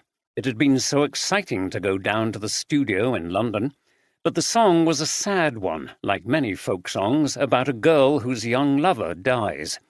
It made him reflect on the fact that he was in the autumn of his life. Bridget came back with the shopping to find him sitting with the duster in his hand and a gloomy expression on his face. "What's the matter?" she asked as she put down the bags. The music was still playing. Bob stretched his arms, shook his head, and sat back in his seat. "Nothing, really. Just listening to this and getting lost in all sorts of melancholy thoughts about getting old. I can't believe that 2 people who performed these songs with us are now dead." Bridget sat down and reflected as she listened. "No, it is sad, but there's nothing we can do about it, is there? Old age comes to us all in the end, and there's only one way of avoiding it. What happened to Roger and Annie?" Bob smiled. "I know. I'm being silly, but I think what happened with Annie is only just properly registering with me." "That's not surprising. It was a big shock, and people do have delayed reactions to things like that, and it causes some to have odd thoughts." She looked at him. "When the news came that Annie had been murdered and you were still at the shops, I started to get panicky thoughts that maybe you could have done it." "Really?" "Yes, because of what happened with Simon and all that trouble about the copyright. But now I've calmed down, I'm not worried at all. I trust you. I know you would never do anything like that." "I certainly wouldn't." "That's why I was so nervous when the police were here. I didn't want to tell them about your row with Annie, but they knew about it anyway from Liz. I was going to say something to her about it, but there's no point. The police would have found out anyway." "What are your thoughts now? About who might have done it, I mean?" Bridget shook her head. "I don't know. I think that cyclist would be capable of doing something violent, and I still worry about Ben. Annie could drive anyone to distraction, and I wonder if he lost it with her. It would be terrible for Brittany if that's what happened. Oh, God, that would be even worse. One of our group murdering another member. He put his head in his hands. But yes, it was so good to see Brittany yesterday. I realized that she's the only bit of continuity our group has going into the future. Bridget looked at him. Does it make you wish we'd had kids? No, I still don't think it was for us. I suppose I'm just finding it hard to accept that everything comes to an end, that's all. Bridget leaned over and gave him a big hug. Never mind. We've still got each other, and we're a lot better off than many people. I'll put the kettle on and we'll have a cup of tea. I bought some scones at that lovely bakery. That'll cheer you up. Bob laughed. It will, he said. Janice Wallace was suspicious of her son's behaviour recently. He had been out late the previous night and had come home in a strange state. It was mid-morning and he was still in bed, which was unlike him, even on a Saturday when he wasn't working. Something was going on, and she didn't like the feel of it. She decided to investigate, and quietly ascended the narrow and steep flight of stairs. She would have been happier if he'd smuggled a girlfriend into his room. Not that he really needed to do that, as she was broad-minded about such things. But this secretive stuff worried her, especially after what had happened to him before with the police. She entered Sam's dark room stealthily. It had the usual young man's smell of sweat and unwashed clothes, but he kept it reasonably neat. She peered over him in his bed. There was no movement, just the sound of a gentle snore. She crept round the bed and picked up his clothes, which had been abandoned on the floor. She felt carefully in the pockets of his jeans and took out keys, money, and a small plastic bag. The bag contained some white powder. She frowned. It was what she had suspected. Drugs. She knew very little about drugs, but knew that bags of white powder were rarely innocent. "Sam! Sam!" she said loudly and shook him. "What? Oh, Mum, get out! I'm trying to sleep." He turned over and pulled the duvet around himself. She grabbed it and yanked it off him. "Mum, what the hell are you doing?" "Waking you up. It's not far off dinner time. But no wonder you have to sleep if you've been taking this stuff." He sat up and looked at her with bleary eyes. "What? Have you been going through my bloody things?" "Yes, and I don't want this in my house, thank you very much." She held up a bag of powder. He made a grab for it. "That's mine. Give it me." She held it behind her back. "Not until you tell me what it is and what you're up to messing about with this stuff." "Why should I? It's now to do with you." "Oh, isn't it? So if the police suspect something and they search here and find this, who's going to be in trouble then?" Sam hung his head. She raised her voice. "What is it?" "It's just coke," he mumbled. "Just coke? That's all right then. Just an illegal Class A drug that you've brought into my house." He looked at her. "How do you know about coke?" She laughed scornfully. "You think because I'm over 40 I don't know anything? People were taking this before you were born."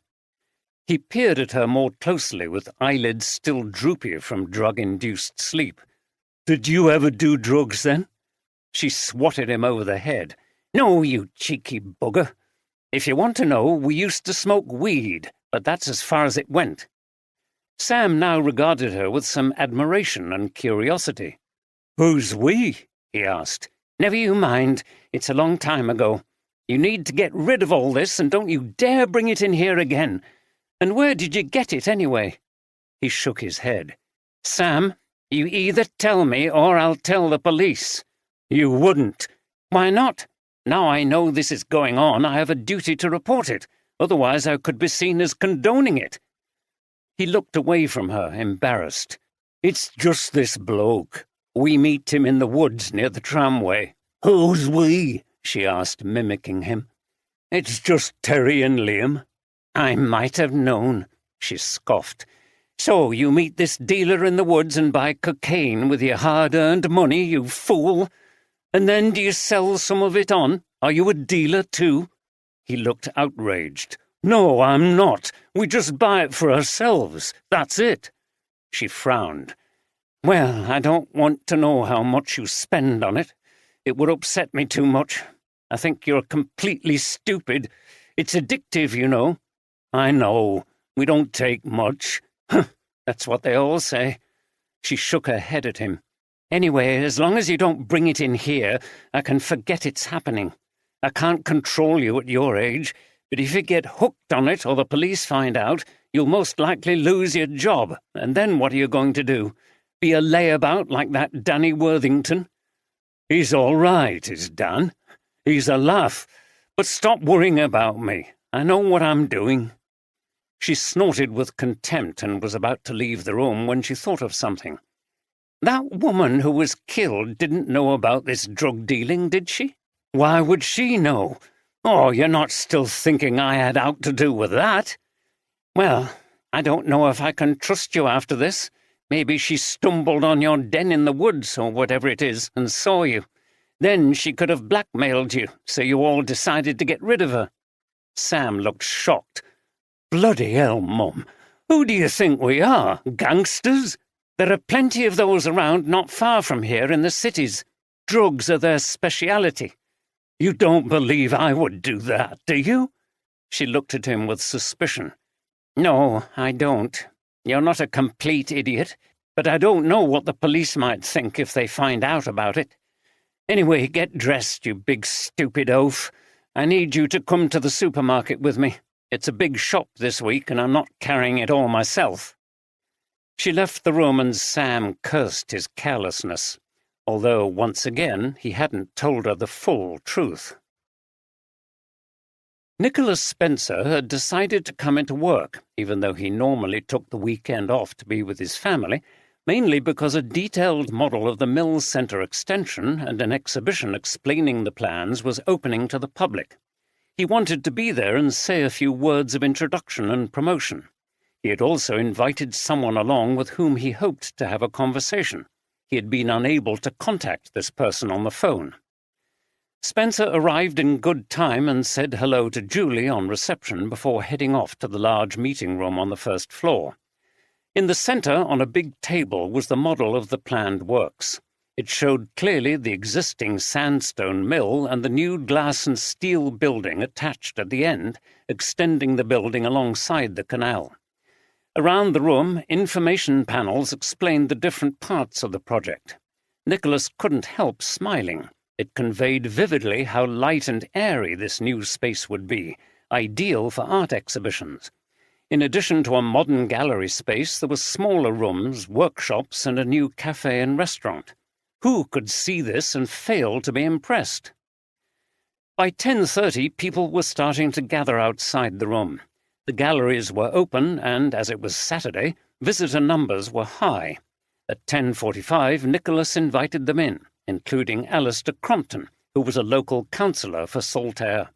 A portly man with a fat face and small piggy eyes, he always dressed in a shabby suit. Once everyone was settled, Nicholas said a few words about the proposals, how they would make a great project of which he was sure Titus Salt would have approved, how it would enhance the Mill Centre and make it a nationally known gallery and centre for art, and how Saltaire and the whole of the Bradford area would benefit from increased tourism. This short speech, delivered with his usual enthusiasm, was greeted with a smattering of applause, and then people were left to examine the model and read the information boards. Nicholas was glad there appeared to be no one present from Annie Shipton's group opposed to the plans. They were probably still too shocked by her death to plan any action today. After a few words with members of the public, he and Councillor Crompton left the room and sat down in the nearby cafe. Nicholas had already spoken to Crompton about a delicate matter, and he hoped to resolve it today. But as soon as he saw Crompton's face take on a sour expression, he knew things were going to be difficult. A waiter brought them 2 coffees, and they set to discussing business. "Let's keep this brief, shall we?" said Crompton, looking around to make sure no one was listening as he took a sip of his coffee. "I shouldn't be spending too much time with you. It could be compromising, especially if there are any of Shipton's group here." "I don't think there are," replied Nicholas, also looking round and then dropping his voice. "Anyway, you're here as a representative of the council, attending the launch of our exhibition on the invitation of the Mills Centre. Look, all I'm asking is that you don't say anything to the police about our little arrangement. If they find out, it will draw their attention to me. They'll start to wonder whether Shipton knew about it and whether I got rid of her before she could say anything." "Did you get rid of her?" asked Crompton abruptly. "What?" Nicholas's mouth dropped open. "Well, she was a thorn in your side, wasn't she?" "Yes, but of course I didn't. What do you think I am? I know I've offered to give you money to try to get this voted through the council, but I'm not a murderer. I just don't want the police to get suspicious, and it will be very bad for the scheme if it's found out that I've tried to bribe someone." "Why would I tell them anything? I'd be confessing to doing something illegal." "No, I don't think you would. But I wanted to make sure you were going to stay quiet now that there's a murder inquiry. You know, just keep your nerve. It will all blow over when they've found out who murdered her. I haven't given you any money yet, so nothing can be traced. We'll sort it all out when everything's settled." Crompton nodded, but he was frowning. "I just don't like the police sniffing around. It's very bad for my image, especially if the press get hold of it." "Why would they? They're more interested in the murders at the moment. The police can't say or do anything unless they've got evidence, which they haven't." Crompton nodded, but he still looked unconvinced. They finished their coffee without saying a great deal more and then left. They had not noticed that a person on the table behind them was smiling. It was a member of Annie Shipton's group. He had been tipped off that this meeting was going to happen and had managed to get close enough to overhear everything without being noticed. He had even taken a photograph of the pair with his phone. This was gold for the group. They had long wondered if Nicholas Spencer was involved in something nefarious concerning the council, and now they knew for certain. Instead of simply strolling across the Stray, Oldroyd and Deborah had to drive to the Harrogate Park run now that they had moved out of the town. Much to Oldroyd's annoyance, this meant getting up earlier on Saturday morning. However, he made the effort because he knew that running had made a big improvement to his fitness. After the run, they usually had breakfast somewhere in Harrogate, but today they came straight back home, showered, and did a couple of hours' work in the garden. Oldroyd found it a bit of a strain after completing the park run, but Deborah seemed to have endless energy as she dug, pruned, and weeded the untidy borders. Oldroyd was finally having a rest when Deborah suggested that they go to a cat rescue centre on the outskirts of Harrogate. She was on a roll today, getting things done she'd been planning for a while. "At least we have a cat flap already," said Oldroyd as Deborah drove through the suburbs north of the town. "Yes, but we don't need it yet. The cat won't be allowed out for a while, especially if we get a small kitten. We've got all we need: cat box, litter tray, basket, food. You don't mind clearing out the litter tray, do you?" She laughed. "I suppose not," replied Oldroyd, who was now actually quite looking forward to getting a cat. His ex-wife, Julia, hadn't liked the idea of having animals in the house, and he couldn't look after one by himself in the flat overlooking the Stray. They drove from Newbridge across to Harrogate and soon found the street, where there were neglected-looking houses and unkempt, litter-strewn gardens. "I think that's it," said Deborah as she pulled up outside a small, detached bungalow. "Good Lord!" exclaimed Oldroyd. He had imagined a smart, clean, organised place. Here the run-down building had a wooden sign fitted to a wall saying Harrogate Cat Rescue. The ragged lawns and shrubs were completely enclosed with high fencing, and cats could be seen sitting on the ledges of every visible window. "Oh dear," said Deborah. "It's not exactly what I expected, but let's not be judgmental. Apparently they do a wonderful job saving cats that have been abandoned or treated cruelly." It looks to me like someone else then has to come and rescue them from the cat rescue. Jim, that's unfair. Let's go in and see what they have. I'll bet the smell will be formidable, as the French say, replied Oldroyd. He was right about the smell of cat litter and urine, which hit them as soon as they entered the house. They were met by a long-haired woman dressed in shabby jeans. She was carrying 2 cats and was being followed by 2 more. They were all meowing in different ways. Above the din, Deborah explained that they were looking to adopt a kitten. "The ones under a month old are in here," said the woman. She led the way into what would once have been a sitting room. There was a large metal cage containing about a dozen tiny kittens. Some were trying to climb up the wire mesh, others were huddled together to make a large fur ball. "Most of these were abandoned, some in a dustbin." "Oh, that's shocking," exclaimed Deborah. "Yes, we care for them as well as we can, but it's not as good as a nice home." Deborah and Oldroyd looked at the kittens and decided on a cute black and white one, which seemed to be straining to get to them. The woman got it out, and the little creature immediately climbed onto Oldroyd's shoulder. "That's his sister, there," said the woman cunningly. "Their mother couldn't feed them." The sister was all black, fluffy, and just as cute. "She's adorable," said Deborah, who picked up and stroked the black kitten. Oldroyd mouthed the word two to his partner and shrugged. Deborah, however, was already completely smitten. "We couldn't possibly separate them, could we, Jim?" Oldroyd sighed. "I don't suppose so," he said with feigned reluctance. He liked to tease her, but in fact he already felt bonded to the 2 kittens. Soon after arrangements had been made for the cats to have some inoculations at the local vets, they were on their way back to Newbridge with Oldroyd driving and Deborah nursing the cat box and making reassuring noises to the 2 tiny furry creatures inside.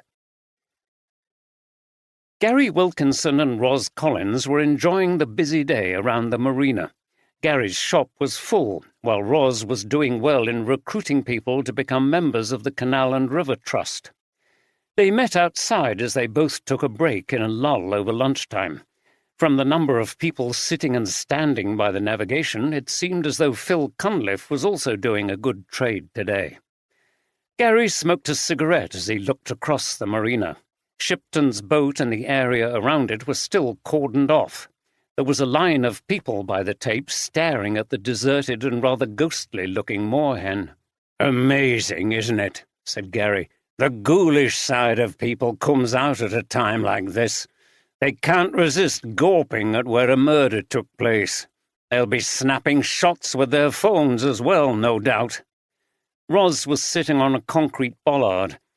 "Yes, well, at least it brings people in. I've recruited 10 people this morning and sold a pile of guidebooks." "Good for you, and long may it continue. Actually, it'll all die down again when the investigation's over." "Up to a point, although the extra publicity might give us a boost for longer. Have you any idea where the police are with it?" "Not really. They were up at the lock yesterday, apparently. I presume they think that's where she was murdered. And they were keen to talk to Ben Shipton and his daughter when they turned up. Maybe they think it's a family affair." Ros shook her head. "The idea of the daughter, Brittany, coming over in the very early morning to kill her mother on a narrowboat seems completely bizarre to me." Gary laughed sardonically. "I agree. My money's on that young cyclist who has a temper, or one of the people who were in that group with her. There could have been a long-standing grudge."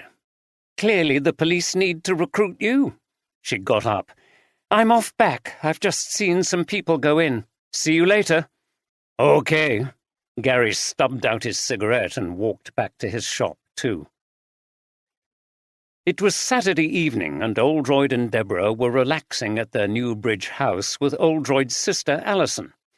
The original plan had been to meet in Leeds, but neither Oldroyd nor Deborah could leave the kittens on their first night at the new house.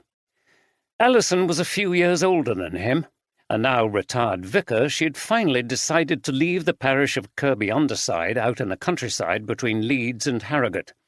Oldroyd had expected that she might retire to a quiet neighbourhood in Harrogate or Knaresborough, but true to her feisty, strong and unpredictable character, she had bought a flat in a modern development in the centre of Leeds near the Corn Exchange. She attended and helped at an inner-city church which ran a hostel for homeless people. She said that she enjoyed her sabbatical in Kirby-under-Side but needed to leave comfortable middle-class rural life and return to the realities of life for many people in urban Britain. Social action to help others who were poor and struggling had always been at the centre of her faith. Oldroyd found it difficult to share her religious faith, but regarded Alison as his mentor, wise, tolerant, progressive and deeply spiritual. "How are you finding living in the centre of Leeds?" asked Deborah. "It's very nice in our village, but it can all get a bit twee at times. I can see the attraction of being in the city." "Leeds is great now," said Oldroyd. 40 years ago there were 4 or 5 pubs in the centre where men went to get drunk and then start fights in the street. There weren't many restaurants or cafes either. Basically, there was nothing to do except the cinema and the theatres. How's the flat?" "Oh, I love it. I wake up in the morning and there's such a buzz outside. It's so interesting being at the centre of things. And St. Oswald's is doing such good work. I really feel privileged to be part of it," replied Alison. "And before you say anything, Jim, I don't work there every day. I spend a lot of time lounging in cafes, reading, going to galleries and walking in Roundhay Park. I have retired." "Well, I'm pleased to hear that," replied Oldroyd, "but I'll believe it when I see it." Alison laughed. "And how's it going with your house? It's interesting, isn't it, how you have gone further into the countryside while I've gone into the city?" "Yes," said Deborah. "We just felt we wanted to live in a peaceful village.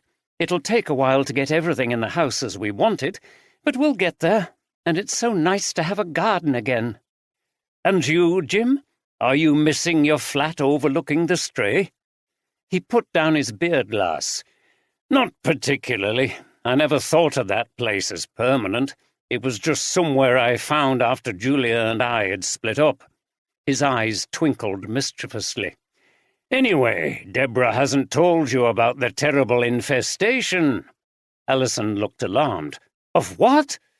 "She thinks she heard a mouse behind the skirting board. She'd have jumped onto a chair if she hadn't been in bed. But I still reckon it was just an excuse to get a cat." Deborah laughed. "I'm sure there are mice in there, and our cats will deter them when they've grown a bit." "Oh, so you've persuaded him to get more than one?" said Alison. "Yes, we went to the rescue centre and came away with 2, a brother and sister. Jack and Luna, we've called them," said Oldroyd. He went out and came back holding the 2 kittens. "Oh, they're lovely," exclaimed Alison as she stroked them. "But watch out when they're big enough to go outside. The last cat I had used to bring mice into the kitchen, dead, alive, and sometimes just bloody bits and pieces." "I hope not," said Deborah. "You'll have to clear it up, Jim. I wouldn't touch anything like that. Anyway, that's better than a trap. I couldn't stand the idea of that metal bar coming down and smashing their spine." Oldroyd was quiet for a moment, then suddenly and forcefully declared, "Yes, of course! I'll bet that was how. It's obvious." Alison and Deborah would have been surprised if they hadn't been used to Oldroyd retreating into reveries about his work in the middle of a conversation. This usually happened when he heard or saw something that gave him an insight into whatever case he was currently working on. "Oh, no," said Deborah. "Not again. I think we should be getting some credit for solving his cases. We always seem to be giving him ideas. I take it that's what's going on, Jim?" "Yes, sorry," said Oldroyd, coming back into the moment. He was still holding the kittens absent-mindedly. "You did give me an idea then, but it was something I should have thought about a while ago." He turned to Alison. "I'm on a murder case at Saltaire. I was going to mention it to you, in fact. do I remember you going to folk music gigs and talking about a group called Rowan? Alison had always enjoyed folk music, especially if it had a northern feel to it. Oh, yes, Rowan. They were really good. They sang some lovely ballads about northern life. They never reached national importance, but around here they were very popular. Annie Shipton, Bob Anderson, Bridget Foster. It was Annie Shipton who was murdered. Really? Exclaimed Alison. That's terrible. I know. The former members of the band are living on narrow boats at the basin in Saltaire, including Liz Aspinall, if you remember her too. Liz Aspinall, of course. I think I read that her husband died. Yes, that's right, and their daughter, unfortunately. Both of cancer. Alison shook her head. Awful. It's so sad when people like that, who were so talented and made lovely music, come to such a tragic end. Yes, said Oldroyd. Anyway, another drink, anyone? Before that, Jim, said Deborah with a smile, please take those poor kittens back to their basket. They've been crawling over you for long enough. There was a chill in the air as Bert Marshall walked quietly down the towpath towards Saltaire on Sunday night. The canal was not lit, but he was very familiar with this route and was not afraid of falling into the water. Traffic droned on the distant main road through Saltaire, but the canal and the adjacent fields were silent and still, with the black shapes of cows and sheep watching him as he passed. He was very pleased with himself, smiling as he walked. He was sure that the person he was about to meet would be amenable to paying for his silence. And not just once, either. This could become a nice little earner. In the distance he could see the basin and the marina, where there were a few lights and the dark masses of boats moored on the towpath. What he didn't see was the figure that crept up behind him and delivered a blow to the back of his head. He fell to the ground. The assailant looked around before pushing the body with their foot. It rolled into the water with a gentle splash. Bert Marshall drifted out into the centre of the canal and was then pulled gently downstream by the current. There was another splash as the murder weapon was thrown in after the body. Monday morning dawned cool, with a mist over the canal and the fields nearby. It was a reminder that autumn was progressing. A little below Saltaire and the basin, an early dog walker was on the canal towpath. The dog was a little ahead of him when it started to growl. "Freddie, what's wrong? What have you seen there?" The walker caught up with the dog, which seemed to be worrying an old coat that had been floating in the water. Then, with a gasp, he saw that there was a body in the canal. It had been caught in a patch of reeds at the side. It was face down, the hair matted with blood around a large wound to the head. The man called emergency services, who arrived promptly and removed the body of Bert Marshall from the Leeds and Liverpool Canal. "This could up the ante a bit, couldn't it, sir?" said Andy. The 4 detectives were at the scene where Bert Marshall's body had been found. The towpath was cordoned off with blue and white incident tape. The wet and weed-bedraggled body now lay on a stretcher and was being examined by Miriam Coates. "It could," replied Oldroyd laconically. He frowned as he looked at the body. The truth was he had not expected another murder, and was unsure whether or not this was linked to the death of Annie Shipton. "Do we know who he is?" he asked. "We've retrieved his wallet. His name is Robert Marshall. That's all we know at the moment," said Jav. "Dead for several hours. Cause of death most probably this severe head wound," said Dr. Coates. "He was hit with something pretty heavy. The skull is crushed. It's possible he could have been alive but not conscious when he went into the water, so he could have drowned. I won't know until I get him back to the lab." "Okay," said Oldroyd. "It's up to your team to follow this up, Jav. The killings may be pure coincidence. This bloke might have been drunk and got into a fight. Then his assailant dumped him in the canal, hoping the body would travel downstream away from the area. The problem is that the current in canals is slow-moving, and anything floating tends to drift to the side and get caught up in weeds, which is exactly what happened here." "But you're not a great believer in coincidences, are you, sir?" said Steph. "Not in a context like this. 2 murders within 3 days is very suspicious. We'll see what Jav finds out. In the meantime, I think we're a bit in the doldrums waiting for a breakthrough, and the media will be on to this latest killing in no time." Andy and Steph knew that despite their boss's skill in solving almost impossible cases, he often became anxious when he hit a difficult patch. There was always so much pressure on him, the great detective, to come up with the answer quickly. "Don't worry, sir, we'll crack it." Oldroyd smiled. "Your faith is very touching, but there's always the first time." At the Mills Centre, Julie Wilton was wondering why she hadn't seen Bert Marshall on this Monday morning. He was usually around early in the day. She saw another member of the caretaking staff who said Bert hadn't turned up and they'd had to wait until another keyholder arrived. This was very unlike him, but she got on with her work and forgot about it until a shocked-looking colleague called Yvonne arrived at reception. "Have you heard?" she asked in a faltering voice. "No, what?" "Bert Marshall's been found dead in the canal. It's awful, isn't it?" Julie's face drained of colour. "What happened?" "I don't know, but Anne, who works in the bookshop, said she spoke to someone who knew the person who found the body, and he said there was a lot of blood. So it looks like Bert was murdered too. He wouldn't kill himself, would he? Isn't it awful after that other murder? What's going on round here? I don't feel safe anymore."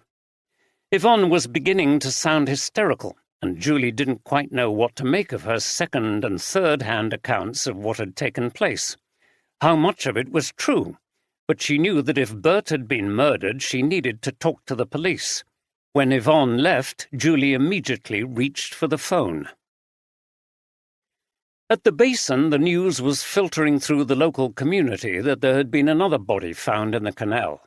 Len Nicholson was talking to Gary Wilkinson about it as he was buying some cigarettes and a few provisions at the shop.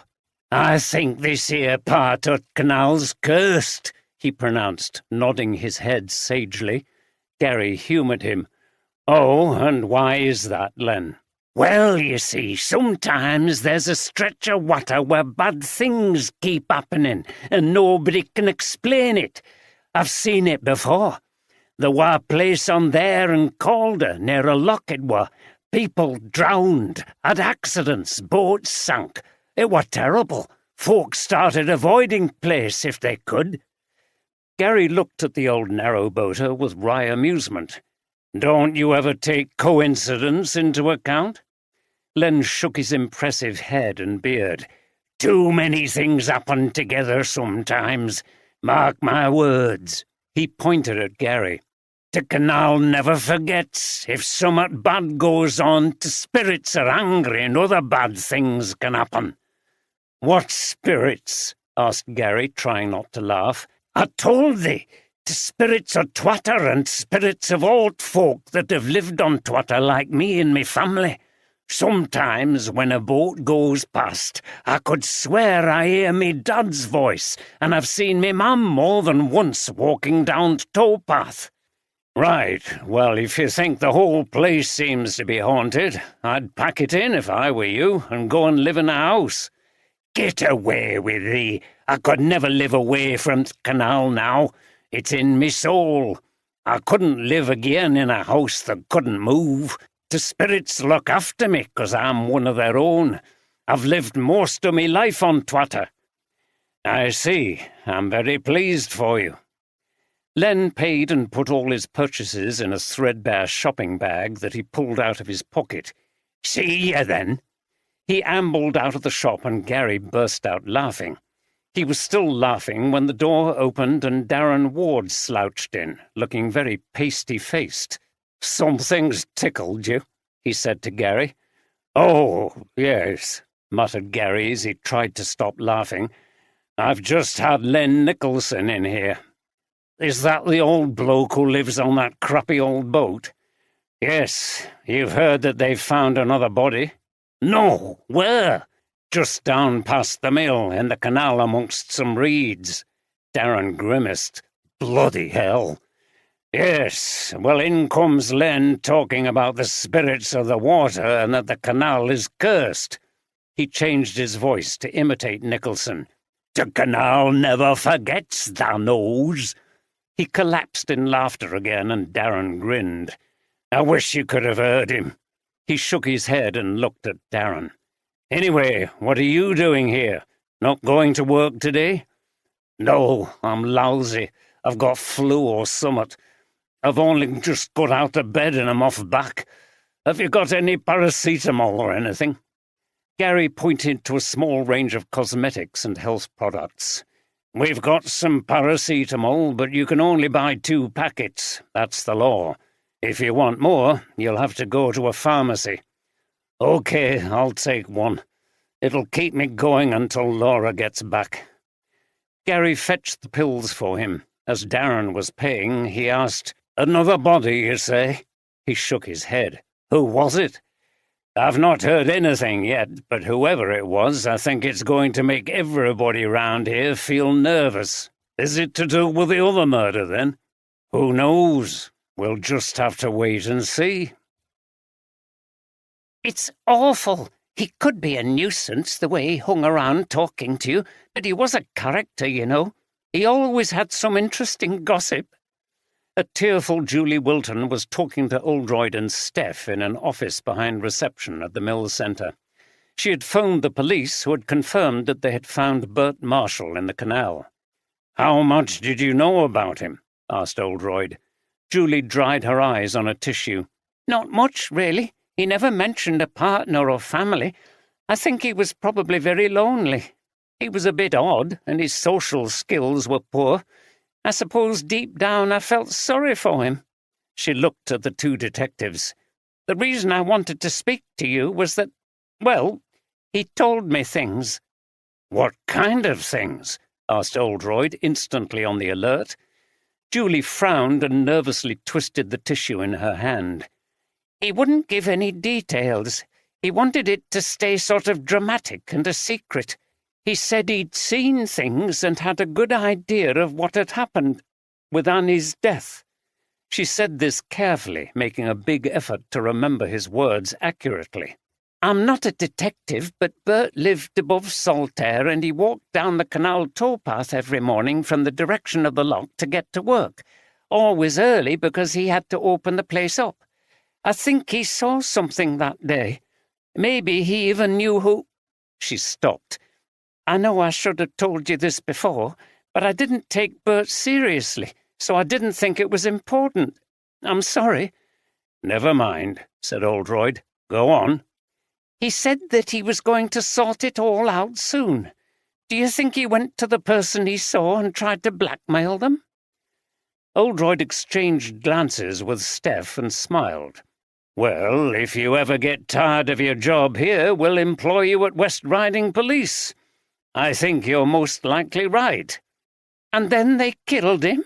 Her eyes filled with tears again. I'm afraid that's probably what happened. Thank you, you've been— Oldroyd was interrupted as the door was abruptly flung open. Nicholas Spencer stood in the doorway looking very angry.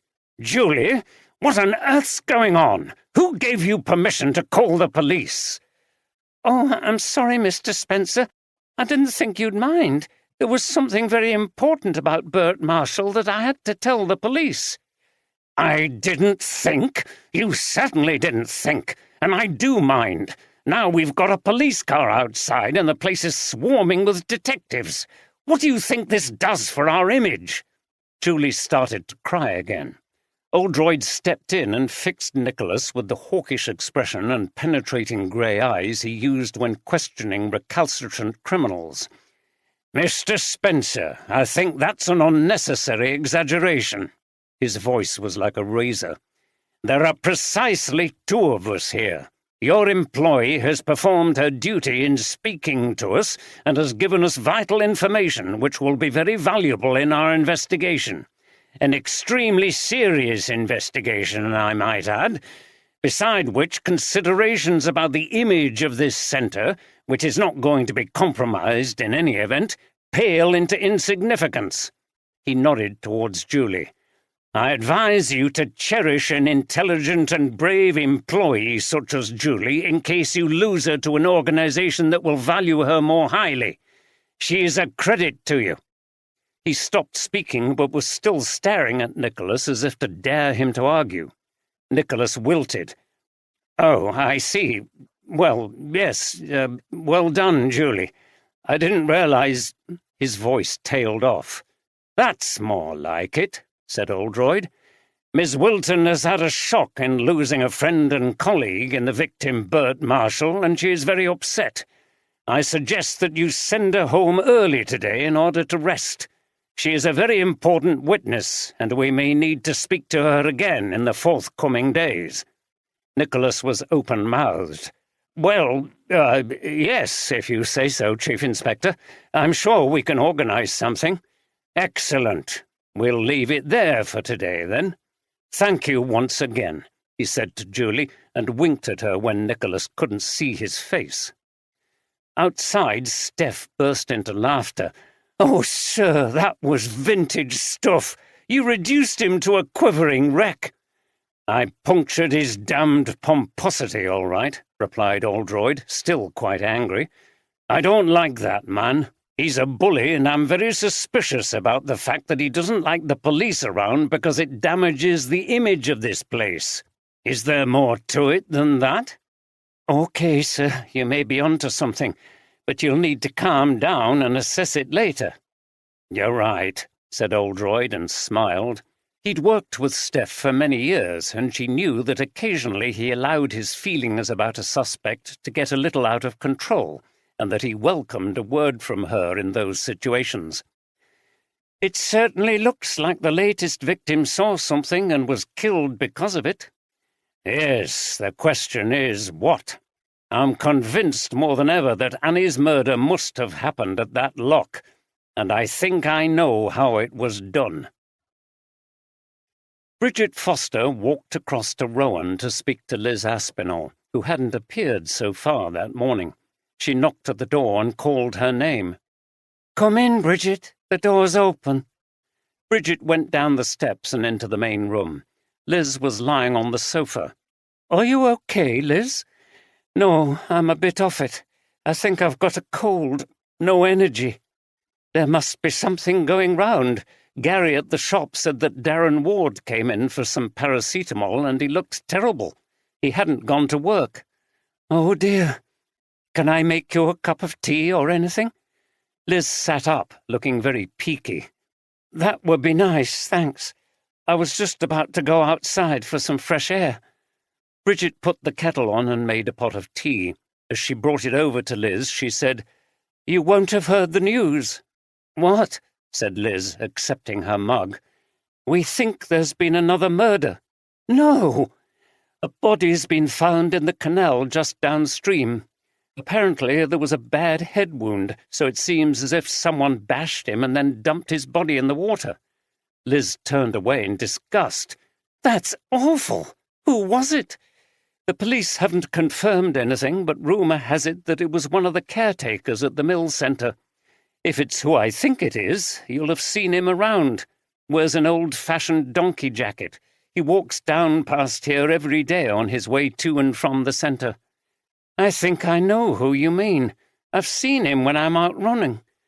"You didn't see anything strange this morning?" "Oh, I don't suppose you went running." "No, I really didn't feel like it." Liz lay down on the sofa again and put her hands to her head.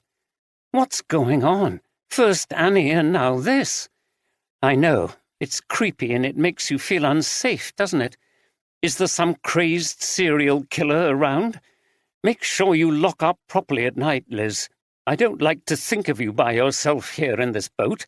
If you ever feel scared, come over to ours. We've got a spare room." Liz gave her a weak smile. "Thanks, but I'm sure I'll be okay in here. I shan't be opening the door to strangers or wandering around in the dark." "Okay, but please come over to us for tea tonight. Bob's making a vegetarian lasagna." "Oh, the famous veg lasagna. Does he still put carrots in it?" "He does. He likes controversy." Liz smiled and some of the tension left her face. I know, I've had it before. Thanks. It'll be good to come over. I certainly don't feel like cooking today. Great. I'll leave you to rest then. Thanks. Are Brittany and Ben coming over today? I'm not sure. I don't know whether the police want to talk to them again. Okay. Bridget left the narrowboat as Liz closed her eyes again and fell into a light sleep. 2 murders now, Chief Inspector. Things are hotting up, aren't they? Are the crimes linked? Is a serial killer at large in Saltaire? Oldroyd and Steph had arrived back at the basin from the Mills Centre only to be met by a group of reporters who swarmed around them, notepads and microphones at the ready again. Oldroyd wasn't surprised. He knew the media people had amazing sources and were on to stories with incredible swiftness. He was ready for them. He positioned himself with his back to the boats and cleared his throat. Whoever provides you with your information is jumping the gun a little. We don't know for certain that the person recovered from the canal today was murdered. It's true that he had received a head wound, but that could have been caused by a fall. Neither do we know where he entered the water, as his body could have been carried a distance downstream. In fact, he was satisfied that Marshall had been murdered, but he liked to toy with the reporters. Is that right, Chief Inspector? We were told he'd definitely been done in. Who told you? This person sounds as if they know a lot about it. Maybe I should be talking to them. This produced laughter which Oldroyd savoured. He was just too clever for them. Now, as far as the facts go, he continued, the victim has been identified as Robert Marshall, known locally as Bert. He lived in this area and worked as a caretaker at the Mills Centre. He pointed in the direction of the gallery. His eyes twinkled. And I've been teasing you. It's most likely he was murdered. His death could be connected to the fact he knew something about the murder of Annie Shipton. This produced a reaction. Oh, you mean he was silenced, Chief Inspector? Was it blackmail? Oldroyd smiled. He'd thrown them some red meat and they would feast on it. We don't have any details yet, and I said it could be. We're interested in talking to anyone who might know something. Did they know Bert, and did he say anything to them? We're also keen to talk to anyone who may have seen anything happening in this area last night. People walking, a conversation between 2 people, a stranger. It could seem quite trivial, but may turn out to be important. I'm sure you will report my request in your usual helpful way. But sadly, from your point of view, I don't think we're talking about the Saltaire serial killer, though I concede that would make a good headline. Oldroyd drew more laughter at this. Then, after the usual warning that people should take care and stay on the alert, he announced that he had to go and refused to answer any more questions. Inside the navigation, the detectives held another case meeting while they drank coffee. There's a very good chance the latest victim was killed because he saw something, and perhaps decided to try a bit of blackmail, said Oldroyd as he explained what Julie Wilton had said to him and Steph. I'm not sure it tells us very much about who the killer is, except that it must have been someone Marshall recognized, and that means he witnessed Shipton's murder. As it seems he was a bit of a busybody, that still includes a lot of people in this area. We heard something yesterday that might be relevant, sir, said Steph, and she told Oldroyd and Jav what the tramway operator had said about drug dealing in the woods. I suppose there's just a chance that Shipton could have had something to do with it, sir. You know those old hippies and their drug-taking? She gave Oldroyd a mischievous smile. I hope you're not including me in that group, said Oldroyd with a sniff. It seems unlikely that she would, but it's something to bear in mind. If she did get involved, said Jav, the drug business in Bradford is big, and it can get violent between rival gangs. Yes, though I don't know whether I can see a drug gang planning an unusual murder like Shipton's. No, conceded Jav. I'll get some officers and have a look around in those woods and see what they can find. Good. Now, announced Oldroyd with a gesture, I've got a firm idea about how the murder of Annie Shipton was done, and I'm going to demonstrate it soon." His audience was unsurprised. They knew about their boss's taste for the dramatic. "Have there been any developments with any of the other suspects?" "No, sir," replied Jav. "I've checked through all the statements, and there are no inconsistencies, and nothing new has come to light. Dr. Coates confirmed all the details about Annie Shipton's body, including time of death, and the cause being that unusual neck wound. She's now working on the body of Robert Marshall. We've confirmed that Annie Shipton did have a booking with Benson's Boatyard at Skipton on Thursday at 10 a.m., so she was heading there when she was murdered. Forensics have been working up at that lock where you think the murder took place, but haven't found any significant evidence." "Good. Well, if you'll just excuse me for a few minutes," said Oldroyd, and he left the room, leaving the others to decide what needed to be done in relation to Marshall's murder. When he returned, he had a smile on his face and was carrying a bag. "Okay, follow me." He turned to Andy and Steph. "We're going to go upstream in your narrow boat." "This is very intriguing, sir," said Jav as they rowed on the narrow boat up to the lock where Alina's class had been on their school trip. Oldroyd wouldn't say anything. When they arrived, luckily there were no other vessels around. They moored the boat at the side of the canal just below the lock, and they all got off and walked up to the bottom gates, which were open. Oldroyd stood near the huge balance beams. "Okay," he began. "I'm pretty sure that this is where the murder took place.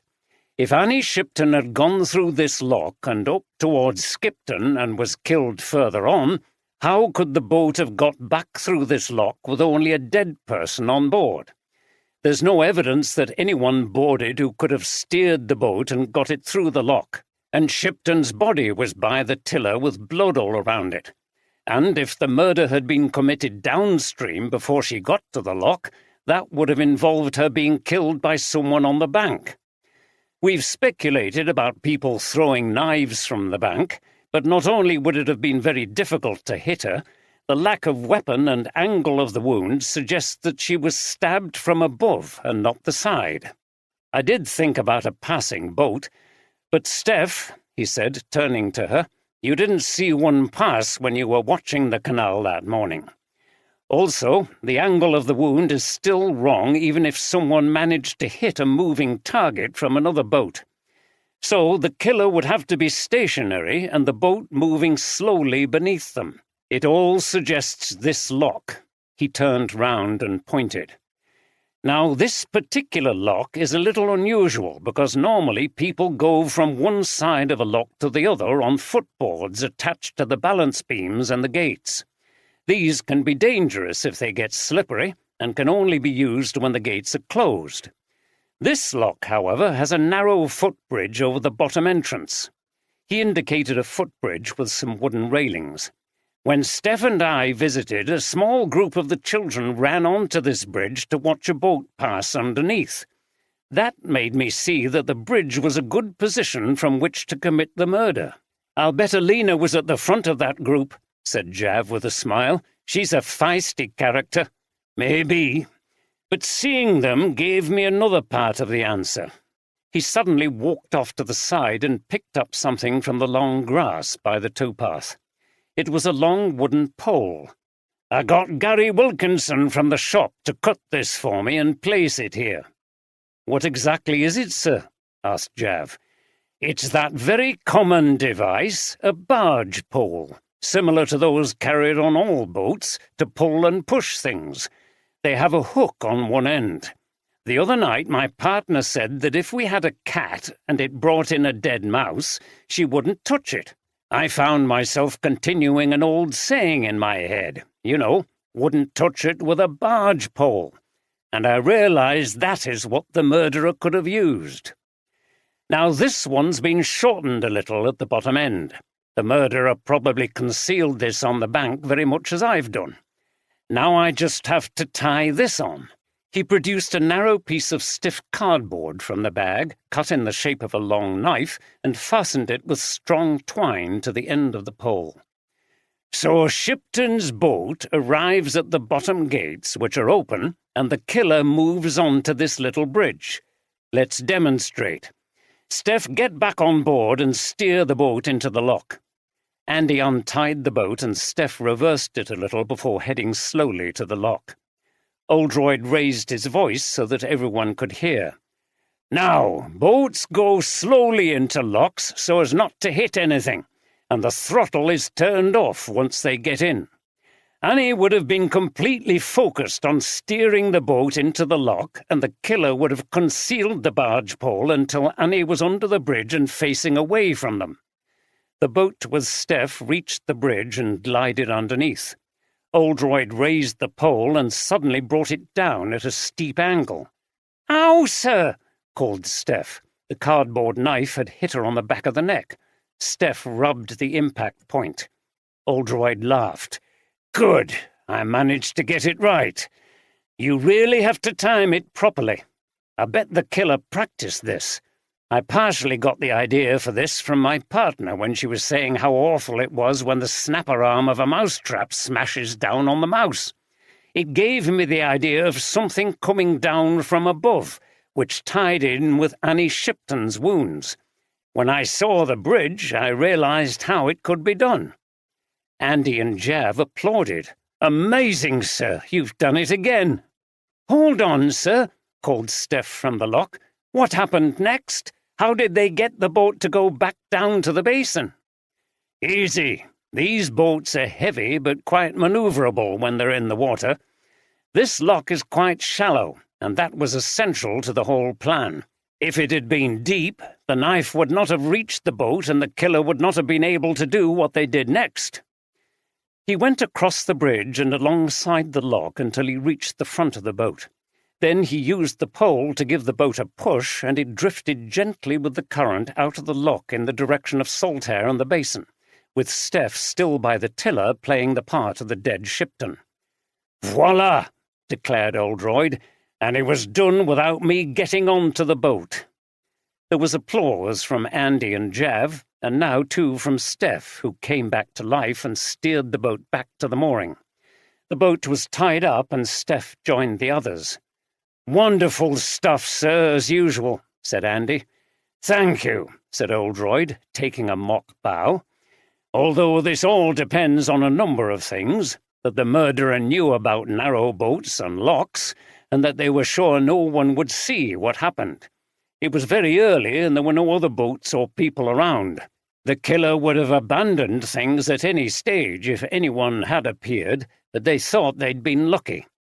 It now appears that someone did see them, but they must have been concealed, and that person was Bert Marshall." "Anything else, sir?" asked Jav.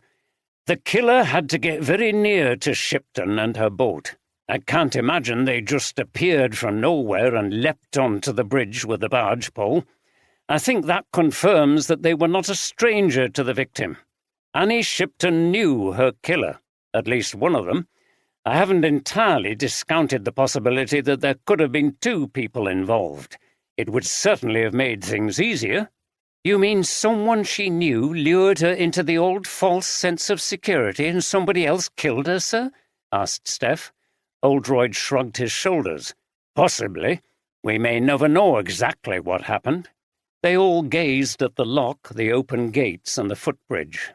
"If we know the how, that still leaves us with the questions of who and why, doesn't it, sir?" said Jav. "It does. As we suspected from the beginning, it's clearly someone with knowledge about boats and canals, but that still leaves a lot of possibilities. We have the method, but we do not yet have a clear suspect." 5. Lucy Banks, mother of 3, her husband John was lost at sea. How will you live, my Lucy dear? How will your children grow? Lucy Banks, down our lane, left alone in the pouring rain. How will you live, my Lucy dear? How will your children grow? From Lucy Banks, performed by Rowan, copyright 1995, lyrics by Bridget Foster, music by Bob Anderson. Ben Shipton rented a small terraced house in Oakworth, near the iconic Yorkshire village of Haworth, home of the Bronte sisters in the early 19th century and site of the station used in the famous film The Railway Children. Since his split with Annie, he had lived there rather frugally, working part-time giving guitar lessons. Like all the members of Rowan, and unlike many of the popular rock bands of the time, he had not made much money out of his folk group career. He and Brittany spent the weekend relaxing. They felt exhausted after their ordeal in Saltaire. On Monday they decided to go for a walk and followed a path that took them along old lanes, over stiles and by the dark millstone grit walls that crisscrossed the green fields. The lower fields contained cows contentedly grazing. As they got higher, the cows were replaced by sheep. It was a dry, breezy day, with white, fleecy clouds moving across the blue sky. Brittany was enjoying the fresh air and the views. "I must say it's good to be back in Yorkshire and to see these wide landscapes," she said, gesturing with her arms. "Yes," replied her father, who had been brought up in Leeds and still found it rejuvenating to escape into the country. "I spent a lot of time touring when I was younger, but I always wanted to come back here to settle. So did your mum. She came from round here too." "I think Harry and I will move back over here eventually." Ben looked at her. "There is something else I need to tell you. The police brought it up when they questioned me yesterday." He paused and braced himself. "Your mother had affairs with women, including with Ros Collins from the Canal and River Trust. She must have told the police about it." Brittany turned wide-eyed to her father. "Dad, neither of you said anything about this before." "We decided not to." "Why? Did you think I would reject her or something? This is the 21st century, Dad. I don't judge people by their sexuality." "Neither do I. It was the fact that she was being unfaithful to me that was the problem, not her sexuality. We didn't want to tell you about her affairs. We thought it might upset you." "Well, I'm old enough to deal with that kind of thing now. It's really between you and Mum." She shook her head. "It's a bit of a shock to find this out when Mum's just been murdered." "I know. I'm sorry. I had to tell you now because the police might raise it at some point, and I didn't want you to hear about it from them." "It's all right." She put her hand on his arm. "Let's not allow this to come between us, especially on this lovely walk." The path took them through a muddy farmyard and up a steep climb along the edge of a wall. "Did our splitting up really upset you? I know we never much talked about it," Ben asked.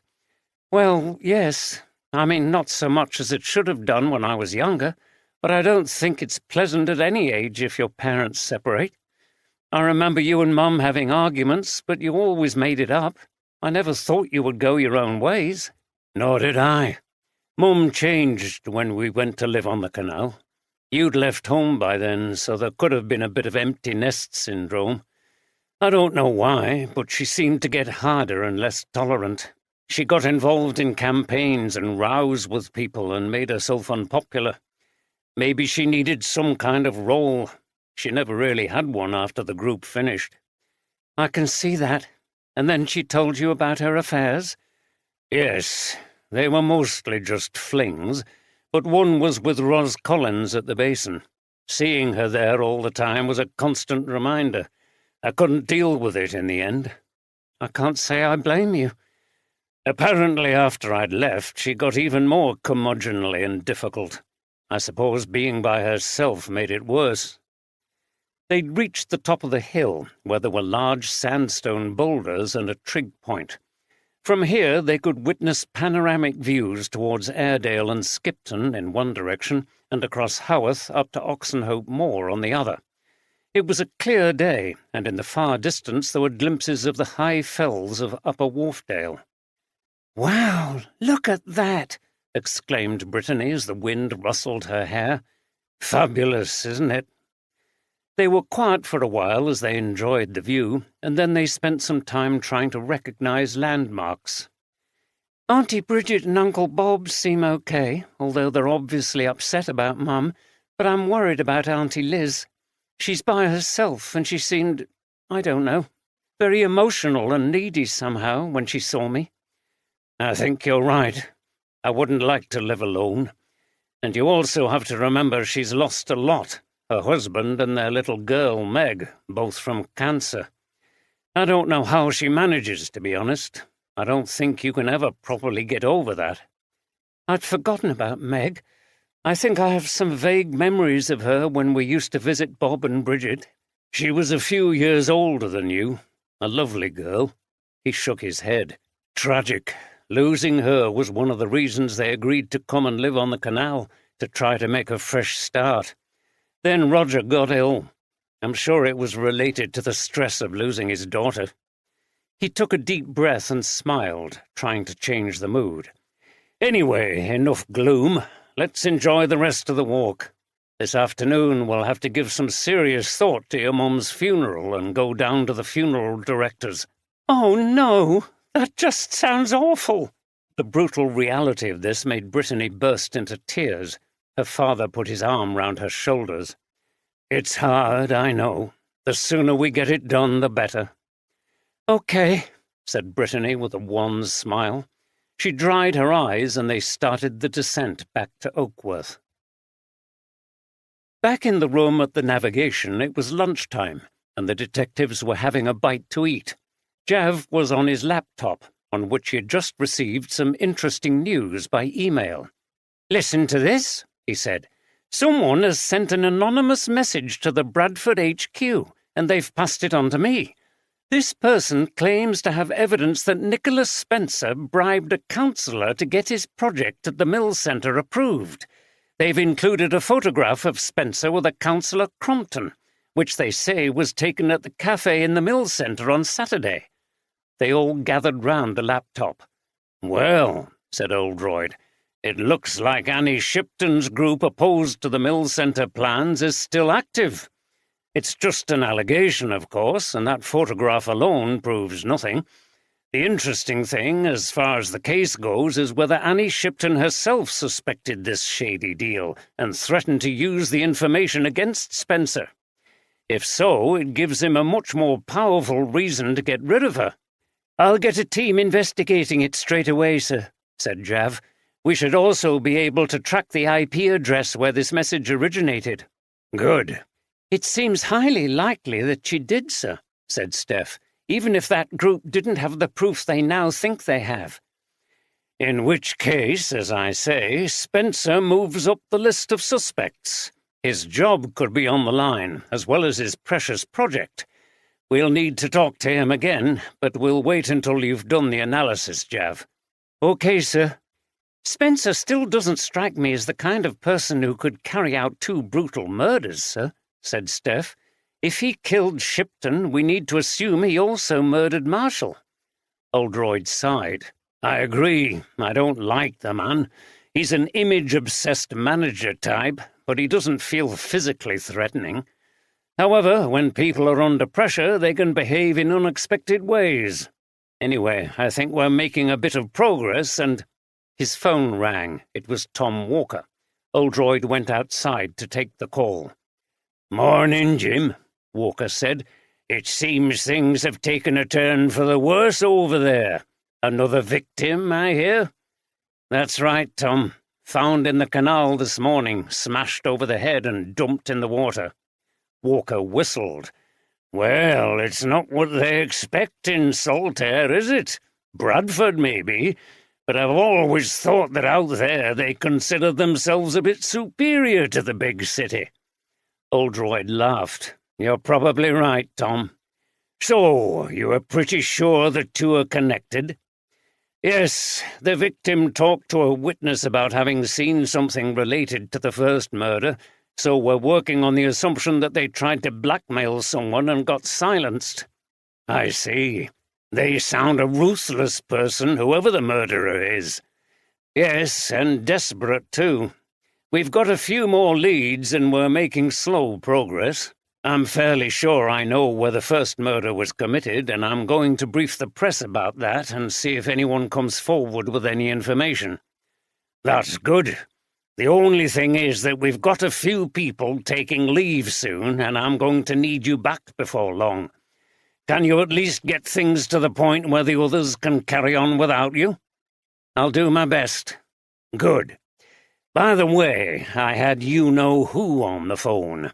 Said he'd seen you interviewed in Saltaire, and why was one of our Harrogate officers working for the Bradford people?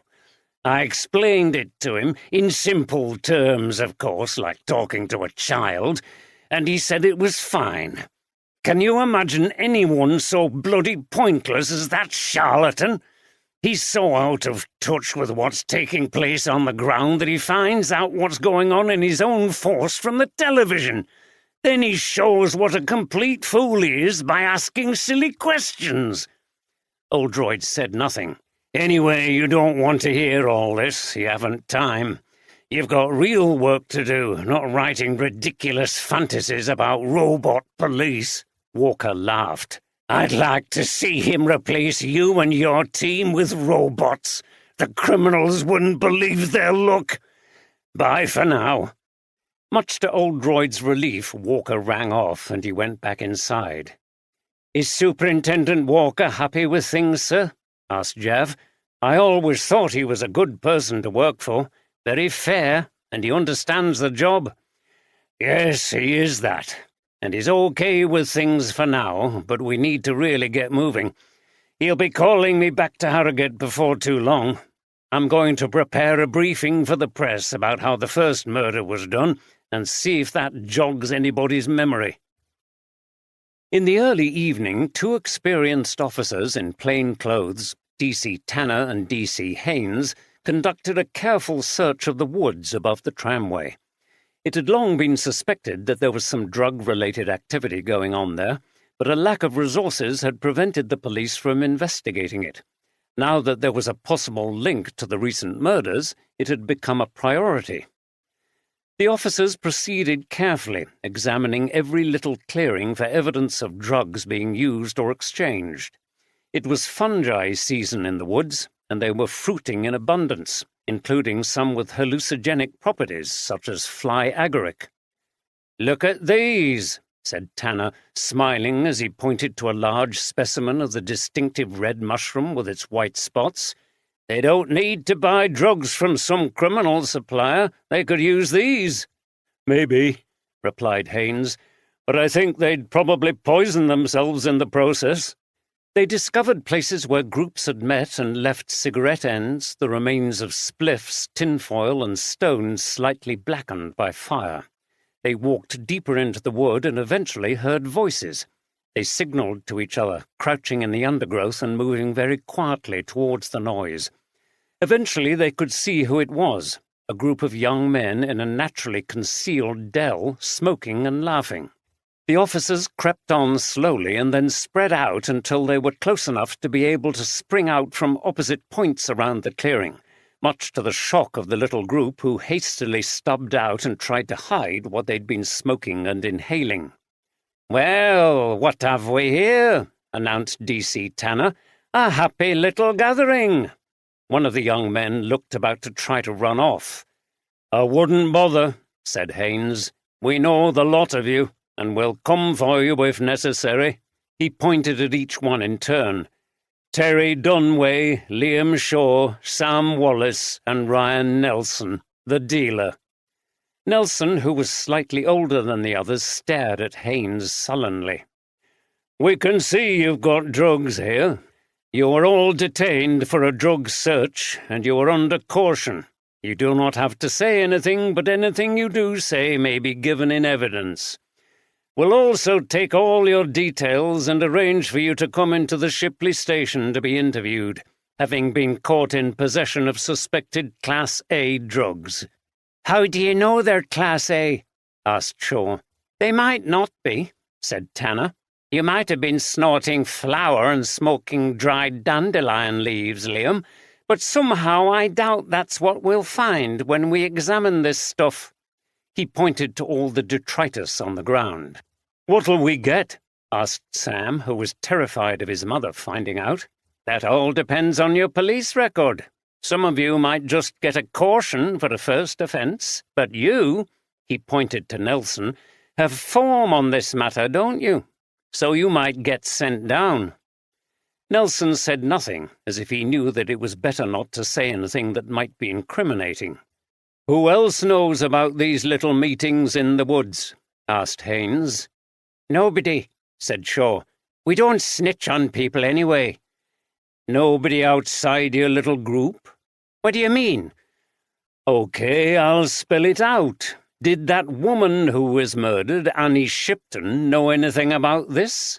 "That old woman on a boat? Why the hell would she know out about us?" Nelson looked at the others, who laughed at the very idea.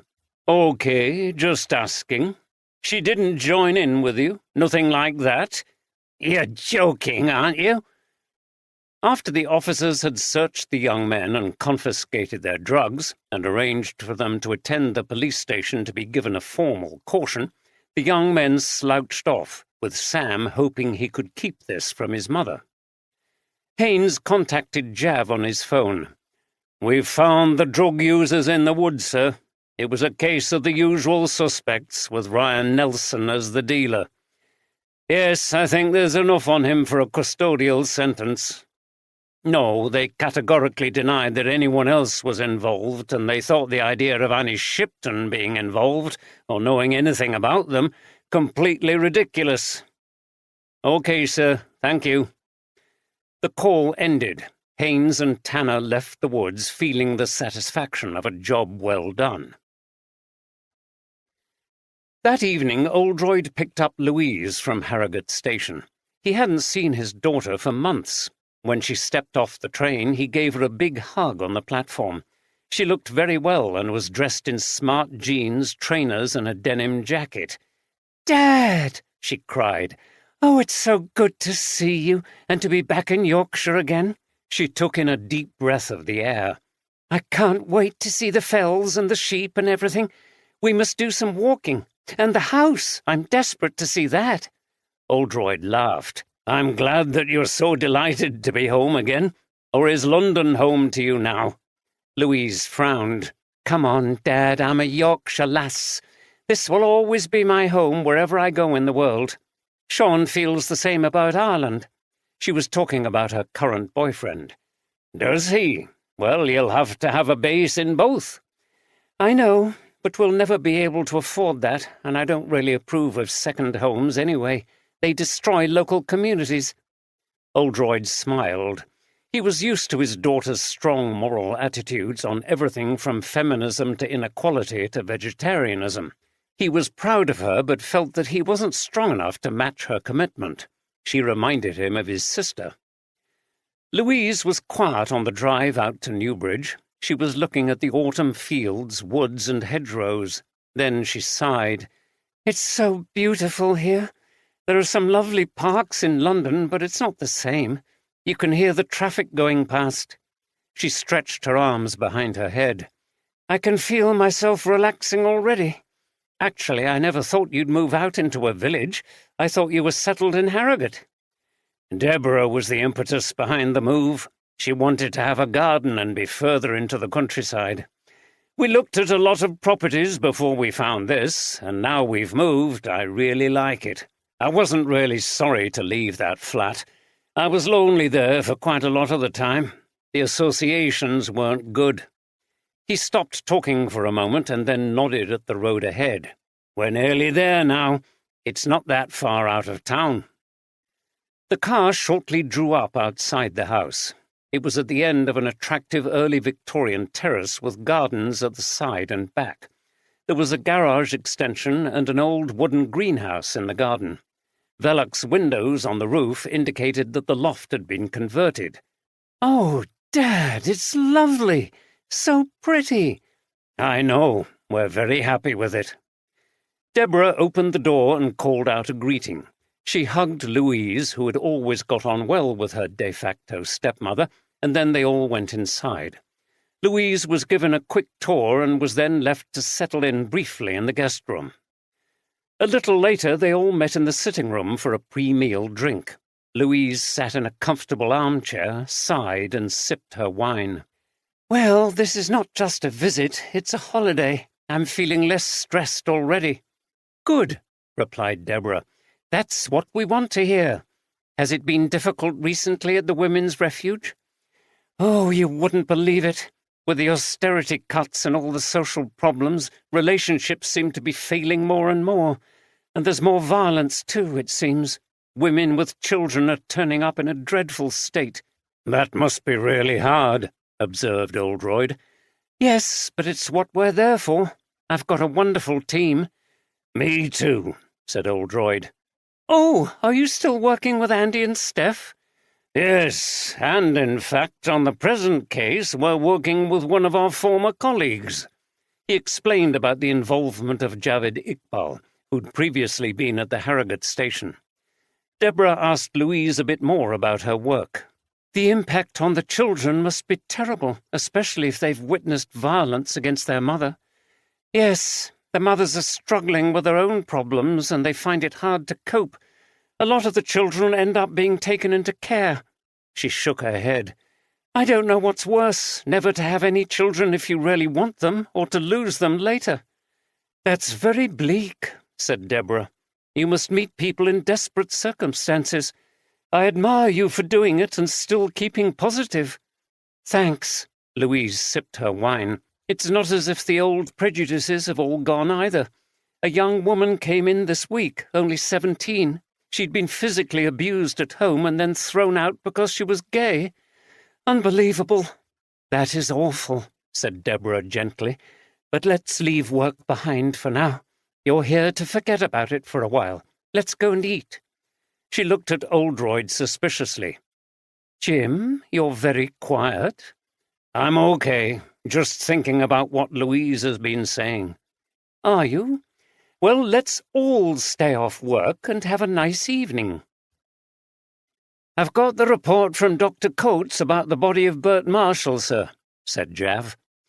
It was the next morning and the detectives were gathering in the navigation as Jav consulted his laptop. She confirms that the cause of death was drowning, but that he would have been unconscious when he went into the water due to the head wound, which was inflicted by something metallic. And apparently it left a pattern on his head, 2 square shapes. He shook his head. That's strange. It was a windlass, said Steph. You mean the thing we used to open and shut the sluice gates? Asked Andy. Yes, the square holes are for turning the metal cog, and the sluice gates come up or down depending on which way you turn it. I think Steph's right, said Oldroyd, nodding and smiling. But what we can conclude from that, I'm not sure. It suggests again that the killer is someone in the boating community, especially if the 2 killings are connected. On the other hand, those windlasses are all over the place on the canal, and especially in a basin and marina like this. Someone could have just picked one up that was lying around, and probably chucked it into the water afterwards, said Andy. Officers have conducted a search of Marshall's house, continued Jav. He lived alone in a small estate of council houses just outside the town.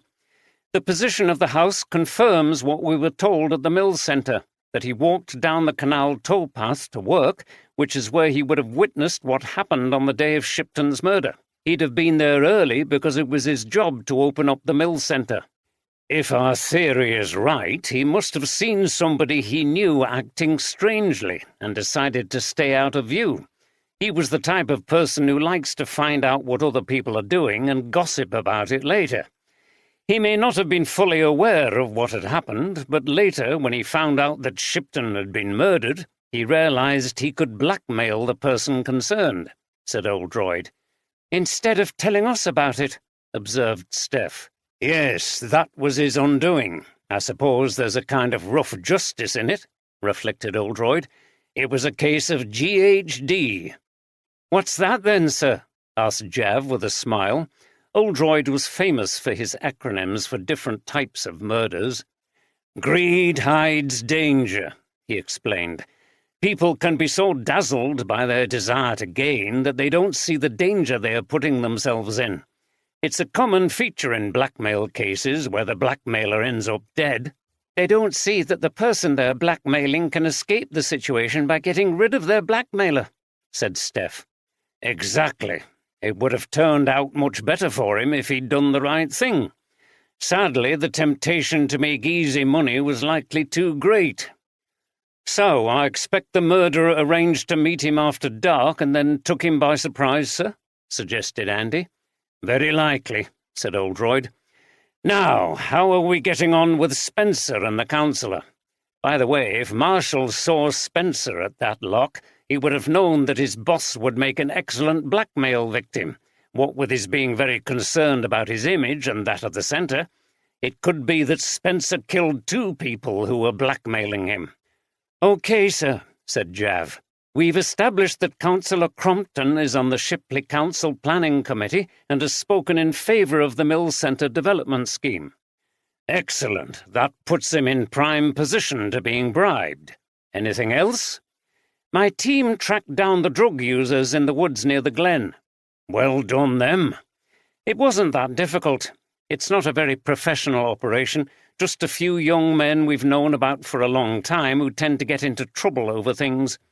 Interestingly, one of them was Sam Wallace, the cyclist who had the confrontation with Annie Shipton, so that appeared to be a promising link. However, they were all adamant that she knew nothing about it. My DC said they found the whole idea ridiculous, so I think we'll have to abandon that as a motive for Wallace or anyone else. OK for now, said Oldroyd. So, Andy and Jav, get on to this Councillor Crompton, and Steph and I will make another visit to Mr. Nicholas Spencer. It's not looking good for him. How are you doing? Laura Ward popped into the bedroom on the narrowboat to see how Darren was feeling. He was still in bed, and if he didn't improve soon, she planned to call the doctor. Just the same, he managed to say in a croaky voice. She had a good look at him and took his temperature. It was slightly high. Drink some water. Do you fancy anything to eat? Darren sat up and drank from a glass of water, then slumped back down. No, thanks. She stayed in the room. She was anxious and wanted to talk despite him not feeling well. Darren, what do you think's going to happen next on this canal? He answered without moving. What do you mean? 2 people murdered. It makes me feel uneasy. There was a pause. It was an effort for him to reply. Everyone feels the same, don't they? I don't know. I like it here in lots of ways, but I've never felt that we really belong. Too many stuck-up types. That bloke who was found in the water, Bert Marshall, he was working class too. Maybe someone's decided to get rid of people like us. They could have read that blog and heard that I had a go at Annie Shipton. Darren turned over.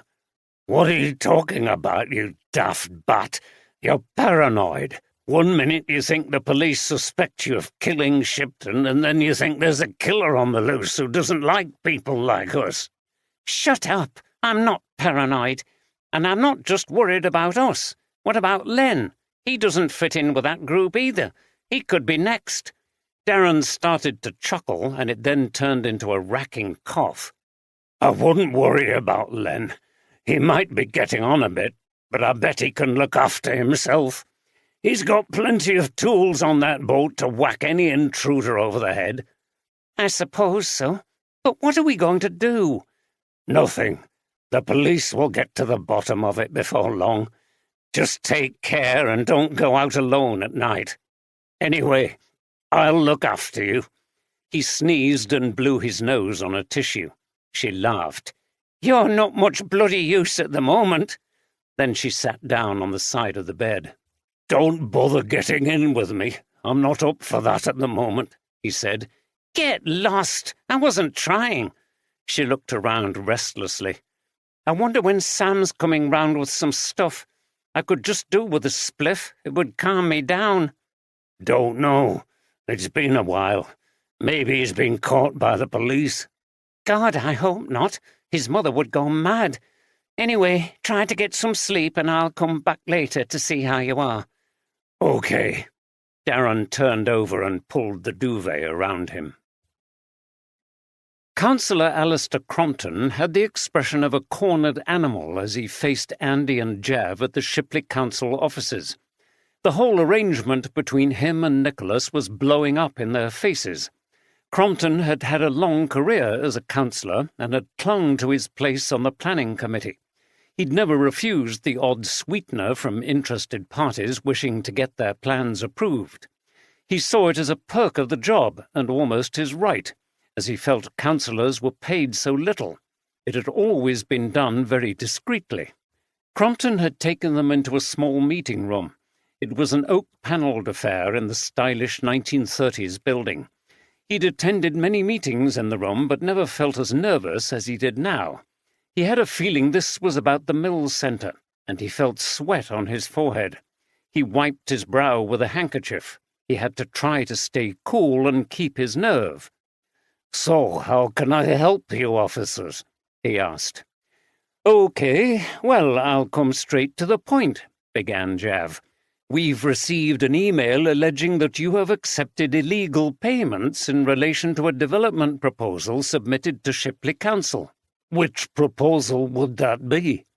"The extensions to the Mills Centre at Saltaire.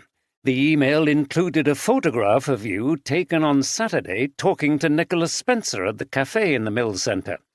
Mr. Spencer appears very keen for this scheme to go ahead. The person who submitted this photograph claims to have overheard you talking about the illegal payment at that meeting." Crompton attempted a derisive laugh, which didn't sound very convincing. "Well, it's all rubbish, Inspector. Yes, I know Nicholas Spencer, and being on the planning committee, I naturally know about the Mills Centre scheme. But I can assure you that nothing illegal has happened. I was indeed at the Mills Centre on Saturday. Mr. Spencer invited me to the opening of a display about the scheme. It's very impressive, and I can tell you in confidence that I am inclined to vote for it. So Mr. Spencer does not need to bribe me to get my support." "Does he know you're in favour of the scheme?" "Not explicitly. We try to remain as objective as possible on issues like this, but I'm sure he's worked out my attitude from the favourable comments I've made about the proposals. Again, between you and me, I think the extension and the new facilities which come with it will be excellent for the Mills Centre and for the area." He was trying to put on a smooth performance, but Andy detected an underlying uncertainty. "You're aware," Andy said, "that not everyone in the area takes the same view, and that there is a group opposed to these plans." "Yes, and I suspect that this so-called information came from one of them. Mr. Spencer told me he thought they'd do anything to stop the plans becoming reality. That seems to extend to spying on people." "Did you know that the leader of that group was Annie Shipton, the woman who was murdered on the canal?" "Mr. Spencer has mentioned her a few times, but I'm not sure what that has to do with these allegations." Jav looked straight at Crompton. "If Annie Shipton suspected there were illegal arrangements between parties like yourself and Spencer, she could have attempted to use this to blackmail you, and blackmail can lead to murder." Crompton shook his head. "I see. So it's a lot more serious than bribery. I can only assure you again, Inspector, that no money has swapped hands. As for Nicholas and I being involved in murder, that really is preposterous."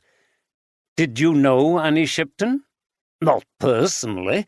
I know she led the campaign against the Mills Centre plans. She was very vociferous about their opposition. In my view, they're just a bunch of NIMBYs trying to stop any changes to their patch. The extension will benefit the area. If it brings in more tourists, that's good. We need that economic stimulus." Andy gave him a wry smile. Maybe other people like yourself will also benefit, he thought. The problem was they had no proof of anything. "What did Mr. Spencer say about Annie Shipton?" he asked. Crompton shrugged. "Not much. He obviously didn't approve of her, as she was the ringleader of the opposition, but he never said anything threatening about her." "Do you know a man called Bert Marshall?" asked Jav. "Never heard of him." "He was a caretaker at the Mills Centre, and he was murdered over the weekend." "Good God! Another murder?" "Yes, we believe he knew something about the murder of Annie Shipton, and that's why he was silenced." "Well, I've never heard of this man." Andy and Jav looked at Crompton suspiciously, but could not take this much further at the moment. Much to Crompton's relief, they brought the interview to an end, informing him that he would be asked to make a statement and that if any further evidence of corruption emerged, the police would take action. "What did you think of that?" asked Jav when they were walking back to the basin. "I think Crompton and Spencer are probably as guilty as hell in terms of the bribery, but we can't prove it, especially if no money has yet exchanged hands," said Andy. "From what we know, Spencer is so desperate to get his scheme through that he'd do anything."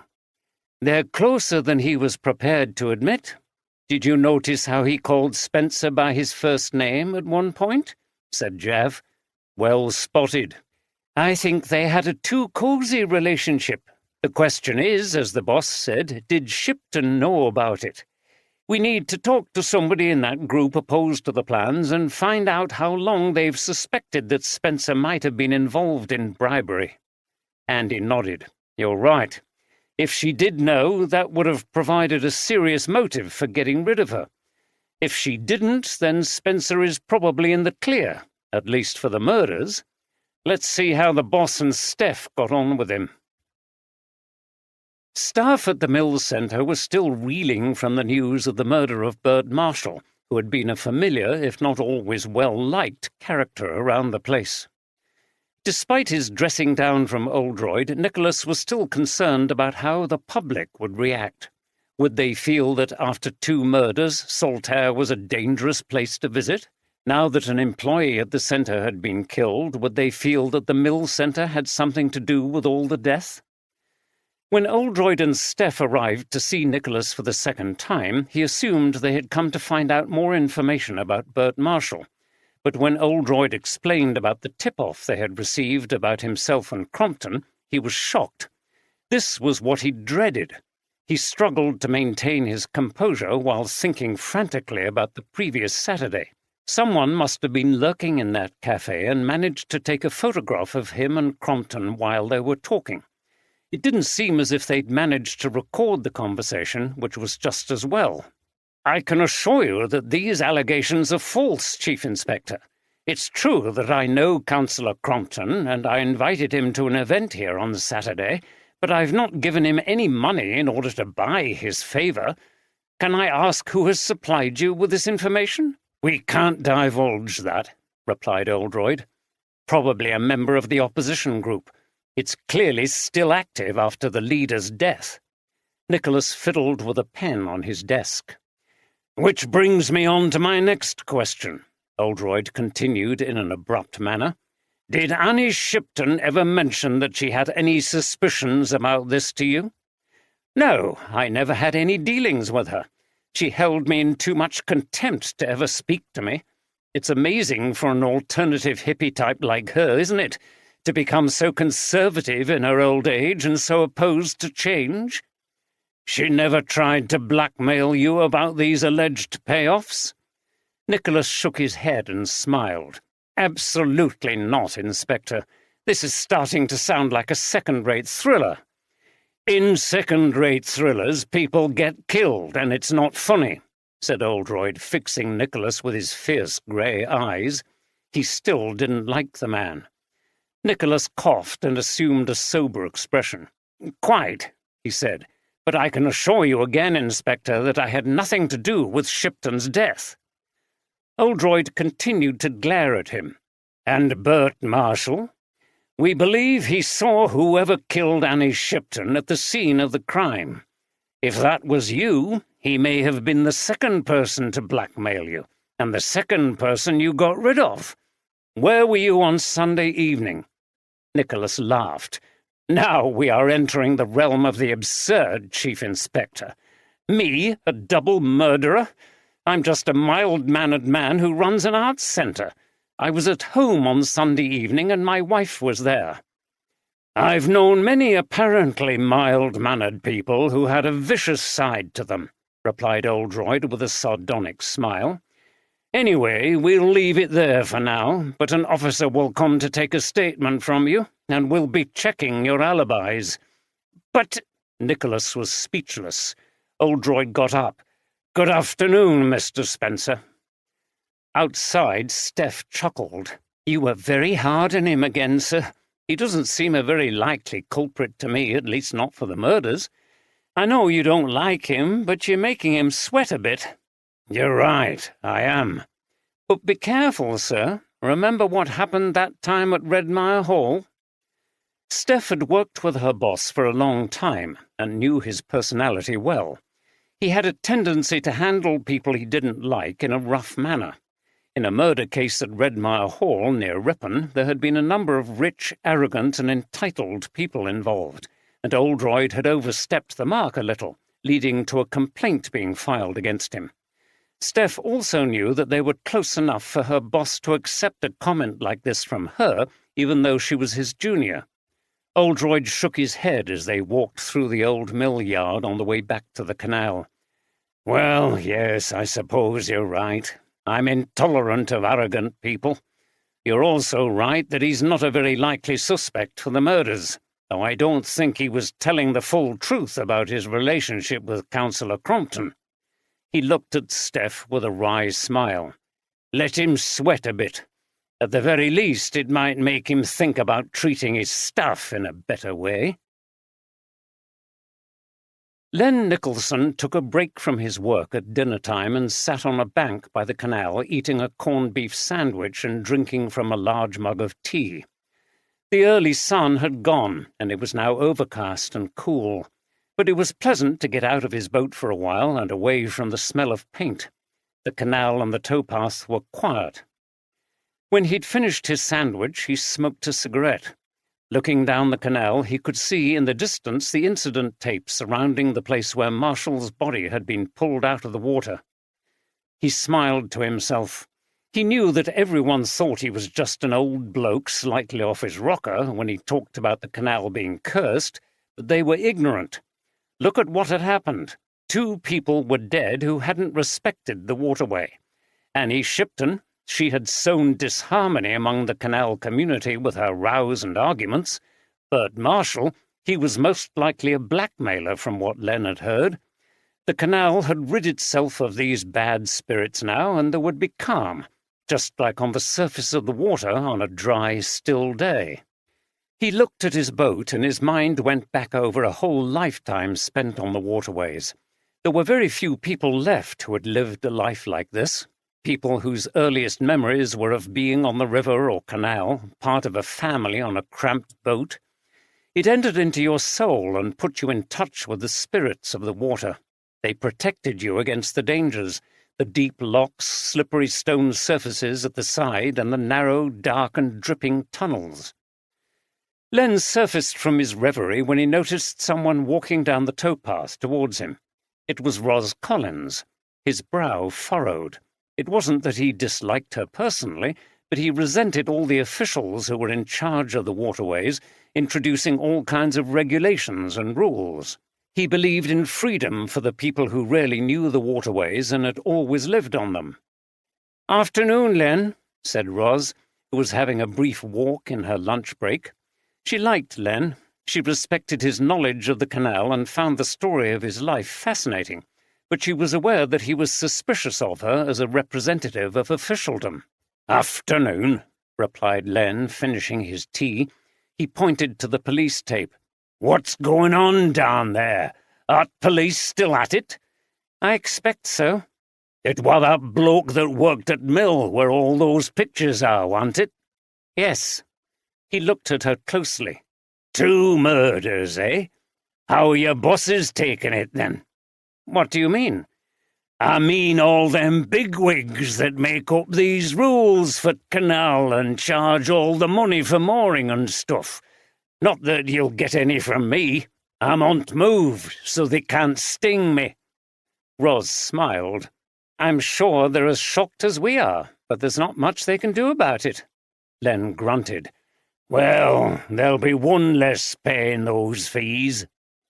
Ros humoured his curmudgeonly attitude. There was no point arguing or remonstrating with him. "That's true, but I'm sure that someone will soon replace Annie Shipton. We all hope that what's happened doesn't stop people from visiting the canal." Len grunted again. There's too many folk walking and running round now and riding bikes up and down towpath. They get into way. One of them runners nearly bashed into me t'other morning. It'll end up with somebody getting knocked into twatter. But, Len, we couldn't survive without all these people. The canal's different now, you know that. It's not used much for industrial things anymore, but for leisure. Without that, we wouldn't have any money to maintain it. It would go back to the 1960s when canals were being shut down and concreted over. Len grunted for the third time. Ah, well, he muttered, but he knew that she was right. Ros looked up into the cloudy sky.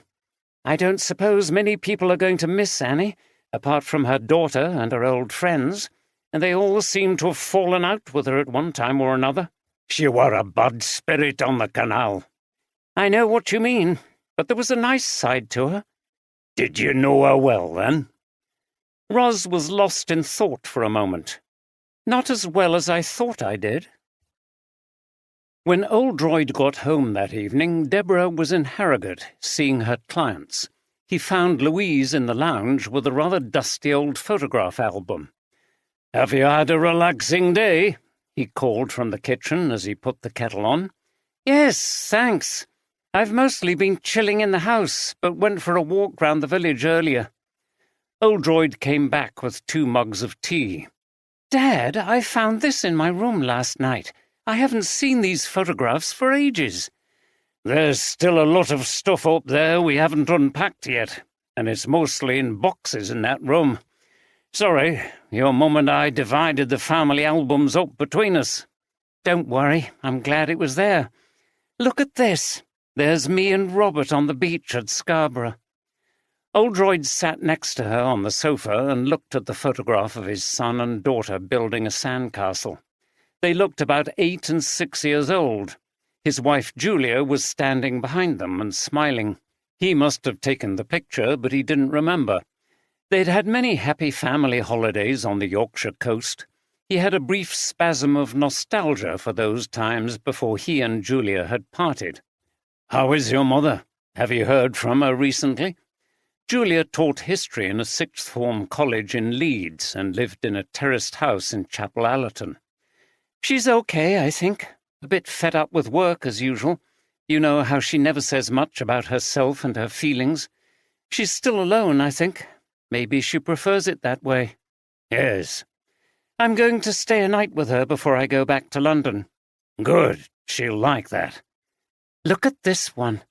Louise pointed to another picture. Here someone had taken a shot of all 4 of them in a restaurant somewhere. Louise and Robert were older. That was your birthday. Were you 13? We're in Dolce Vita in Harrogate. I know, I remember it. Look at Robert there. He's starting to look like you, but you can't see it in the earlier photo. Robert lived in Birmingham with his partner and their daughter. Oldroyd always regretted not seeing more of them. Robert seemed to have been more deeply affected by his parents splitting up than Louise. He looked closely at the photo. Yes, but actually I thought Robert always looked a bit like me when he was a baby. Did you? I can't really see it.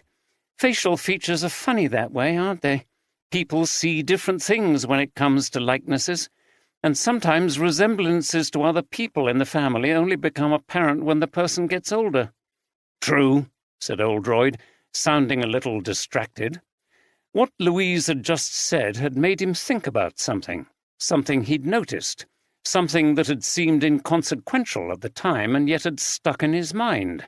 What was it? Anyway, Dad, let's get the tea on. I'm going to make some Mexican bean burritos with guacamole. You can come and do some chopping. There's going to be lots of delicious veg in them. Oldroyd smiled. It sounds great, but while we're talking about families, I sometimes wonder what my granddad would have thought about eating burritos and guacamole.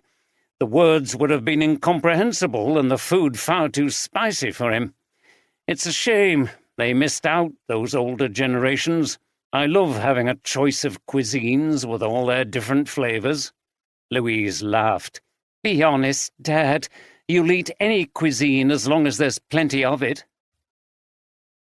I don't believe this! What a bloody mess! You absolute idiot! Samantha Spencer sat in the sitting room of their house, looking daggers at her husband while shouting at him. Nicholas seemed completely cowed. He was desperate and had decided to tell his wife everything about his relationship with Councillor Crompton and how the police suspected them.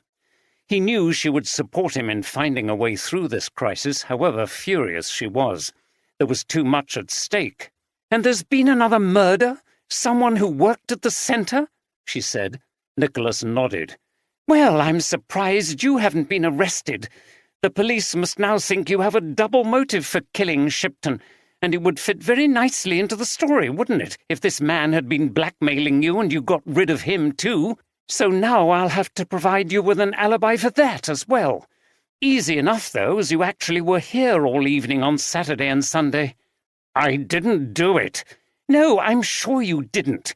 I don't think you've got the guts to kill someone. But it doesn't look good, does it? And you have been trying to bribe a councillor.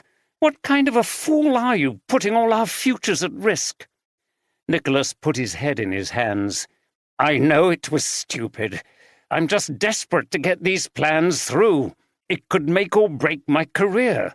If it's a success, it could see me up to move on to something bigger. Maybe a big arts organisation in London." "You won't be running a big arts organisation in London from prison, will you?" Nicholas frowned. "Look, although Crompton and I talked about it, nothing was ever actually done. No money changed hands. The police have no proof, and we've both denied it. Everything should just die down when they've solved these murders." "That's assuming that none of this leaks. If Shipton's group Save Solitaire have got wind of this, they'll use it against you regardless of what the police do." Nicholas shook his head and tried to reassure her. He knew he didn't sound convincing. "I don't think so. Getting rid of me wouldn't stop the scheme, would it? And they don't have any real evidence. As I said, it's just a photograph of me and Crompton in the cafe, and what does that show? He was there to attend the opening of the display on my invitation, and then we went for a drink. It was all above board." Samantha remained rigid, her arms folded. "If it does all come out, I hope the trustees of the centre take the same view and support you. It's not exactly good publicity, is it? The centre director accused of bribery and under suspicion for a double murder?" Nicholas shuddered at the stark description of his plight. "I'm going to have a word with the chair, Malcolm Givens, before anything is made public. I'll explain everything. I know he'll support me. He's behind the scheme and he hates that protest group. I can present it positively as me taking a hit for the centre if it comes to it." She glared at him. "Well, I hope you're right, because I'll never forgive you if we lose everything because of your stupidity. I never thought you would put your career before your family. That's not fair, Sam." "Isn't it? What else am I supposed to think? You're so keen to get ahead that you're prepared to break the law and possibly ruin everything." There were tears in her eyes.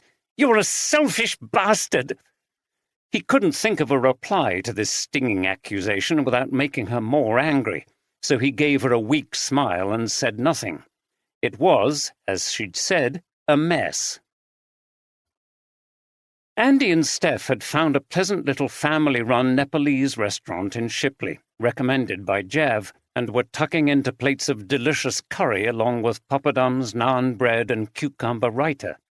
"I was ready for this," said Andy. "It's been a long day."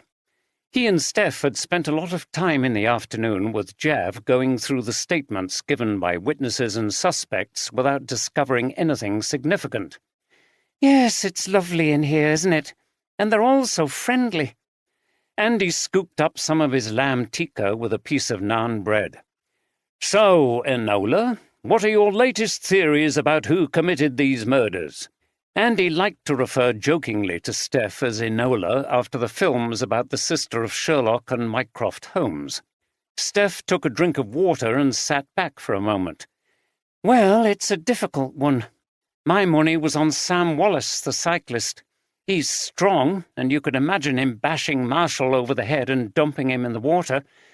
But after the boss demonstrated how the first murder was committed, I can't see Wallace planning it in such detail and making a murder weapon like that, unless he had an accomplice.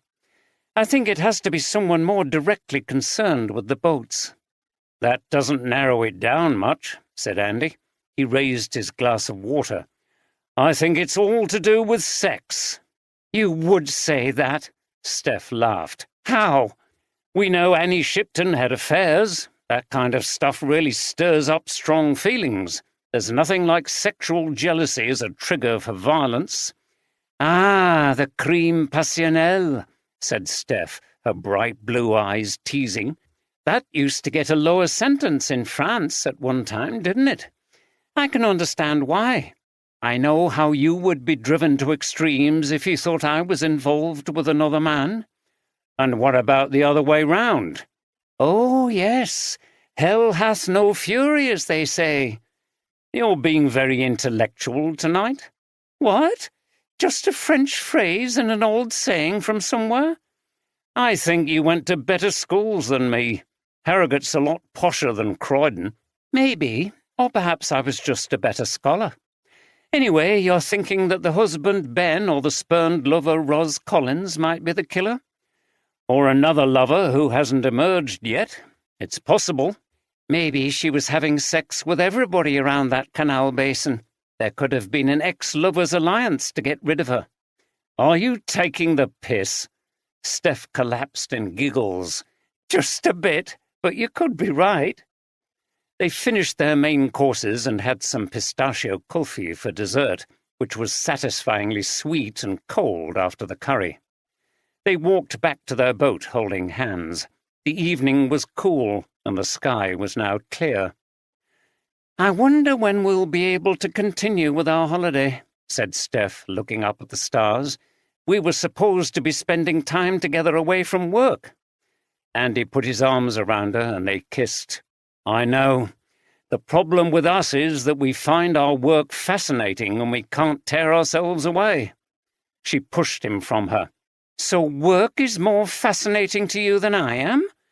"Not really, but it behaves itself and doesn't give feisty answers all the time." He ran off up the towpath and she pursued him, laughing. Jav was in the sitting room with Nadia, half watching a news broadcast. The girls were in bed. "I've heard all this already. You can watch too much news. It gets depressing," said Nadia. "Tell me about your day. How are you getting on with the great Detective Chief Inspector Oldroyd?" Jav smiled. "You remember those days in Harrogate, don't you? How much I hero-worshipped him. We all did, and to be honest, we still do. Yesterday he demonstrated to us how the murder could have been committed by someone without them getting onto the boat. I think only his mind could have worked that out." He explained what Oldroyd had done at the lock. "That's amazing. And that was the same lock that Alina visited on her trip?" "Yes. He and Steph saw them. DCI Oldroyd said that seeing some of the kids standing on the little bridge and pretending to fire guns at the boat passing underneath gave him the idea that the victim could have been attacked from there." Nadia laughed. "If those kids only knew they'd helped to solve a murder mystery, they'd remember it for the rest of their lives." "I know. Maybe if this works out for the best, we can tell them." Anne Hopkins said Alina was absolutely full of it. She told everyone they'd all seen a famous detective who worked with her father. Anne got them to do a diagram of how the lock worked, and Alina also drew a picture. Look." She got up and fetched the drawing from the table. It was a clear picture of the lock with a very colourful boat going through. Her classmates were standing in a line and waving to the people on the boat. In the background, the detectives were watching. Steph was recognizable with her blonde hair, and Oldroyd was wearing a jacket that said Chief Inspector on it. At the bottom was written, "My class and two famous detectives looking for evidence. They work with my dad at solving murders." "That's brilliant," said a proud Jav. "She doesn't get all her spellings right, but she's having a go at difficult words." "I know. What's this, though?" asked Nadia, pointing to another boat at the edge of the picture that was coloured black. A man with a beard was standing by the tiller and waving his arms. Black smoke was billowing out of the chimney. "Oh, that must be Len Nicholson. He's a big guy with a massive beard. He makes a living painting boats, making signs and stuff like that. The boat's filthy and smoke comes out of the chimney on top, just like she's drawn. It's very good. I can recognize everything in the picture. It's just the kind of thing that kids find fascinating and scary." "Ah, that's right. She mentioned an old man with a beard who shouted at them and they ran off. It must have been him." "Yes," replied Jav, and considered this for a moment. They hadn't pursued Len Nicholson as a suspect because there didn't appear to be a motive, but he was well positioned to have followed Annie Shipton from his boat that morning. He would have seen her pass, and he was also very experienced in all aspects of boating. He could be worth investigating more thoroughly. In the kitchen of her dad's terraced house in Oakworth, Brittany was speaking to her husband, Harry, at their home in Oldham and explaining what had happened in more detail. "All Mum's friends are in a state. Auntie Liz, Auntie Bridget and Uncle Bob, but at least they all seemed really pleased to see me." "Well, you're the only child that group had who survived. It was very tragic about Liz's child. You're like the daughter to all of them, the daughter of Rowan." She laughed. "It sounds like the title of an old ballad, like the ones they used to sing in the band. But I suppose you're right. They've always made a fuss of me. I feel terribly sad when I think that their retirement project on the canal has ended up like this." "I can understand it. Are the media making a nuisance of themselves?" "Not really. There's a good team of detectives handling the case, and the chief inspector in charge is very experienced in dealing with reporters. He told us all not to speak to them because they have a tendency to twist things and interfere with the investigation." "He's right about that. I think I saw him on one of the bulletins. How's your dad?" "He's managing. It's a shock. I know they were separated, but I think he still had feelings for Mum. The problem was she just seemed to get more difficult the older she got." "She was never that easy, was she? Though I think she liked me." "She did. She took to you straight away. You were lucky." "I know. Anyway, any idea when you'll be back?" "Hopefully sometime on Thursday. The school have been very good, but I would like to get back to work on Friday." "When's the funeral going to be?" "It won't be for another 2 weeks. It'll be near Shipley at Nabwood Crematorium." "Right. Let me know the date as soon as you can, and I'll arrange for the day off at work." Harry worked for the civil service in Manchester. "OK, go and be with your dad, and give me another ring tomorrow." "OK, love you. Bye." Brittany ended the call and went to see how her dad was doing in the living room. He was trying to watch a wildlife documentary, but finding it hard to concentrate. He yawned and rubbed his eyes when she entered the room. "How is he?" he asked. "OK. I know he wants me back as soon as possible. He doesn't like being by himself." "I can understand that. I got very lonely when I first came here. I'd never lived by myself before, but you get used to it." "You missed Mum?" "Yes, even though we couldn't live together anymore without arguing all the time." He took a deep breath. "And now I'm thinking a lot about what went wrong and whether it was my fault. I don't like to think of her spending the last years of her life as alone and angry as she seemed to be." "It wasn't your fault, Dad. Everybody had problems with Mum. I wonder if she ever really dealt with the fact that Rowan was over and you weren't performing anymore. Maybe she was depressed." Ben shook his head. "I wonder if any of us really got over it. It was an exciting thing to do, you know, and it's such a different life being on tour most of the time. And when it all stopped, it was like a ride at the fairground coming to an end. The thrills are over, and you have to get off. I think it was especially hard for your mum because she was the lead vocal, the main face of the group, like Maddie Pryor and Steel Eye Span." He laughed. "But you won't remember them. They were well before your time." Brittany thought for a moment. "Do you think that was why Mum was keen for you all to come and live together in the canal basin? That way you were all together again, and it was as if Rowan still existed. Well, I'd never thought of it that way, but you could be right. I don't know. She's gone now, and we can't talk about it with her." He looked at Brittany, and there were tears in his eyes. Brittany sat alongside him and gave him a hug. "Oh, Dad, I knew you still cared about Mum." Ben wiped his eyes with a tissue. "I did. I didn't want to leave. I just felt she was pushing me away somehow, but I don't know why."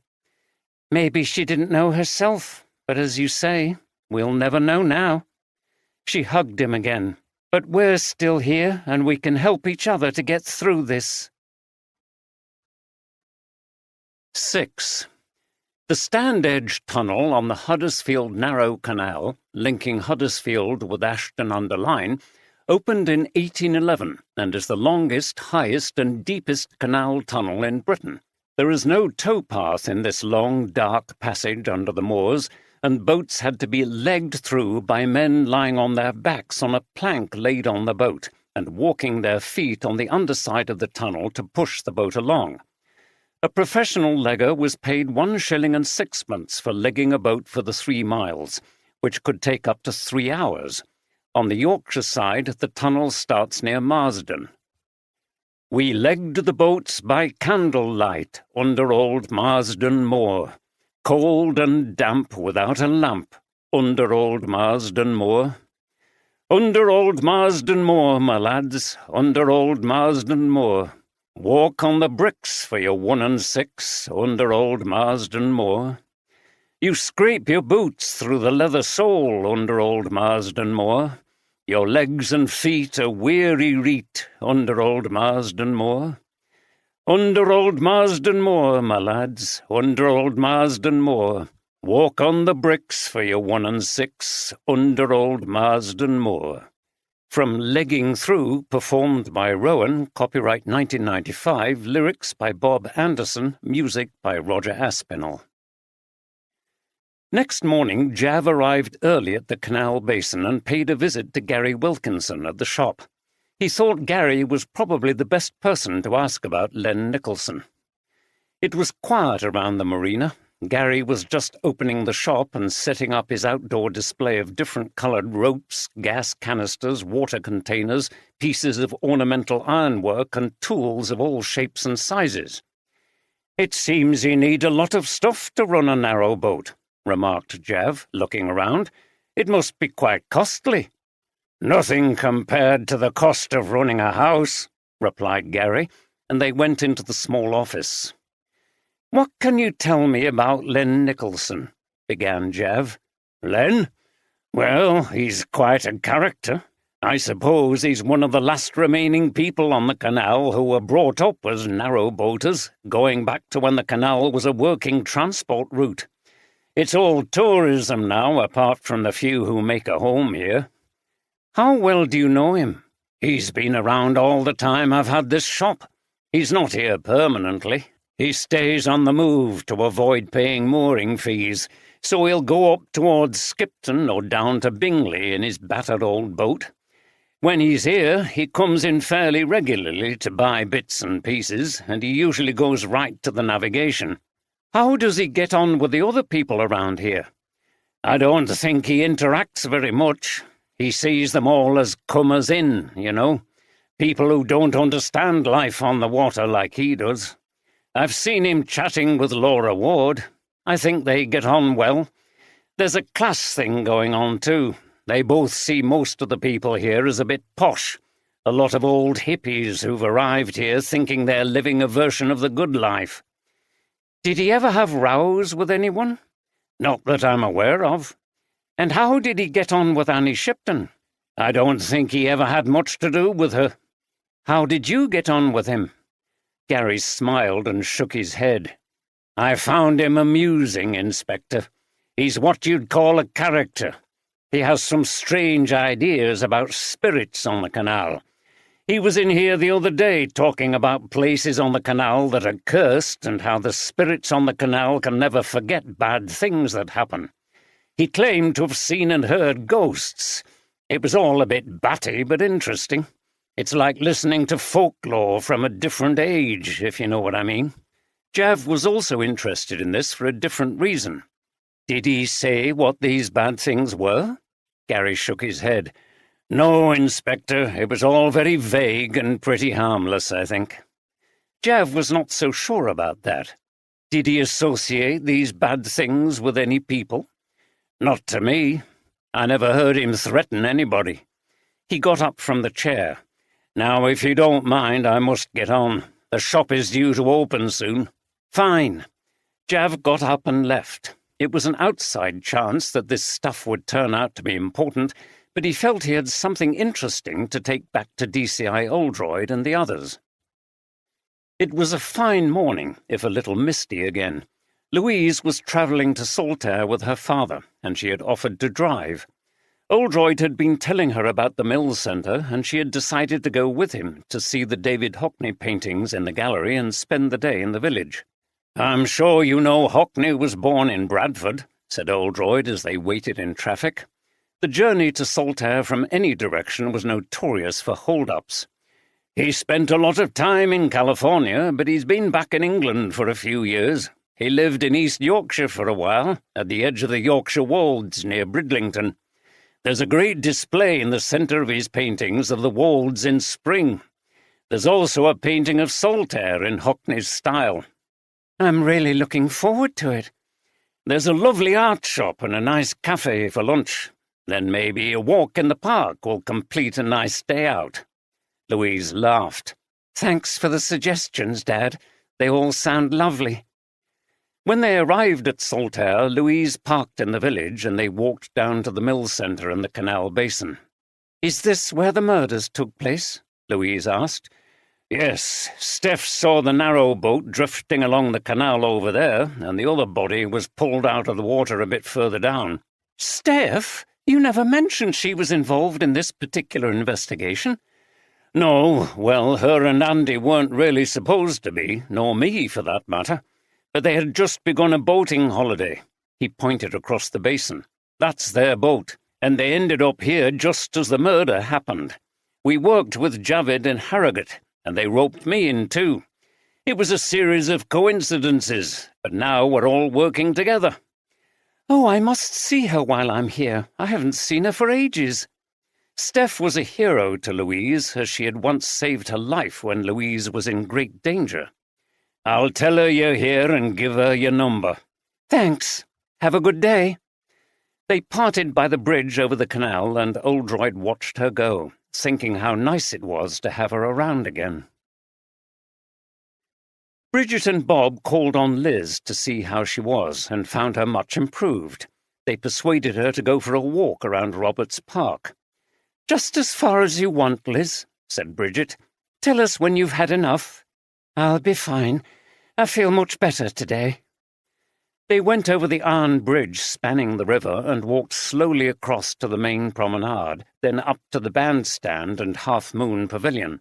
The borders were still colourful with late-flowering dahlias, cannas and spiky cordylines, though the flowers were steadily fading as autumn progressed. On this weekday September morning there were not many people around, just one or two dog walkers. Have you thought about what you might do now? Bridget asked Liz. What do you mean? Bob and I have been talking.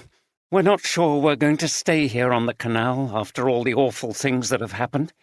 It won't be the same without Annie, and the whole place is, well, contaminated. I don't think I'll ever feel the same about it again. Where will you go? Bob answered. We might look for a flat somewhere in this area, maybe Skipton.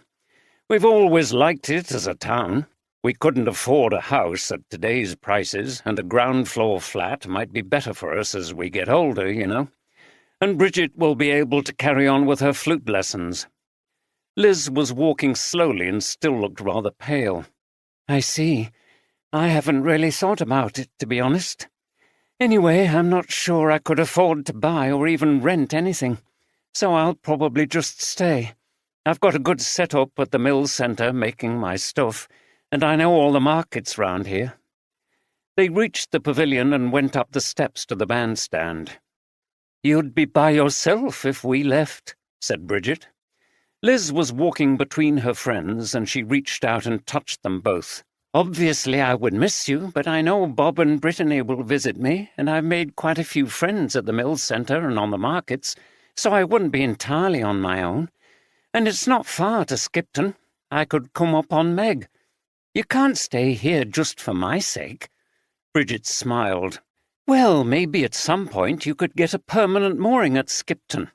The basin there where the Springs branch of the canal comes in is beautiful." Liz looked at Bridget. "You're really keen for us to be near each other, aren't you?" Bridget glanced at her partner, who moved across and put his arm round her shoulders.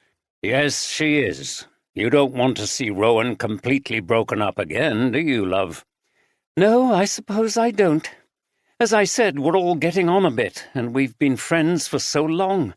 It's been nice to be together, even though we've had some difficulties with you losing Roger and Ben and Annie splitting up. Now, I don't think I can stay here, but there's only the three of us left unless Ben comes back. It just seems sad." "Well, if you choose a flat near here, that might solve the problem," said Liz. "Yes. Anyway, we haven't decided anything yet." They walked from the bandstand down to the river and along the path by the bank. It was near the spot from where there were boat trips in Victorian times, as illustrated in old postcards from that era. "I must say it's very pleasant here," said Bridget. "Maybe we won't move away after all." Bob laughed. "Let's forget about it for the time being. How about a coffee at the Mill Centre?" "Good idea," said Liz. "I'm feeling a bit tired now. It will be good to sit down." "So, I'm not sure about Len Nicholson, sir. He has some strange ideas. Gary thinks he's harmless, but I believe we should investigate him more thoroughly." Jav was finishing outlining his latest hunch to the others as they met at the navigation for the first time that day. "Well done, Jav," said Oldroyd. "He's clearly an eccentric who doesn't fit in well with the modern world. I imagine a lot of those ideas have been passed down to him from his parents and grandparents, whose lives were played out on the waterways. Tales about spirits on the water, ghosts and things like that. They'd be carried down the generations by people who respect the canals but also know the dangers." Steph took up the issue. "The question is, sir, as Jav said, is it all harmless, or are we dealing with someone who's deranged? If it's the latter, he could have decided that Annie Shipton was one of these bad spirits or whatever and decided to do her in. Bert Marshall could have been another. Len might see himself as a servant of the canal or something and think he's doing good work." Oldroyd was not convinced.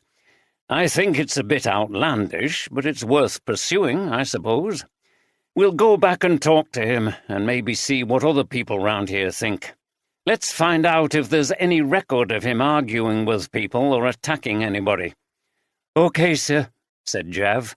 "Actually," continued Oldroyd, "I think Phil Cunliffe might be worth asking first. Publicans usually know all about people in an area, especially the unusual ones. I'll talk to him at lunchtime. It's a good reason for going into the bar." "Any excuse, sir," said Steph. "Sizing it up for the end of the day?" Oldroyd gave her a sly look. "Well, as it happens, perhaps. I meant to tell you, Louise is staying with us for a few days, and she drove me in today. She's going to see the exhibitions at the Mill Centre and then go walking, but she said she would like to see you again." "Oh, that's lovely. How is she doing?" "Very well. I'll send you her number, and maybe you could go over to the Mill Centre at lunchtime." "I'd love to." "OK." Oldroyd paused as they returned to business, and he gave one of his little pep talks. "We're still waiting for the breakthrough in this case, and until we get it, you all know what we have to do. Keep slogging on. No additional suspects have emerged since we identified the ones we have, so we need to go back to them again. I'm beginning to think that, as in many of these cases, the answer is going to lie in the past, in something quite deep or traumatic, and we haven't uncovered it yet.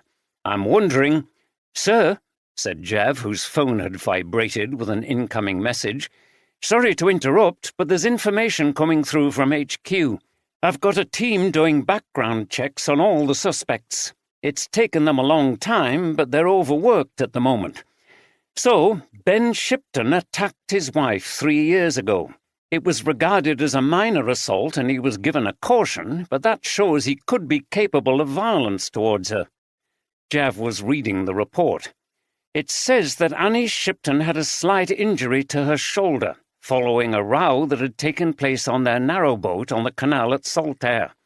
Her partner, Benjamin Shipton, admitted what he'd done and that he was intoxicated at the time. There was no previous history of violence. I imagine that was the point he left here, said Andy. Steph still looked disgusted.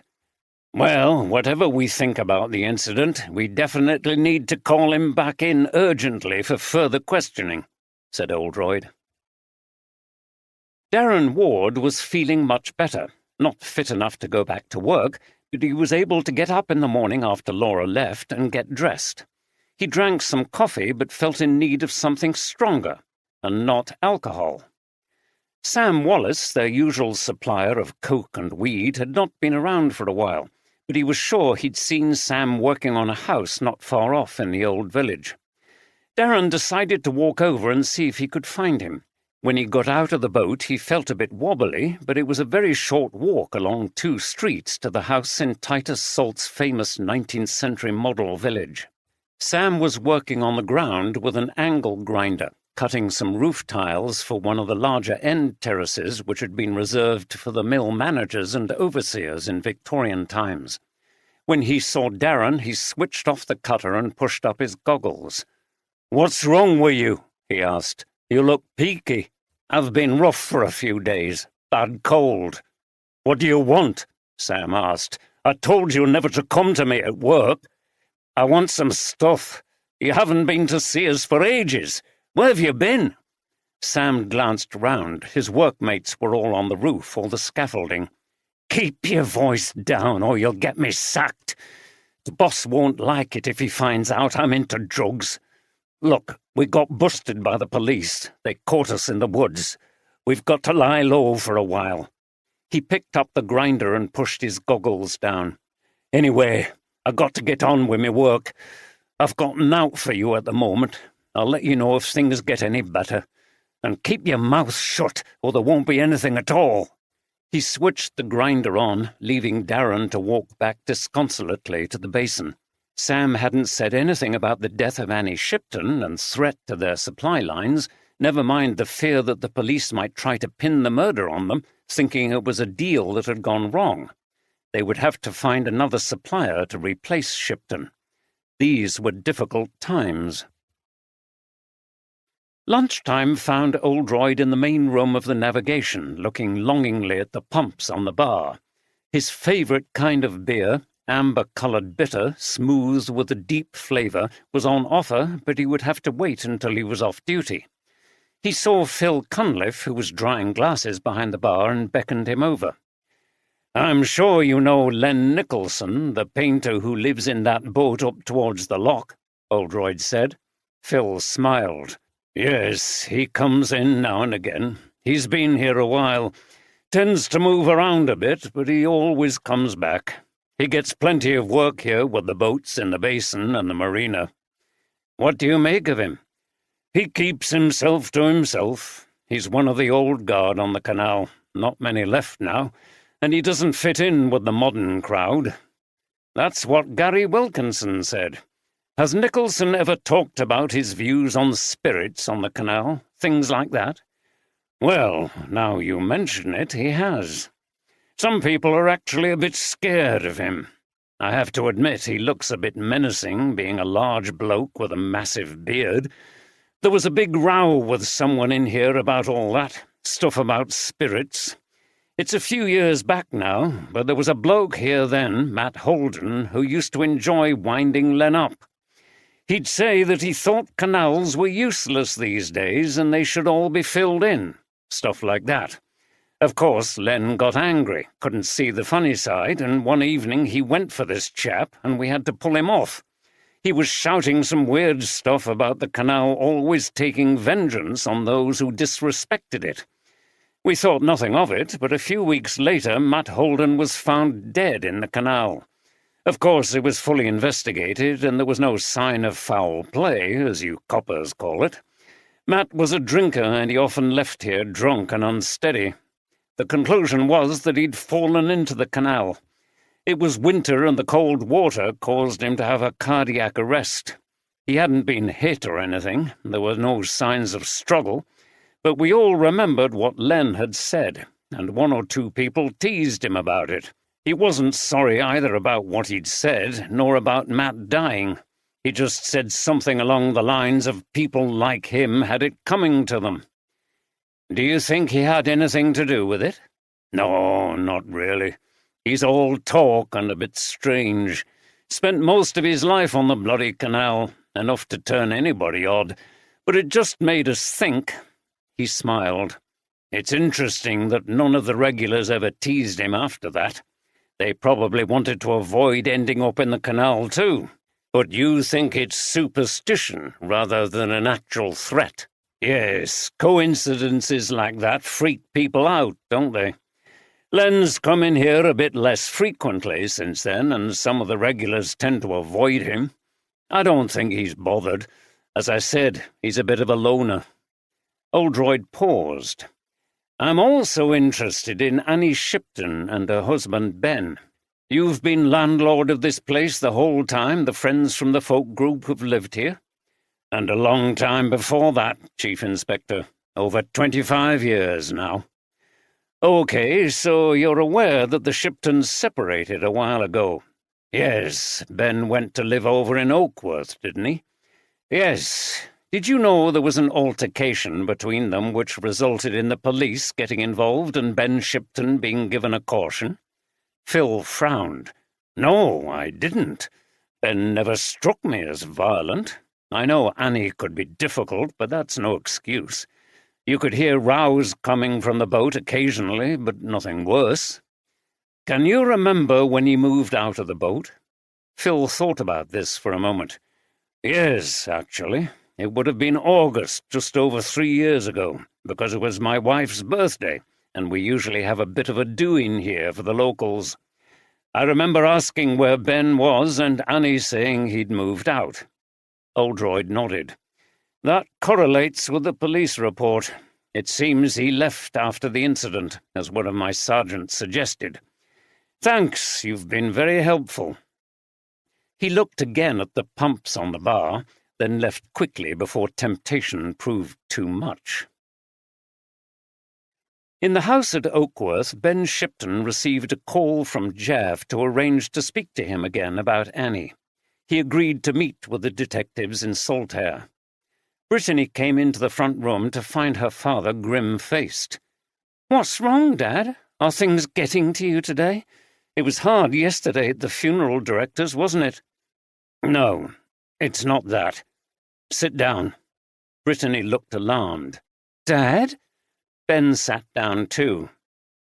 "There's something I haven't told you." He found it hard to look at her. "Because I daren't, and because I'm too ashamed." He paused and was clearly making a big effort to stay composed. Then he blurted out, "When your mum and I were arguing, I got hold of her arm and twisted it badly. She had to have it checked at the hospital, and she was so angry with me that she rang the police and reported me. I went to the police station and admitted what I'd done, although it was under provocation and in the heat of the moment." Brittany looked at him open-mouthed. There were tears in her eyes. "Dad, that's no excuse." Ben put his hands to his face. I know. I was absolutely in the wrong, and I admit it. I was given a caution, and I think I was lucky. It was after that I left and came here." He looked at her. "I didn't tell you because I was afraid you would reject me, and I couldn't bear it." He started to cry. Brittany got up and put her arm over his shoulders. "Dad, I forgive you. I know you're not a violent man.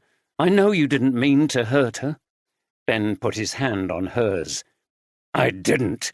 I still feel bad about it." "What were you arguing about?" "It was when she told me that she'd had affairs with women and wanted to continue. She insisted on having an open marriage. She didn't seem to think my feelings were important. That was hard for you, and you lost it with her. Yes. She was walking away from me, and I caught her arm to pull her back because I had things to say to her. I pulled her much harder than I intended. I never meant to hurt her." He was crying again. "Now the police have rung and want to talk to me again. I have to go back to Saltaire tomorrow. I'm sure it's about that, and I'm a suspect in the investigation into your mum's murder.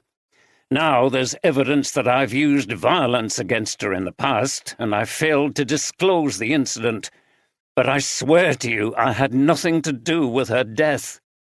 "I believe you, Dad. Look, if they've no evidence to link you with Mum's murder, it doesn't matter what's happened in the past. I'll come with you." Ben smiled and blew his nose. "You don't hate me, then?" "No. You shouldn't have done it, but I don't think you intended to hurt her." "Thanks," said Ben. "Thanks for believing in me." It was Wednesday evening, a full week after Annie Shipton's murder, and the weekly folk night went ahead as usual. Liz, Bridget, and Bob decided to attend. They felt it was important to start enjoying themselves again. They sat in the pub at their usual table, not quite sure what to make of it all. The pub was full, such was the reputation of the Navigation's folk nights. "I can't believe we were here last week at exactly this time, and Annie was with us." Bridget was holding her wine glass with her arm resting on the table. Liz, who seemed very much recovered, reached over and patted Bridget's hand. "I know, Bridget, it's a painful thought. When someone goes quickly like that, it's a terrible shock. But I think Annie would have wanted us to continue being involved in music, even if it's only listening these days." "You're right," said Bob. "What saddens me is how few of us there are left. Ben is still around, but not here with us, so only half of Rowan are together now." "It's inevitable," said Liz. "Nothing lasts forever, does it? At least we've still got each other, and Brittany and Ben will visit us." Bob laughed. "You make it sound quite cosy." "I think it is cosy here on the canal. It's beautiful and relaxing being on the water. Oh, they're going to start." They all looked towards the small stage area where the folk group had arrived to applause and were introducing themselves. The music was a kind of modern electronic folk, very different from Rowan's style, which had been mainly acoustic guitar until they had started to perform in larger venues. The young group looked completely different too. The men had short hair and were clean-shaven, dressed in a sort of American preppy style of clothing. The female lead singer wore heels. After listening for a while, Bridget turned away and frowned. "Not my style. Too noisy for folk music. I always felt that we were better with acoustic guitar and not too much amplification. It's more intimate and closer to the old traditions, which is what folk should be, surely." "I agree," said Liz. "The vocals aren't clear, the drums are too loud. But maybe we're just showing our age again." "When I think of last week, at least one of the final things she did was to come to see a folk group and listen to music. What could be better?" said Bob, feeling quite emotional. Liz played reflectively with her wineglass and nodded. "Absolutely." Phil Cunliffe came over to their table when the singers had finished their first spot. "Nice to see you all here tonight," he said. "I didn't know whether you'd come or not. Thought maybe it was too soon. Annie was a great local character, and we'll miss her. She may have been difficult at times, but who isn't, eh? The world would be boring without people like her." Bob glanced at the other two and then spoke for them. "Thanks, Phil. We appreciate that." "How nice was that?" said Bridget after Phil had returned to the bar. "Lovely," said Liz. All three were quiet for a while. Liz broke the silence. "I'm worried about Brittany, you know. Do you think she'll be all right after the shock of losing her mother?" "Yes," replied Bridget. "She's got her own life now with a job and a partner. Maybe her and Harry will start their own family soon. I don't think you need to worry about her." "No," said Liz, looking glum. She'll be getting more and more established over in Lancashire and less likely to come over here. Bob looked at her. That's inevitable, isn't it? I know. It's just that I miss her. She's a link with the younger generation, and I think of her as a substitute for Meg. I'm aware of that. I wish she was a bit nearer. Yes, said Bridget. It would be nice, but I don't think it's going to happen. Have you heard anything about the funeral? Asked Liz, changing the subject. No, I expect Ben and Brittany are on with it at the moment, replied Bob. There's a crematorium just up the road towards Bingley at Nab Wood. I expect it will be there. Didn't Annie come from over in Lancashire originally? Burnley or somewhere? Bolton, I think. She never talked about her childhood, did she? Or any family. I think she must have broken from them early on, maybe when she went to music college. She did once tell me that she was badly off when she was a child, and it was a teacher who got her interested in music. I don't expect anyone from over there will be coming to the funeral.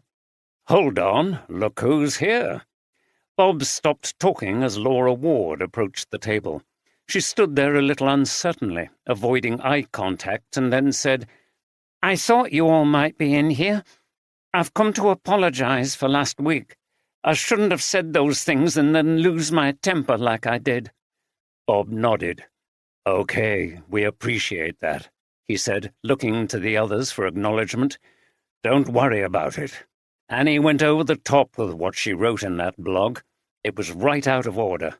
It must be hard for you, losing a friend like that, she continued. Yes. The police have been round, but Darren and I had nothing to do with it, nothing at all, nor with this other bloke found in the river. We believe you, said Bob. I don't know what was going on with Bird Marshall, though. Right, good. Okay then, enjoy your evening. Laura nodded, turned and walked out of the bar. Wow, I never expected that, did you? Asked Liz. No, but she's worried about the police being onto her, so she's on her best behaviour now, observed Bob. You don't think she did it, though? Asked Bridget. No, she might have wished Annie dead when she was angry, but I don't think she would stoop to murder. He finished his beer with a grimace. The group had just launched into a particularly loud number that sounded more like heavy metal than folk. God, I've had enough of this. Let's go back to our boat and listen to some tracks there. You mean some songs by that great group Rowan? Said Liz, laughing. What could be better? Replied Bob with a big smile. On the way home, Oldroyd, without being specific, told Louise that domestic violence had cropped up in the case. That doesn't surprise me, she said. There's an epidemic of it in this country. Is that partly because more cases are reported now? Maybe, but poverty has a lot to do with it, as well as some entrenched male attitudes. And it's pretty clear that there are still many incidents that go unreported. She looked at him. One of the reasons is that women don't always trust you lot. There's a long history of violence against female partners being classified by the police as just a domestic, and that being used as an excuse not to interfere. Well, you're right. I don't blame women for being suspicious of the police, especially after what we've seen in recent years. But rest assured we get intensive training these days on these issues. What I particularly wanted to ask you about is men persisting in their abuse. How often do they come back and repeat what they've done, and go on to worse? Very often. Oh, at last we're moving. After queuing for some distance, they'd reached the traffic lights at Apperley Bridge, where they turned left across the River Aire and then up to Rawdon. And this can happen after the relationship is over and they're no longer living together? Oldroyd asked.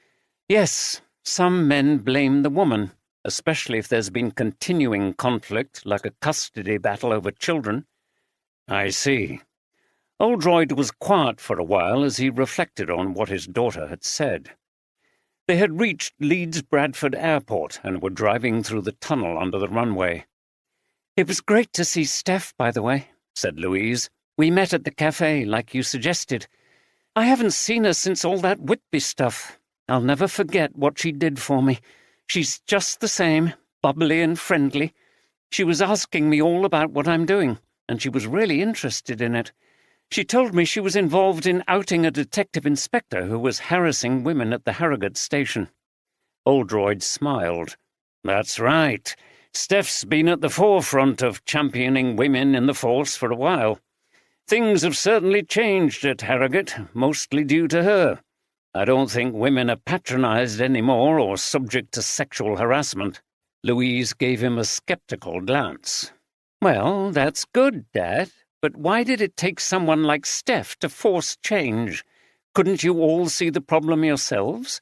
And how can you be sure it's gone away so completely? Oldroyd held up his hands. You're right. We're all culpable. Most people, and I'm one of them, just go along with things as they are because it seems like the norm, and everyone accepts it. It takes a strong person like Steph to come along and say, look, this is wrong. Then you start to see things differently, things that had never occurred to you before. Most people conform, don't they? They don't question things. I suppose so. At least you admit that you accepted things you shouldn't have. The real problem today is the people who don't accept the need for change in areas like this. A lot of them are still in positions of authority. Well, at least we're a model of progress in these areas now at Harrogate. Oh, are you? I'm very glad to hear it. There was a taunting tone in her voice. How many women are there in senior positions, then? And how many people from minority groups? Straight for the jugular. Not enough is the answer, but we're working on it. Good, said Louise as she drove down Poole Bank and into Lower Wharfdale.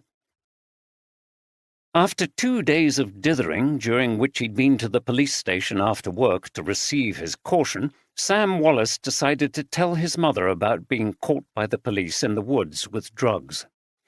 It was likely that she would find out anyway. She knew so many people in the area, and everything seemed to leak out, however secret you thought it was. Then he would be in worse trouble, having said nothing. He waited until they'd eaten tea. He cleared away the plates and washed up.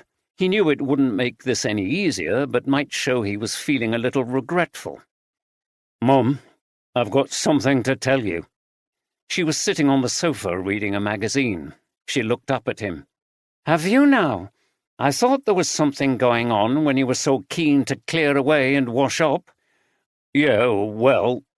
She sniffed and nonchalantly continued reading her magazine. It wouldn't be anything to do with being caught by the police in the woods with your daft friends taking drugs and getting a caution? She looked up at him. Would it? Sam's mouth dropped open. Eh? How did you know about it? His mother laughed scornfully. You never learn, do you? Beryl Dunway rang me. She got it out of their Terry. He was frightened of going to the police station to get his caution, so he blabbed the whole story to her. He was crying, she said. Shit, the big stupid baby. She put the magazine down. Yes, it is shit, isn't it, Sam?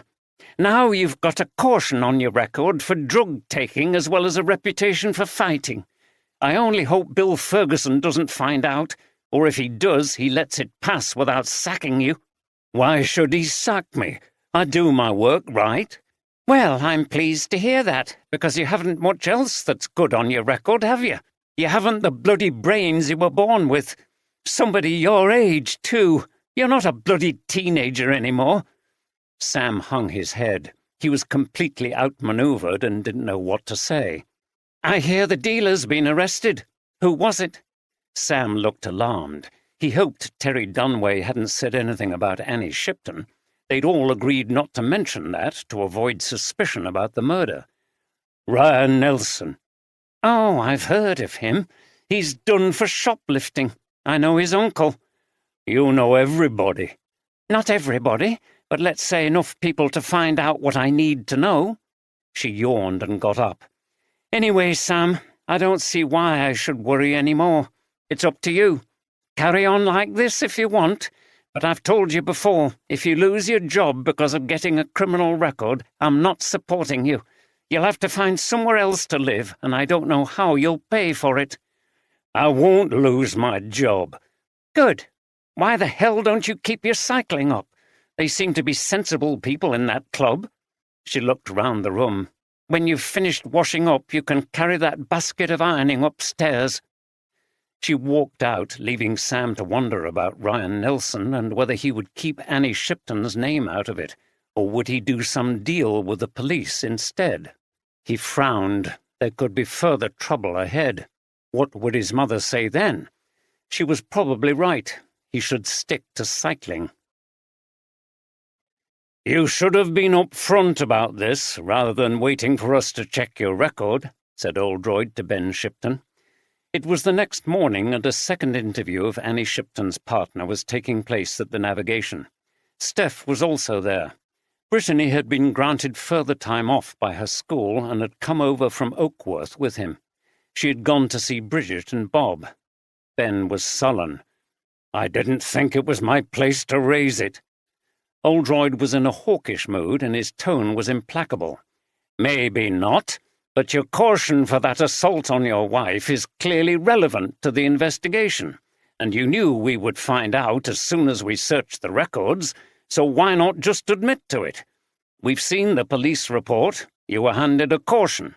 Now it looks as if you're trying to conceal things, which raises our suspicions. So tell me what happened." Ben was weary.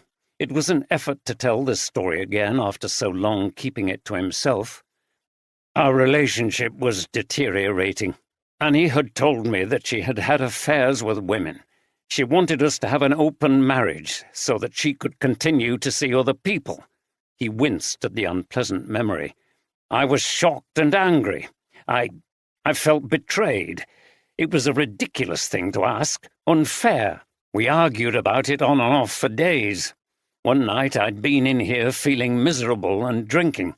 When I got back to the boat, she started again, saying it was up to me and she preferred it if I agreed, but she was going to have relationships with women anyway.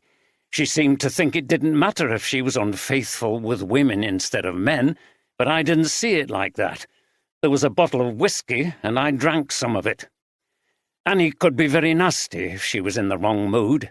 She started goading me, saying it was my fault anyway. If I'd been a better lover, she might not have looked for other relationships." Ben paused as he came to the central bit of his account. "I was furious. As she said this, she turned to walk away, and I just grabbed her arm and pulled her back. I was drunk and pulled her more roughly than I intended. She cried out and said I dislocated her shoulder. I said I hadn't, but she was angry, said I was a wife-beater and she was going to tell the police. The upshot was that we walked up to the hospital A&E department and she got her shoulder looked at. It was strained but not dislocated. She wouldn't speak to me, and when we got back she rang the police. I agreed to go in to be questioned. We didn't want the police to come here. We wanted to keep it all quiet. They gave me the caution. And that's it, really. It was the only time I ever laid a finger on Annie, and I'm still sorry about it." Ben stopped speaking, and Oldroyd looked at him with his sharp grey eyes. "You must have felt a great deal of resentment towards her after that," he said. "I did. It was the end of our marriage. I left the boat shortly after and moved to Oakworth. I didn't see much of her after I'd left." He shrugged. "It was a sad end to our relationship of many years, but that was it." "Did you move out because you were afraid you might attack her again?" Ben thought about this. "I didn't want to fight with her. I wanted to put some distance between us." "Did you still harbour anger towards her for her infidelity, and maybe jealousy about these relationships she was having?" "No, I felt it was all over between us. I didn't care what she did." "Did you get your revenge by murdering her on the canal?" Ben looked straight at Oldroyd. "No, I didn't feel that strongly about it all, and I would never murder my daughter's mother. I love my daughter, and I wouldn't cause her pain like that." Oldroyd looked at his notes. "You have no alibi for the morning of the murder, do you? You claim you were at home, but nobody can confirm that. You know the canal, and you know about boats and locks. You were still in contact with your wife. Maybe you were intending to visit for some reason and she told you she was setting off early in the morning to go to Skipton. That would have been your opportunity." He looked at Ben, who shook his head. "I don't blame you for thinking this, Chief Inspector. I know I'm a suspect, but you have to believe me when I say I didn't do it." Over in the basin, Brittany was on Rowan drinking coffee with Bridget and Bob. It was a wet day, and the drumming of raindrops on the boat roof was quite loud, but all of them except Brittany were used to such sounds, being seasoned narrowboaters. They were reminiscing about when Brittany was growing up. "We lived in that little house in Grosvenor Street, somewhere near Baildon, wasn't it? I can't really remember." "Yes, it was. We came to visit you a lot," said Bridget. "The house was full of guitars and music. There were always folk songs playing. Dad was teaching guitar in schools in Bradford, wasn't he?" "That's right, a peripatetic instrument teacher." "What did Mum do? She always seemed to be at home." "Yes, she was. The problem with your mum was that she couldn't settle down. She really missed the life we had travelling round performing in different venues. She tried one or two things, but she hated any regular routine. Then we moved to Shipley to a semi so they could get me into St. Mary's. I'm glad they did, because I liked it there. But we were always short of money. Dad told me they struggled to pay the rent on that place. Luckily, they only had me, so I never wanted for anything. Mum always seemed to have a bit of money spare, if I really needed something for school. I don't know where she got it from. She must have saved it up. I remember my friends thought it was cool that my dad was a guitarist and they'd both been in a folk group. Yes, those were happy years until your Auntie Liz and Uncle Roger lost Megan. That was terrible." Brittany drank some coffee and shook her head. "I know. I can't imagine it. Oh, here she is." Liz Aspinall came down the steps, calling out a greeting as she did so. She was wearing skinny jeans and a white T-shirt with black and white images of long-haired guitarists emblazoned on the front. Her face was pale and scrawny. She looked surprised and then delighted to see Brittany and went straight over to give her a hug. "Hello, love. I didn't know you were here. Dad and I just arrived. The police wanted to speak to him again." "Oh, what for?" "I don't know. It's probably just routine to check a few things." Brittany and her father had decided not to tell anyone about the incident with Annie.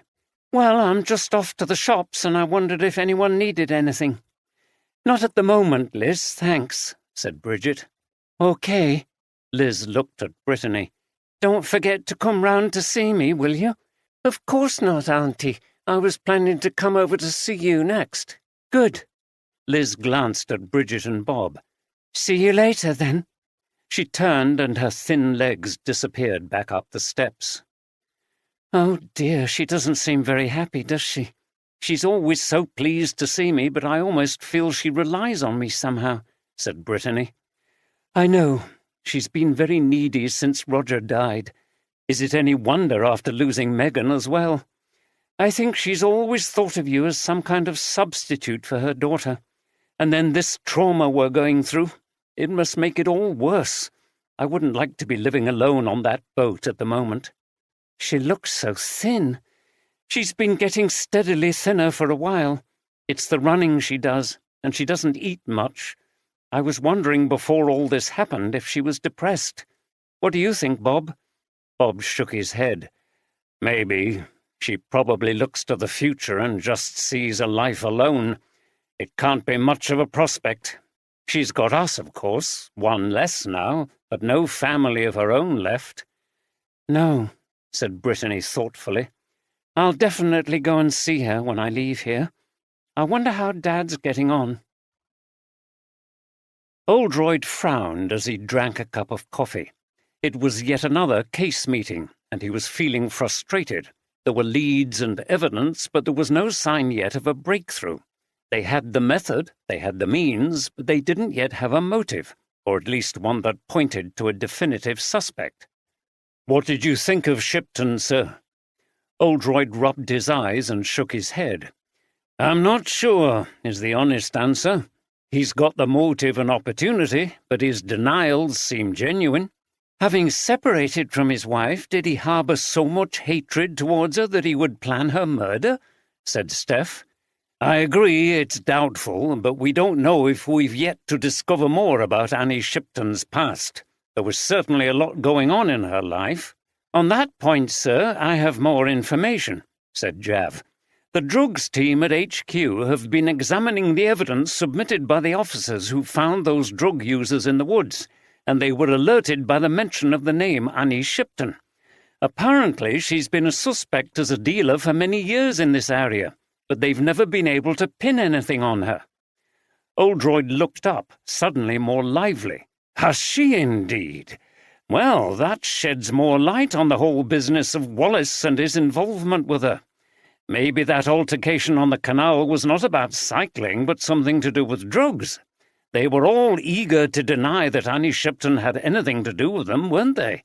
Maybe that group decided to bump her off for some reason. She may have cheated them. It would also explain how Annie Shipton seemed to survive for years without any obvious income, apart from some basic state benefits, sir, said Steph. Dealing was how she got her money. You're right. Good point. I wonder if her old friends from the folk group knew about it. We need to ask them, and we should get back to Wallace. We'll widen the investigation out to include his friends in the woods. He seemed excited, like his old self again. Now, I've got some news concerning Len Nicholson. I spoke to Cunliffe. He's acted strangely about these spirits on the water before. Apparently there was a bloke who used to wind him up about it, and then he was found dead in the canal. And he whistled. Yes, there was nothing to link him with the death of this character, who was a drinker and who everyone thought must have fallen in the water. But it's something of a coincidence, especially after Marshall's death. So we need to talk to him and also get hold of the police report from that incident. Is anything happening with Spencer? We've taken a statement and checked his alibi. His wife confirmed that he was at home on Sunday evening, said Jav. Well, I'm still suspicious. Partners often supply false alibis for various reasons. His wife also said he left the house on the morning of Shipton's murder at a time that would preclude him from committing the crime. Oldroyd grunted and then quickly finished his coffee, got up and rubbed his hands together. Well, things seem to be hotting up. We're getting more useful information about a number of the suspects. We don't yet know which line of inquiry will lead us to the killer, but let's get on to it. Steph smiled at Andy. They were used to their boss's various moods and knew that when he became energized and upbeat like this, it was always very promising that a breakthrough was near. Oldroyd and Steph donned their raincoats and walked down the wet and squelchy towpath towards Nicholson's boat. They could see smoke coming out of the blackened chimney as usual. Oldroyd knocked on the grimy door, but there was no response. They could hear the sound of Len singing in a loud but not very tuneful voice. Oldroyd smiled at Steph and then shouted, "Len, open the door, please. We need to speak to you." The singing stopped and they heard the clumping of Len's footsteps approaching. The rusty lock was turned and the door opened a little. Len's big beard and dirty face peered through the crack. "Oh, it's thee again. What does thee want this time?" "We just need to speak to you," repeated Oldroyd in a firm tone. Len frowned but opened the door. "I'm keeping it locked till they find out who's bumping folk off. First that Shipton woman and then Bert from Mill. What the bloody hell's going on?" They followed him down into the boat where the smell of paint was strong. A number of small pieces of ornamental ironwork were drying. The room was hot and full of wood smoke fumes. They sat on the ramshackle chairs and Oldroyd, in typical fashion, got straight down to business. "I understand you knew a man called Matt Holden." Len's brow furrowed and he glared at Oldroyd. "What about him?" "You had a row with him and attacked him in the pub." "So that Cunliffe's been saying stuff?" "Only because I asked him. You do know you've got quite a reputation for having some strange ideas about the canal and spirits and things like that, don't you?" They're only funny ideas to them that don't understand Canal and its ways, growled Len. His face seemed to be retreating beneath his huge beard and shaggy eyebrows. Apparently, Matt Holden was found dead in the canal, and you said it was the canal getting revenge, or something like that, at least. Len pointed a fat finger at Oldroyd. That bloke said some bad stuff about canals, said they should be filled in. That's... what do they call it? Oldroyd cleared his throat. The wood smoke was getting to him. Sacrilege? He suggested. Aye, that's it. What does thee expect's going to happen if thee talks that way? The canal took him off and he deserved it. Oldroyd returned Len's glare.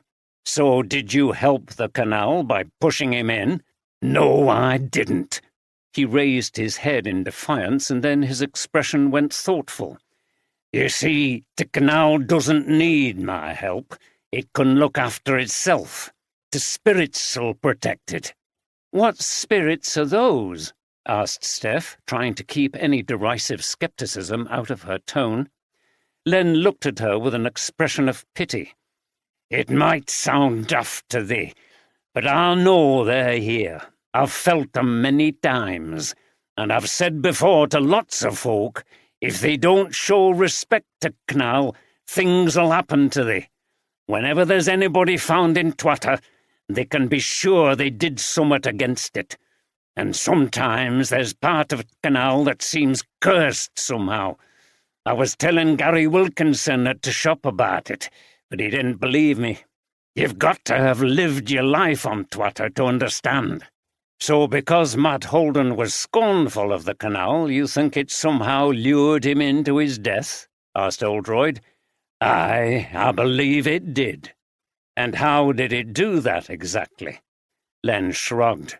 That I couldn't say. He raised his finger again and wagged it while he spoke. And it's better to let those things be. Yes, said Oldroyd. Unfortunately, it's our job to do just the opposite. We have to find out how people died and why. So you've already told us that you were up early on Wednesday and heard a boat go past. Where were you on Sunday evening? You mean when Bert Marshall were killed? Yes. Here. I don't go out much, and I didn't go to pub that night. But there's nobody to vouch for you? No. I've lived alone for a long time now, and I'm used to it. I wouldn't want anybody else here. This is my place. It's unlikely that anyone would want to join you here, thought Steph, looking around at the grimy, dark interior littered with paint tins, brushes, rags, and pieces of rusty ironwork. The smell of smoke mingled with paint fumes and thinners was quite a toxic brew. You told me last time, continued Oldroyd, that Shipton and her friends were hippies and not really canal people. Was she someone you particularly disliked? No, I didn't really know her. She were a bit of a busybody, but I wouldn't want to bump her off just for that, would I? No, conceded Oldroyd. Len stood up. Well, if this finished, I'd like to get on with me work. The rain was still coming down as Steph and Oldroyd walked back along the towpath. It made the air cooler and fresher. The vegetation by the water smelled different. He doesn't seem to have a motive for killing Shipton, sir, even though he has no real alibi, said Steph as they walked back to the navigation. Not for Marshall. If we're right about the blackmail theory, the second murder follows from the first. But I agree with you about Shipton. Unless there's something we still don't know. No one's reported any conflict between them unless he took exception to her because the spirits on the canal told him she was a bad 'un. He waved his arms in the air in a mocking gesture. Steph laughed. All that stuff's ridiculous, isn't it, sir? The curse of the canal. It's the material of comic horror. Another beautifully painted narrowboat chugged past, and the water lapped gently onto the canal bank. The person at the tiller was wearing expensive-looking waterproofs from head to foot. It is, but unfortunately it's also very real for those who believe in it, especially someone like Nicholson, who clearly sees himself as some kind of guardian of the old ways and one of the few people left who believes in the spirits, as he puts it. Who knows how Shipton could have offended him? She clearly wasn't at all concerned about what she said to people, even if it was offensive. I don't think we can eliminate him yet." Jav and Andy called at Meg to ask Liz Aspinall to join Bridget Foster and Bob Anderson on Rowan for further questioning. The rain was now very heavy.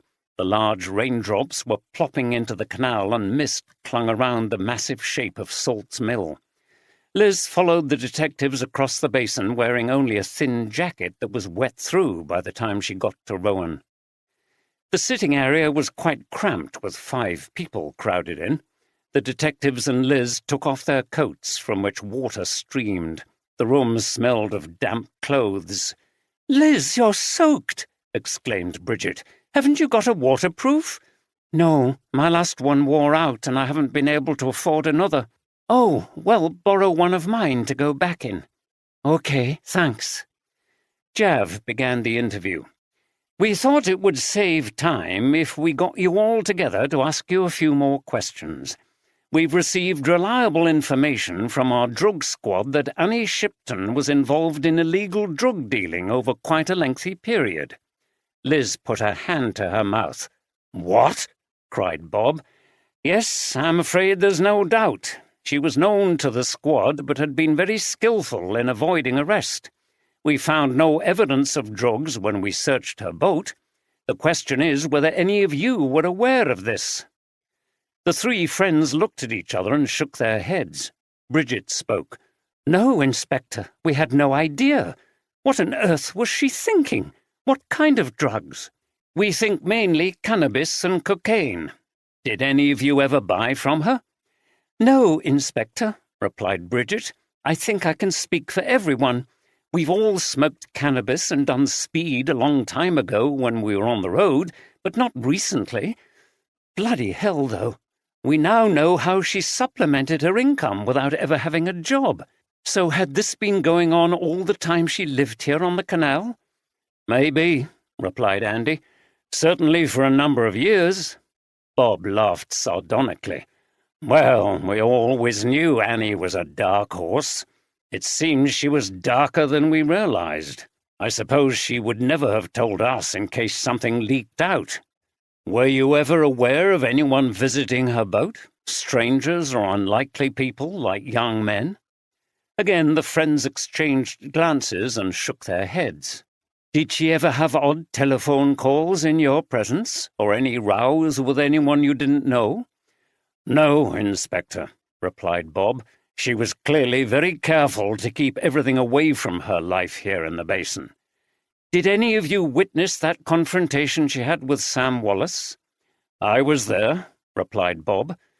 "Sam Wallace was involved with a group of young men who, we believe, acquired their drugs from Annie Shipton. Was that argument with her just about Wallace riding his bicycle on the towpath, or were other things mentioned?" Bob frowned. "They were definitely arguing about the bike, and it got very acrimonious. We had to pull him away from her. I do remember she said something like, 'You want to be careful.' I took that to mean she would report him to the police for threatening behavior, but maybe she was implying that she would cut off the drug supply. I don't know." "Okay, that's useful. Is there anything else you remember that might be relevant?" The answer was no. The detectives left, leaving Annie Shipton's friends stunned. Bob made some tea. "Annie, a drug dealer?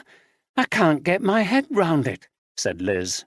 "I know, but then as I said to the police, there were depths to Annie. I'm not surprised that there were things she kept from us.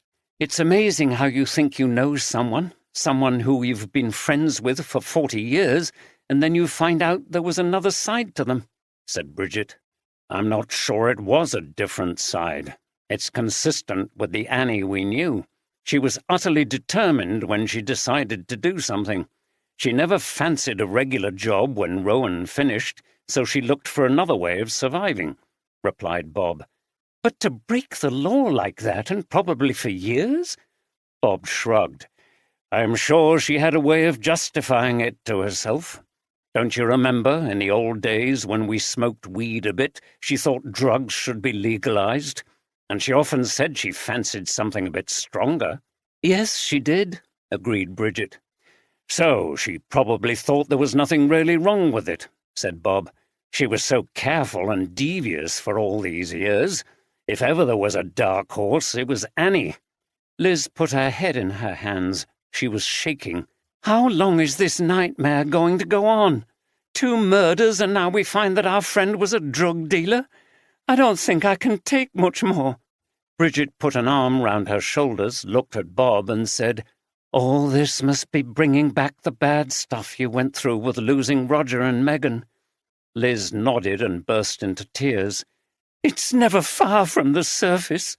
I suppose I can't bear to lose anything. Now Annie's gone, Ben's in Oakworth, and Brittany's in Lancashire. There's only us left. Bridget hugged her and looked at Bob again. There was nothing else they could say. It was worrying to see how everything had really got to their friend, who suddenly seemed very frail. It was hard for her by herself, and if things continued to be traumatic, she could very well have some kind of breakdown. 7. I think of you in the misty rain, with every leaf that falls. I remember you in the green of spring, listening to birds' calls. I think of you, under the autumn trees. I think of you as the birds fly south, and the light of autumn fades. I remember you in the winter cold, walking in frosty glades. I think of you, under the autumn trees. Under the Autumn Trees, performed by Rowan, copyright 1996, lyrics by Liz Aspinall, music by Ben Shipton. Oldroyd and Steph waited in the navigation until the rain had eased and there was a chance that the Wallaces might be back home. Oldroyd rested with his feet up on a chair as he drank a mug of tea.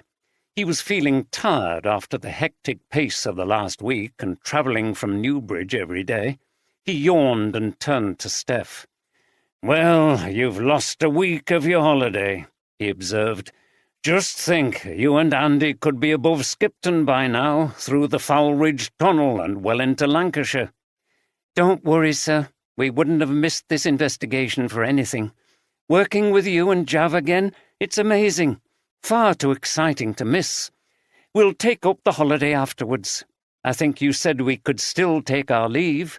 "Of course, you've been working, so the last week doesn't count as leave." She smiled at him. "Thanks, sir. Of course, we might have been put off by all the bodies found on narrowboats and in the water. Going to Mexico City might have been safer." Oldroyd laughed. "I don't think so. There are few places as relaxing as on a canal.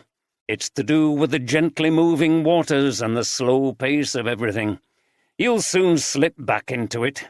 "That's good to hear, sir. We'll need it after this." Oldroyd stretched his arms and got up. "Right, let's get down there and see what Sam Wallace has to say for himself." Outside, the rain had stopped and there were a few patches of blue in the sky. The towpath squelched underfoot. Ducks and moorhens were making their way out of the dense reeds where they had sought refuge in the storm. A very smart narrowboat approached, its colourful paintwork wet and gleaming. Oldroyd wondered if it was the work of Len Nicholson. The proud owner waved to the detectives as the boat glided past. At that point the sun came out briefly and the temperature immediately started to rise. As they walked down the still, gloomy passageway towards the house, they could see a light in the kitchen. "Looks as if we've caught them at home again," said Oldroyd, and he went up to the door and knocked. A face appeared briefly at the window, and there was a cry of, "Oh, shit!" followed by the sound of someone running and a shout of, "Sam, what the hell's going on?" "Sounds like he's making a run for it," said Oldroyd. "Not very wise. Get down the back of the house and I'll stay here in case he comes round the other end of the terrace." "Okay, sir." Steph ran quickly down the rough, unmade road at the side of the house. Soon there was a cry of surprise, and shortly after Sam appeared with his arm up his back and Steph behind him. His jeans were dirty at the knees. "He was attempting a getaway, sir. I told him to stop, but he ignored me, so I had to trip him and use an arm lock. I've put him under arrest on suspicion of conspiracy to smuggle Class A drugs. I've said if he calms down and cooperates, we can de-arrest him." Janice appeared at the door looking furious. "Sam, what are you playing at, you stupid fool? Bring him in," she said to Oldroyd. In the kitchen, Oldroyd faced a very sheepish Sam across the table. Janice and Steph stood behind him. Sam looked down at the table, avoiding eye contact. "Okay, first of all," began Oldroyd, "it's never a good idea to run away from the police like that. Why did you do it?" Sam shook his head but remained looking down and didn't say anything. "Sam!" yelled Janice as he looked up at her quickly. "'Cause you never believe blokes like me. You allus think we're guilty." "Well, are you guilty? And what of?" replied Oldroyd with typical directness. Sam squirmed, turning uneasily in his chair. "The police caught us in Twoods with some drugs. They did us for it. That's all, but you allus come back to get us for more. You never leave us alone." "Okay, well, I'm not interested in busting you for more drug offences. What I'm concerned about is who supplied them to you. And it wasn't Ryan Nelson, was it?" This caught Sam's attention for the first time. He looked at Oldroyd. "What's he been saying? He was supposed to—" "What? What was he supposed to do, Sam?" Sam fidgeted, frowned, and swore under his breath. He felt cornered. "All right, we got the drugs from that woman, Annie Shipton." "Bloody hell," said Janice in disgust. "Mum, shut up, will you?" Sam shouted at her and then turned back to Oldroyd. "I don't know where she got 'em from. She never told us out. She never said much, just delivered stuff to us. Well, usually Ryan. And then we'd meet in Twoods and share it out. Did Ryan snitch?" "No, we've found that Annie Shipton has been a suspected drug dealer for a long time. It seems she was a very clever operator, however. Our drugs team were never able to pin anything on her. We thought you would think that we killed her because we fell out over money or summat and you'd pin the murder on us. We didn't do it." "Look, we don't generally go round trying to frame people, though I know it has happened, and I know you don't trust us because of that. But what I'm going to have to push you on is your relationship with Annie Shipton." "What about it?" "We know you were in a dispute with her about cycling on the canal towpath, and you had that row with her when you nearly came to blows. That in itself makes you a suspect. But was there more to it than that? Wasn't it awkward having a row with your supplier? Did she threaten to stop supplying you unless you stopped cycling on the towpath? Now tell me the truth, and I'll overlook the fact that you tried to run away." "No, she didn't. When we had that row, she said something to me like, 'Be careful,' but she wouldn't stop supplying us, would she? It were brass for her, wasn't it?" Oldroyd nodded. "I suspect you're right. She needed the money." Then he fixed Sam with his penetrating gaze. "So you and your friends could have killed Shipton over a dispute about money, or you could have lost your temper with her about the cycling, or both. You're telling me that none of that is true?" Sam looked at Oldroyd. "No, it's not true. We didn't kill her." "Okay, we'll leave it there for now, but you're still a suspect." Janice spoke to Oldroyd as she saw the detectives out. She looked worried. "I'm absolutely sure he would never plan to kill anyone," she said. Oldroyd empathized with her as a single parent trying to do her best. "I shouldn't tell you anything, but I'd say although we haven't eliminated him, he's not our top suspect." He saw that she was relieved. "I reckon him and his mates might pass some drugs on to other people, but I'm not looking into that. I will say, however, that he needs to get away from that group." I just don't know what to do with him. He's in his 20s now and he behaves like a teenager. I got him interested in cycling, but it seems he just used his bike to meet up with his cronies in the woods." Oldroyd shook his head. "It takes some people longer to grow up than others, especially young men like him. Is he working?" She nodded. "That's a good sign. He needs to be in a place of his own. You probably look after him too well. If he had to fend for himself, he might start to see things differently." "You're right, but rents are so high it's hard to find anywhere he could afford." "I know. He's not the only person in their 20s still living at home." He smiled at her. "Best of luck. Don't give up on him." She shrugged her shoulders. "Have you got kids?" "Yes." "Then you know that we never give up on them, do we?" He smiled at her. "No, we don't." "So we didn't get anywhere with any of that. Damn!" Oldroyd hit the table with his fist and shook his head. It was late in the day, and the detectives were back at the navigation, facing the fact that nothing new had emerged from their questioning of Sam Wallace or of Foster, Aspinall, and Anderson. "I sense we're not far off. The killer is one of the people on our list of suspects, but we haven't got that crucial link yet." He was still struggling to make sense of things that had been sparked off in his mind. "We've got all the information in now," reported Jav.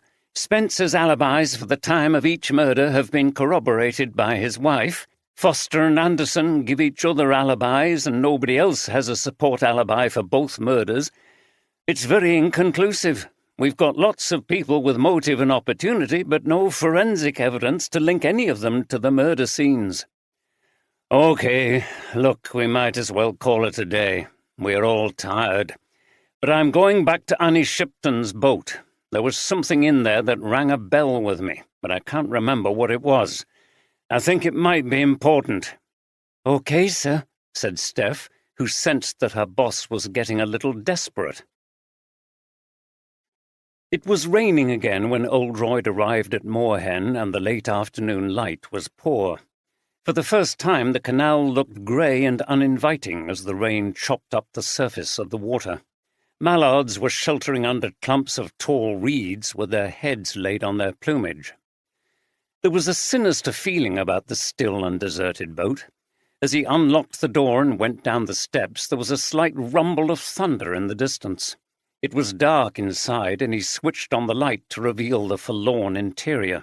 He frowned and tried to remember what it was that he'd seen on his last visit shortly after the murder that might give them a clue. The rain was now slanting across the windows and pattering on the roof as he walked around examining everything in the room. He looked at some magazines on a table, some paintings, and examined Annie Shipton's papers again. But it wasn't until he looked at a framed photograph that he remembered what he had seen. It was the photograph of Annie, Ben, and Brittany that Steph had found by Shipton's bed. Brittany looked about 11, with long hair and a lovely smile. Yes, the clue was in the picture. As Oldroyd nodded to himself, there was the sound of the door banging. Startled, Oldroyd looked back to the steps. There was no one there. He'd forgotten to shut the door behind him, and the wind had slammed it closed. Quickly, he removed the photograph from the frame and placed it in his jacket pocket. Then, with some relief, he went back up the wet steps, locked the door, and left the boat. He hurried through the rain to the pub. Jav had already left, so Oldroyd called him. "Jav? Yes, I've found what I was looking for. Can you contact Ben Shipton and get him to come in again tomorrow? It's only a hunch, but I think he may be our killer after all. I think we should be ready to make an arrest." It was late afternoon the next day when Brittany and her father finally arrived in Saltaire due to some problems with the car. Brittany decided to pay Liz a visit while her dad spoke to the police. She knocked at the door of Meg. "Hi, Aunt Liz. It's me." She heard Aspinall's voice. "Brittany, come in, love." Brittany went into the sitting area to find Liz in a chair, staring into space. Her thin face was pale, and the lines seemed to have deepened since the last time Brittany had seen her. Her hair had lost its frizziness and looked grubby. For the first time, she looked old to Brittany, although her eyes brightened when she saw the young woman. "This is a nice surprise," Liz said. "I didn't know you were coming over today. I've come with Dad. The police want to talk to him again about something." She sat down in a chair next to Liz and looked at her. "Are you okay, Auntie? You don't look very well." "Oh, I've been off colour recently. It's because of all that's happened. I was just meditating on things." "What kind of things?" Liz smiled at her. "Life, you know. When stuff like this happens, it makes you think about all sorts." She reached across and took hold of Brittany's hand. Her arm was shaking, but her grip was surprisingly firm. "I've lost a lot in my life, but at least I know I've still got you." She gave Brittany a very intense, searching stare. Her face was twitching, and her eyes looked as if they were about to fill with tears. "Of course you do," said Brittany, feeling uneasy. "You see, if I didn't, I'd have nothing else left." Her tone was desperate. With her other hand, she clung on to Brittany's shoulder. Brittany got up, carefully extricating herself from Aspinall's clutches. "I can see you're feeling very bad today, Auntie. I'm going to make us some tea, okay?" Liz looked as if she might grab Brittany again, but then she suddenly slumped back into the chair, looking exhausted. Oldroyd faced Ben Shipton in their room at the navigation. Andy sat behind Ben and Steph and Jav stood at either side of their boss. It was meant to be intimidating, and it was. Ben looked around, feeling uneasy. "What's all this about, Chief Inspector? I've told you everything I know about Annie. I had nothing to do with the murder of that other chap. Never met him in my life." "I hope that's true," replied Oldroyd. "But I want to ask you again about your relationship with your wife." Ben sighed. "Fire away. I've nothing to hide." "In the period before Brittany was born, you were still on the road with Rowan, weren't you?" "Yes." Ben looked puzzled as he wondered where this was leading. "So you and Annie were together most of the time?" "Yes. We were the leaders of the group after the other founder members had left. I occasionally travelled to perform with other groups. It was a useful way of making a bit of extra money." Oldroyd looked up sharply. "Were you still doing that when Annie got pregnant?" "Yes, I think so. It was then that we decided to disband the group and we came to settle near here." Oldroyd paused again. "You told us about your wife's infidelity with women. To your knowledge, was she ever unfaithful to you with other men?" Ben looked shocked. "No.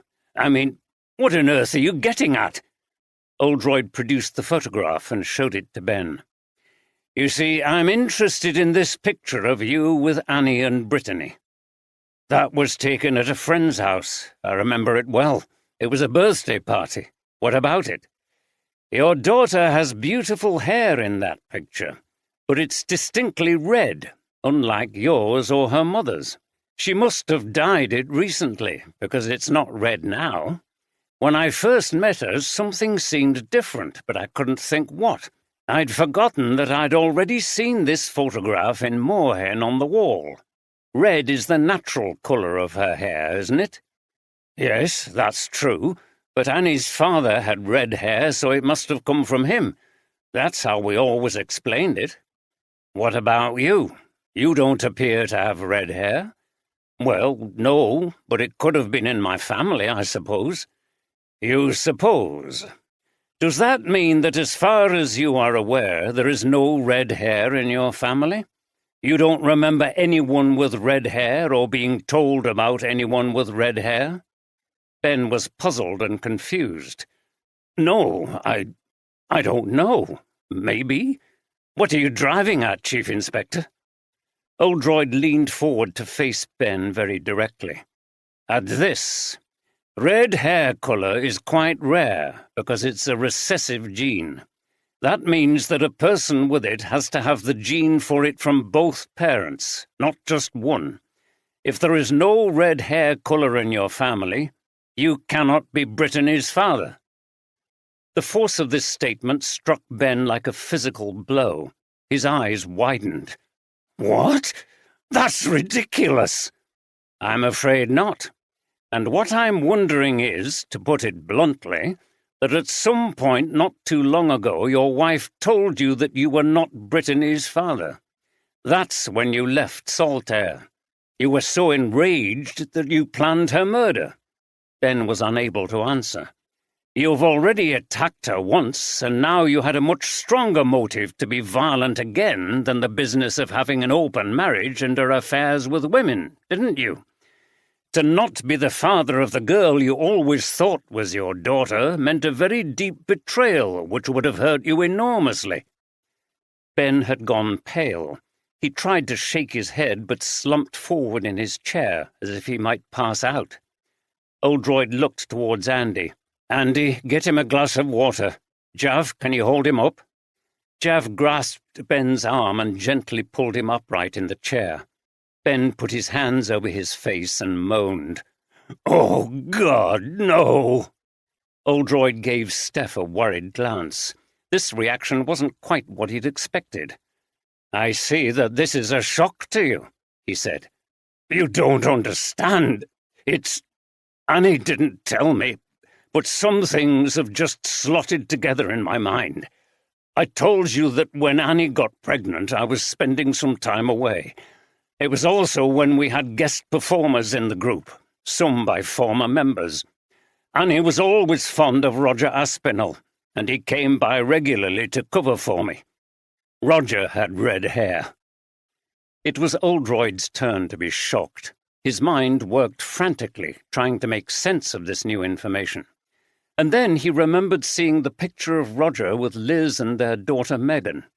Roger had red hair too, like Brittany's had been. "Are you saying that your wife had an affair with Roger Aspinall, but never told you about it?" "She didn't tell me, I swear, but she must have done. Oh, Annie!" He burst into tears. "Brittany!" "Where is Brittany?" asked Oldroyd, suddenly on the alert. "She's gone to see Liz on her boat." Oldroyd leapt to his feet, knocking his chair over. "Oh, bloody hell!" he shouted. "I've got it completely wrong! Quick, we must get over there. Brittany could be in danger. Andy, stay here with him until I give you the signal." As Brittany was making tea in the small kitchen area of Meg, Liz came in quietly behind her. Brittany turned with the mugs and was startled to see her. "Sit down, Auntie," she said. "I'm bringing the tea." Liz ignored her. She was blocking the doorway and there was a knife in her hand. There were tears in her eyes and her expression was tortured. She put her other hand on the side of Brittany's face and then stroked her hair. "My little girl," she said in a strange voice. "Your auburn hair was beautiful." She stroked her own hair. "Look, mine's reddish too now. I think I dyed it because of you." Brittany was frightened by this sudden intensity. She moved away and put the mugs down. "Auntie, what's the matter? What are you doing with that knife?" Again, Liz didn't seem to have heard her. "I'm your mother now," she said, looking at the knife. "I'm sorry about Annie." A spasm of hatred crossed her face. "But she was horrible to me. She told me about her and Roger, and she laughed. She laughed at me. I'll be a better mother to you. My husband was your father, so really you belong with me. We'll be happy together. I can change the name of the boat if you want, to Brittany. That'll be nice, won't it? Just don't ever leave me. I can't live by myself any more." She seemed to see the knife again, as if she'd forgotten she was carrying it. "I've got a cake and I'm going to cut us a slice each," she said with a smile. Wide-eyed with fear, Brittany backed away from Liz. "Auntie, what are you talking about? Uncle Roger's not my father, he's—" Liz now looked angry. "Don't say that! He was! Annie told me!" Then she saw that Brittany was terrified. Liz put her arms around her. There, don't be frightened, my sweet girl. Mummy will look after you. You won't ever leave me, will you?" The knife brushed against the young woman's back. Brittany was about to scream when the door burst open, and the detectives piled down the steps into the boat. Steph and Jav quickly overpowered Liz, who dropped the knife, howled, and then collapsed sobbing in a heap on the floor. "Thank God!" exclaimed Oldroyd, who was horrified to see the knife. The young woman could have been in real danger. The sudden arrival of a police car with blaring siren and flashing lights brought people out round the basin, and there was a small crowd watching when the pathetic figure of Liz Aspinall was brought out of her boat and taken off in the vehicle. Steph was comforting Brittany in the boat. Andy was watching from Moorhen with the agonized Ben, whom Andy had had to restrain. Bob and Bridget came to Meg looking devastated. "What's going on, Chief Inspector?" asked Bridget, going straight over to Oldroyd, whose expression was supremely solemn. "That was Liz taken into the police car, wasn't it?" "Yes, I'm afraid it was. She killed Annie Shipton and Bert Marshall, and she's been arrested." Bridget put her hands to her face and burst into tears. "No!" "What?" said Bob, open-mouthed with the horror of the revelation. "I'm afraid so," continued Oldroyd. "I can't tell you any more at the moment, but I'll send an officer around to you in a day or so, and they will explain what happened. I'm sorry. Where's Brittany?" "She's with my detective sergeant in the boat. She's had a bad shock, but she'll be okay. She's not physically hurt." "And Ben?" "I'm here." Ben appeared with Andy. "Is Brittany all right?" he asked. "I must go in to see her." "She's fine," repeated Oldroyd. "You can go down into the boat to see her. Ask my sergeant to tell you briefly what happened." Ben hurried down the steps of Meg, where Bob and Bridget stood, looking completely shattered. "What's going to happen to Liz?" asked Bridget, struggling to control her weeping. "I really can't tell you any more," said Oldroyd. "The best thing for you is to just go back to your boat and we'll be in touch. I'm very sorry about what's happened." Oldroyd watched them supporting each other as they shuffled back to their boat, looking old and bowed over. It was another huge blow to the legacy of Rowan after so many years of friendship and creativity. He felt it added a terrible poignancy now to their often melancholy songs. Ben and Brittany came out of Meg. "How are you?" asked Oldroyd, looking at Brittany very carefully. "We just want to go home," said Ben. "We have a lot to take in and a lot to talk about." "Okay, if you're fit to drive," said Oldroyd, and then spoke gently to Brittany. "An officer will be round very soon to take your statement." Brittany sighed. "Okay."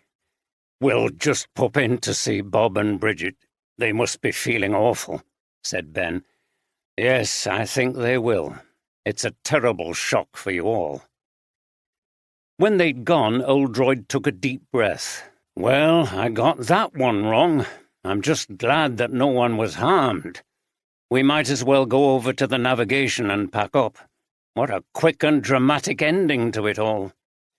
Oldroyd walked over to the pub with Jav, Steph, and Andy in silence. Then he said, with a twinkle in his eye, "Well, you won't hear or worship me any more, now that you know I'm fallible. I was so pleased at finding the clue about the red hair in one photograph that I missed a similar clue in the other." "You still got closer than any of us, sir," said Steph, "and we got there in the end without further loss of life." "I don't think we even considered Aspinall as a suspect, sir," said Jav. "She didn't appear to have a motive. Don't feel bad about it."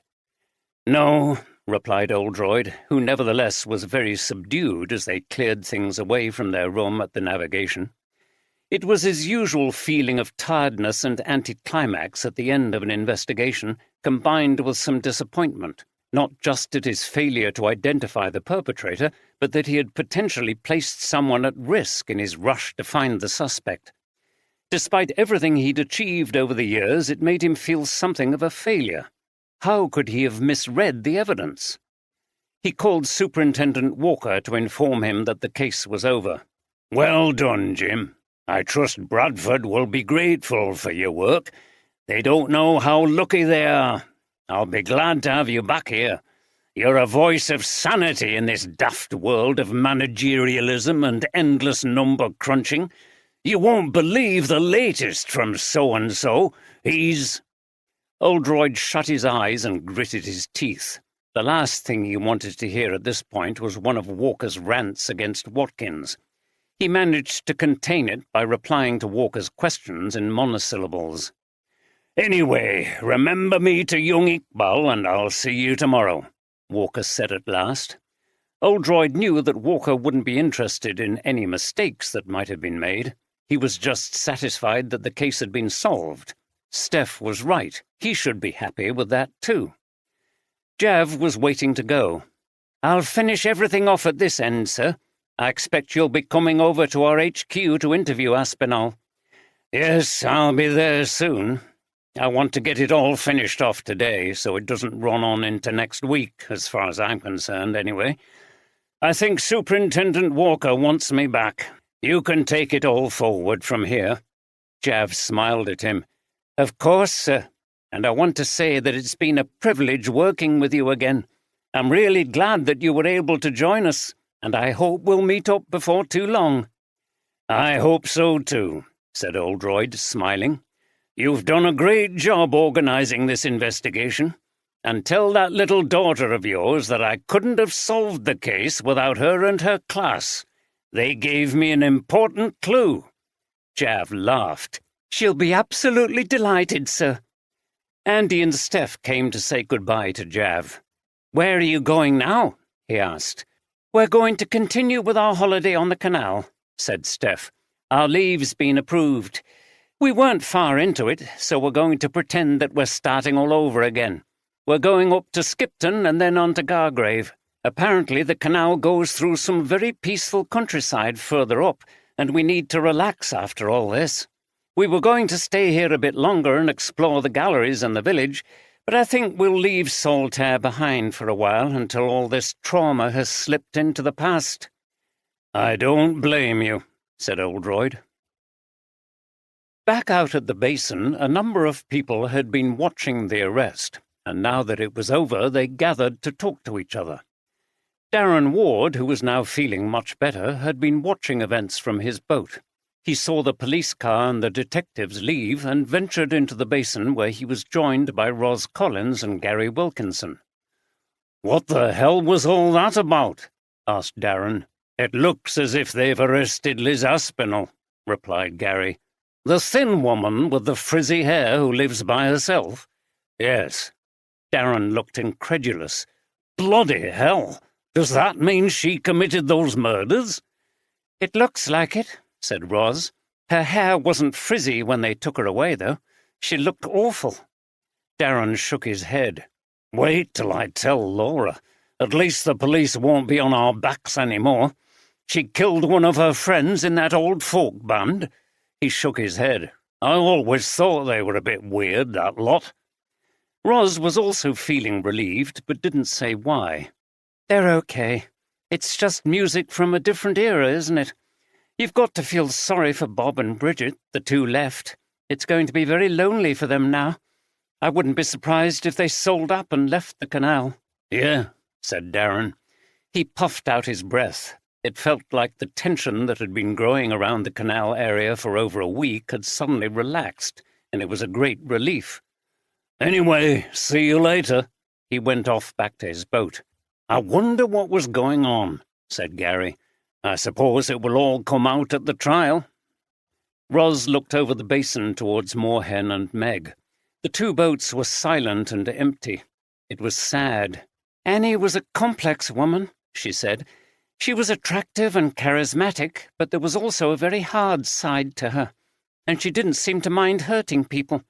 I suspect that the answer to your question lies in things that happened a while ago." "Hi, how are you?" said a voice behind them. It was Phil Cunliffe from the navigation. "It's all kicked off this afternoon, hasn't it? Did you see what happened?" "I heard voices raised. I came out of the office and the police were running around. A little while later, a police car arrived and Liz Aspinall was taken out of her boat and into the car," said Ros. "So I gathered," said Phil. It's definitely all over. The detectives are packing up and leaving. They've had an incident room in the pub. It's a relief, isn't it? I began to wonder who was going to be the next victim. I can't believe Liz Aspinall was the killer, though. That's what we were saying, said Gary. You never really know people, do you? She was such an insignificant-looking woman. The basin is going to be a bit quieter now. We've both lost a couple of our regulars. Yes, but you know what the public are like. They enjoy seeing the places where grisly crimes have taken place. I wouldn't be surprised if we get an extra influx of visitors in the next few weeks once the story breaks in the press. So it will be good for business? Asked Roz with an eyebrow teasingly raised. Phil shrugged. Well, you know what I mean. People can be ghoulish. At least they won't be too frightened to come here, said Gary. Things should get back to normal. He gave a grim laugh. But it doesn't look as if I'm ever going to get the £200 that Annie Shipton owed me. Nor me the rent she owed, said Roz. But never mind, at least we're all here. It's a lovely day, and there's no longer a threat hanging over the place. The three of them looked across the basin. A narrow boat chugged past, and a woman sitting on the top waved to them. It had an elaborately painted name, Sandpiper, and an ornate flower container on the top full of pelargoniums and petunias. 2 large and elegant swans glided past in the other direction. People were walking along the towpath and over the footbridge to the mill centre. It was a beautiful scene, and it was surprising how quickly things were returning to normal. At the mill centre, news came through that the murderer had been arrested. As usual, it was Julie Wilton who heard about it first. She rang Gary at the shop to confirm what she'd been told before passing Nicholas Spencer the news. Nicholas, who'd had a nerve-wracking time since the police had visited and his wife had torn a strip off him, was very relieved to hear the news until he learned who the murderer was. Liz Aspinall? Doesn't she rent one of our creative workspaces? I hope nothing will reflect badly on us. We can't seem to escape from these damned murders. Even Julie, who admired her boss, was rather disgusted by this self-centered and insensitive response, and didn't stay to hear any more of his comments. Nicholas immediately rang his wife to give her the good news. So, darling, this means that I'm no longer a suspect. His wife, however, sounded unimpressed. In the murder inquiry, yes, but there's still that business of intending to bribe a counsellor. We don't know what repercussions that's going to have, so don't start crowing to me that you're in the clear. I told you before you behaved like an idiot and put me and the boys at risk, and you're not out of trouble yet. When the call ended, Nicholas frowned. Unfortunately, she was right. He would have to sweat it out for a bit longer. There were some powerful forces against him. Who had tipped off Shipton's group about his relationship with Crompton? It implied that there were people in the council against his scheme. He was out of his depth with the politics of it all, but at least he felt he'd learned his lesson. He'd been losing sight of what was really important. His career was not worth the risk of flirting with breaking the law, alienating large numbers of local people, or risking his marriage and the well-being of his family. No, he would break completely with Crompton, and there would be no sweetener for him. After the trauma of the police questioning and Liz's behaviour and arrest, Ben and Brittany barely spoke as Ben drove slowly back to Oakworth. On the boat, Steph had outlined what had happened and confirmed that Aspinall was the killer. It was almost too much to take in. When they got back, Ben made a drink and they sat together in the lounge, sipping in silence. Brittany was the first to speak. She put her hand on Ben's arm. Dad, don't think this makes any difference to me. You're still my dad, even if you're not my biological father. It's a shock for both of us, but we can get through it. He held her other hand and said, "Thank you." There were tears in his eyes. Brittany continued, "It's so ironic that it was my hair that gave the police the clue. I never really liked my red hair. I never thought about where it came from. I've always dyed it different colours since I grew up." "I know." Brittany looked at him. "You were not at fault. It was Mum and Uncle Roger. Fancy doing that and keeping it a secret all these years. I don't know how anyone could do it. What was wrong with Mum? Why did she have that awful side to her?" Ben shook his head. "I don't know. When we first met, I was attracted to the fact that she was a strong personality who stood up for the things she believed in. She had a lot of charisma when she performed with the group. She seemed to get more cantankerous as she got older. I used to think it was because she couldn't build any kind of life for herself when she was no longer performing. Now I'm sure it was also because of the guilty secret she was keeping from us. It turned her sour." She sighed. "I can't help feeling sorry for Auntie Liz. I think what Mum said to her and how she said it was the last straw. I'm not trying to justify what she did." "Me too. She's going to prison with nothing left.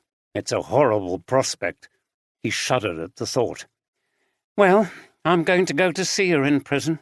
I just have to. She's been part of my family for all these years." "Even though she killed your mother?" Brittany frowned.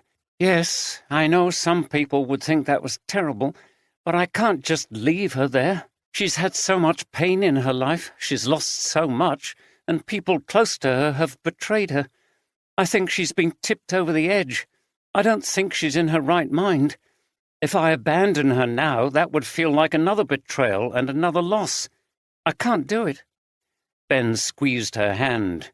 "I think that's wonderful. And I feel the same as you about us. You are my daughter and always will be. I love you." They were both weeping as they gave each other a big hug. Late in the afternoon, Oldroyd faced Liz Aspinall in an interview room at Bradford Police HQ. She was now composed but looked an exhausted wreck, a husk of the lively woman who had once composed songs and performed in Rowan. Oldroyd was tired himself, and, as he often did at this point in an investigation, felt no triumph but more a sense of tragic loss. The thrill was in solving a puzzle, but confronting the culprit often reminded him of the darker side of his job, facing the terrible things of which human beings were capable. "I take it that you decided to kill Annie Shipton when she told you that Roger was Brittany's father?" "Yes." Her voice was weak. It was clearly an effort to speak, but she seemed to want to tell her story, and there was no attempt to deny what she'd done. "I never really liked her. She was self-centered, domineering, and worse than that, she had a nasty streak in her. We all had rows with her over the years about different things. We tolerated her because she had a good voice and a good business sense. She organized the tours and wrote some of our best songs." "When did things go seriously wrong?" asked Oldroyd, and an agonized look crossed her face. "I was struggling badly after Roger's death. I'd never really come to terms with losing Megan. One day I was over in her boat and I was asking her about Ben and why they'd split up. She took it completely the wrong way, thought I was prying. She said my husband hadn't been as faithful to me as he pretended. She had a horrible smirk on her face. I asked her what she was talking about, and she said that Roger was Brittany's father, that they'd had an affair when Roger was making a guest appearance with the group.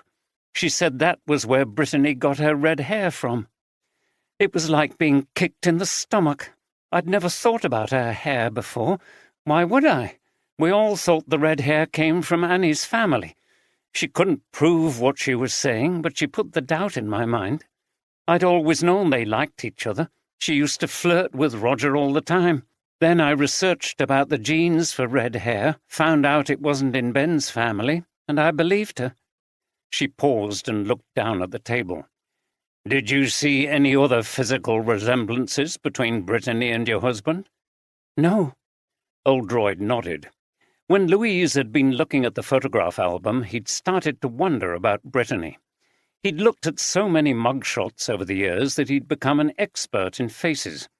Brittany didn't look like her supposed father in the photograph of her as a child, but when he saw her now, he could see some faint resemblances to the photograph of Roger Aspinall. In itself, this meant very little. It was the red hair that was the clincher. Liz continued. I felt a deep hatred for Annie. It felt like she was taking Roger from me all over again, and I'd already lost so much. And she was enjoying it. She was taunting me. She was laughing. Liz shook her head. Something snapped inside me. I began to have strange thoughts and feelings, and I couldn't stop them. She put her hands to the side of her head. I thought I could kill her, and then I could be Brittany's mother. If Roger was her father, I could be her mother. She began to weep. A police officer gave her a tissue. At last, I could replace Megan, and then, with Brittany's partner Harry, the three of us could be a family again. Oldroyd paused at the almost unbearable sadness of what she was saying before continuing. I think I know how you did it, using a knife and a barge pole, said Oldroyd, but I want you to take me through it. She paused and wiped her eyes again. I planned a way of killing her that would leave no trace of me at the scene. She deserved it. I wasn't going to go to prison if I could avoid it. I wanted to be with Brittany. My chance came when Annie said she was leaving early in the morning to go up to Skipton. I really had everything prepared, and I'd practiced what I was going to do. I got up very early. It was still dark. I put on my running gloves to prevent fingerprints and took the barge pole with the knife strapped to the end and hid it near to the lock. I came back, changed into the rest of my running gear. When I saw that she was up and getting ready to go, I ran back up to the lock. When she arrived there, it appeared that I was running back to the basin. We said hello, and I offered to help her get through the lock. Did she suspect anything? Liz shook her head. No, not Annie. She never understood how she could hurt people. She just carried on. I don't think it ever entered her head that I might attack her. I think she believed that she was invulnerable. Go on. Everything worked perfectly. I opened the bottom gates, retrieved the barge pole when she wasn't looking, stood on the little bridge over the gates and stabbed her when the boat came into the lock. I couldn't believe how easy it turned out to be. The knife went straight through her neck. I felt nothing but satisfaction as she bled to death by the tiller. Then I used the barge pole to push the boat out of the lock and send it back downstream. As I expected, she'd put the throttle into neutral once she was coming into the lock. It was all stuff I'd done many times before. I could do it all without getting on board. I thought that if the boat appeared back at the basin, it would be unclear what had happened, and it would make any investigation more difficult. Yes, it took me a while to work it out. Curiously, I got the idea from thinking about mouse traps, how the metal bar comes down and kills the mouse. One small detail, what happened to the windlass? We couldn't find one on the boat. She knocked it into the water when she fell back onto the tiller. Oldroyd nodded. Then I hit the barge pole again, very carefully this time, as I knew there would be a search near the lock. I went back and disposed of it completely later, so it would never be found. I ran back to the basin by a different route while the boat drifted down. I was pleased with the way it had gone. I was sure that I'd left no trace on anything. What about the knife? I threw it in the canal further down and well away from the lock. You were lucky that there was nobody on the towpath or any other boats nearby. She shrugged. It could have gone wrong if anyone had appeared. I took my chance, and the coast was clear when I stabbed her. Once she was dead, I was ready to abandon everything if I had to and run off. But it was very early and there was nobody about. Except there was Bert Marshall. She shook her head. I'm sorry about him, in a way, but he was a blackmailer. He came to the boat after dark and told me what he'd seen. He must have been hiding in the woods by the lock. I knew from the things he described that he really had seen what happened. I agreed to get some money for him by Sunday. He came to the basin again late on Sunday night. He didn't seem to suspect anything. I expect he was blinded by greed. I hid, came up behind him and smashed him over the head with an old windlass. Then I pushed him into the water and threw the windlass in. Again, I didn't think there was any way I could be linked with the attack. She thought for a moment and frowned. I know it sounds callous, but it was much easier once I'd killed Annie. She shook her head. I must have gone through some kind of barrier. You covered your tracks very well. We didn't really suspect you at all until the very end. He looked at her closely. You wouldn't actually have harmed Brittany, would you? She looked at him, her face etched with the deep despair of loss and defeat. Her eyes had taken on a vacant and distant expression. I would never want to, she said, though listening to myself, I think perhaps I've gone a bit mad. I don't know what I might do. Anyway, I've lost her now as well. She stared ahead for a moment, and her face was gaunt. Then suddenly she began to sing slowly and mournfully, her voice cracking at times. I think of you in the misty rain, with every leaf that falls.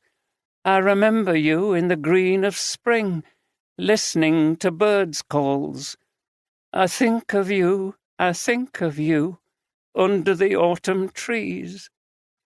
She seemed to lose herself in the song and in memories of the past. Oldroyd gestured to the police officer and left the room quietly as the eerie sound continued.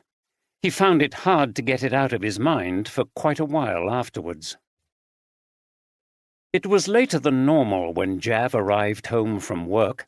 He had phoned Nadia to say that the investigation was over, and he just had to stay in Saltaire for a while to finish a few things off. Alina rushed to meet him in the hall. Did you catch who did it, Dad? Jav laughed. Yes, we did, but it was mainly due to Chief Inspector Oldroyd. He's a very clever man. Alina's eyes sparkled. Oh, I'm going to be a detective when I grow up, and I'll arrest people. She pointed an imaginary gun at her father. You are not obliged to say anything, but it could be used as incidents against you. Nadia came into the hall and smiled. Are you arresting Dad? Won't you let him have his tea first? Jav put his hands up. Is that a gun you've got? Most officers don't carry guns in the British police force, you know. And I think you mean obliged to say anything and evidence against you, though we don't caution people like that anymore. Alina ignored the last thing he said. She loved the words obliged and evidence and kept saying them to herself. Right. I'm going to arrest Fatima and put her in jail in my bedroom. Her parents laughed. I don't think she'll be very pleased about that. And there isn't time anyway, said Nadia. Tea's ready. Alina, however, ran upstairs, still repeating obliged and evidence. You can't stop her, said Jav. It looks like she's got to wind up her case too. They both laughed again, hugged each other, and went into the kitchen. On the next day, Saturday, there was a family gathering at Newbridge before Louise left to stay with her mother in Leeds for a few days and then returned to London. Oldroyd, Deborah, Alison and Louise went on a circular walk to Armscliff Crag, a prominent rocky outcrop overlooking Lower Wharfdale. At the end, they were going for a meal in the local pub. It was a mild September day with an almost cloud-free sky and a pleasant breeze, ideal for walking. Although it was autumn, it was not misty, and the leaves were not yet falling like in the Rowan song. The path went across a number of cow-filled fields and over stiles as it headed gradually onto a high ridge, from which the crag was visible in the distance. Oldroyd and his daughter kept up the pace in front. I must say I'm glad to be out here today, observed Oldroyd, who never felt more relaxed than when he was wearing his walking boots and trousers. He breathed in the bracing Yorkshire air. I'm fond of Saltaire and the canal, but it was all getting a bit oppressive and sinister. There was this old guy. He explained to Louise about Len Nicholson.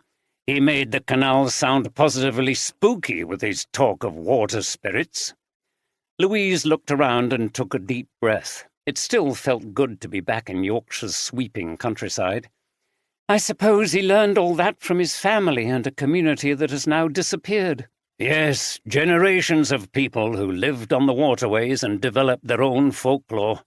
They were walking along the ridge. The ruins of the medieval Harwood Castle were visible in the trees near Harwood Village in the direction of Leeds. Alison and Deborah were deep in conversation behind them. Oldroyd put his arm around Louise's shoulders. "I feel so lucky to have you. I'm never going to take you for granted." Louise laughed.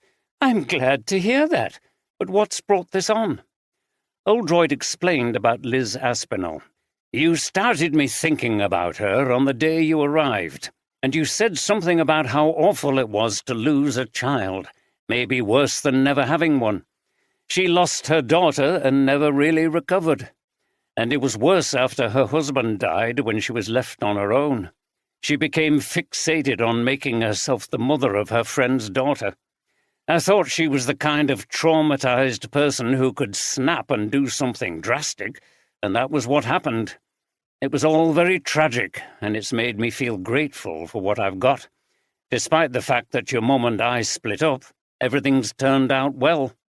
"Oh, Dad," Louise put her hand on his arm, "and I'm glad to be of help." "They're funny things, families, aren't they?" continued Oldroyd. "Tell me about it," replied Louise. "I'm working with the consequences of family breakdown every day." "This case we've just completed rested in the end on who was a girl's father." He turned to Louise.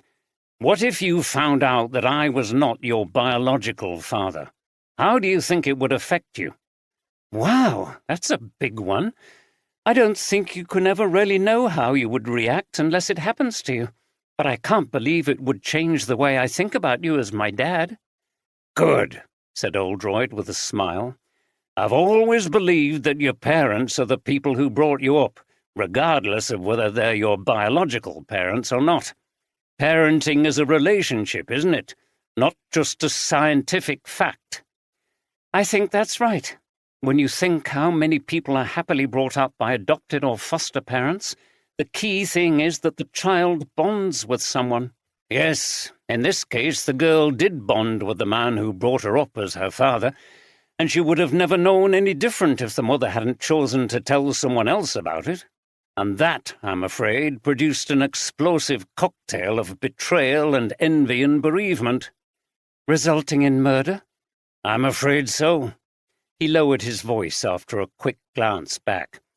"Look, those two are talking away and just following us. They've no idea about where the path goes. When we go over this stile here, we'll hide behind a wall. They'll walk on for a while, oblivious, until they suddenly realize that we're not ahead. Then we'll come up behind and startle them." "Let's do it," Louise laughed, and they quickened their pace towards the stile. We hope you have enjoyed this Brilliance audio production. Performance copyright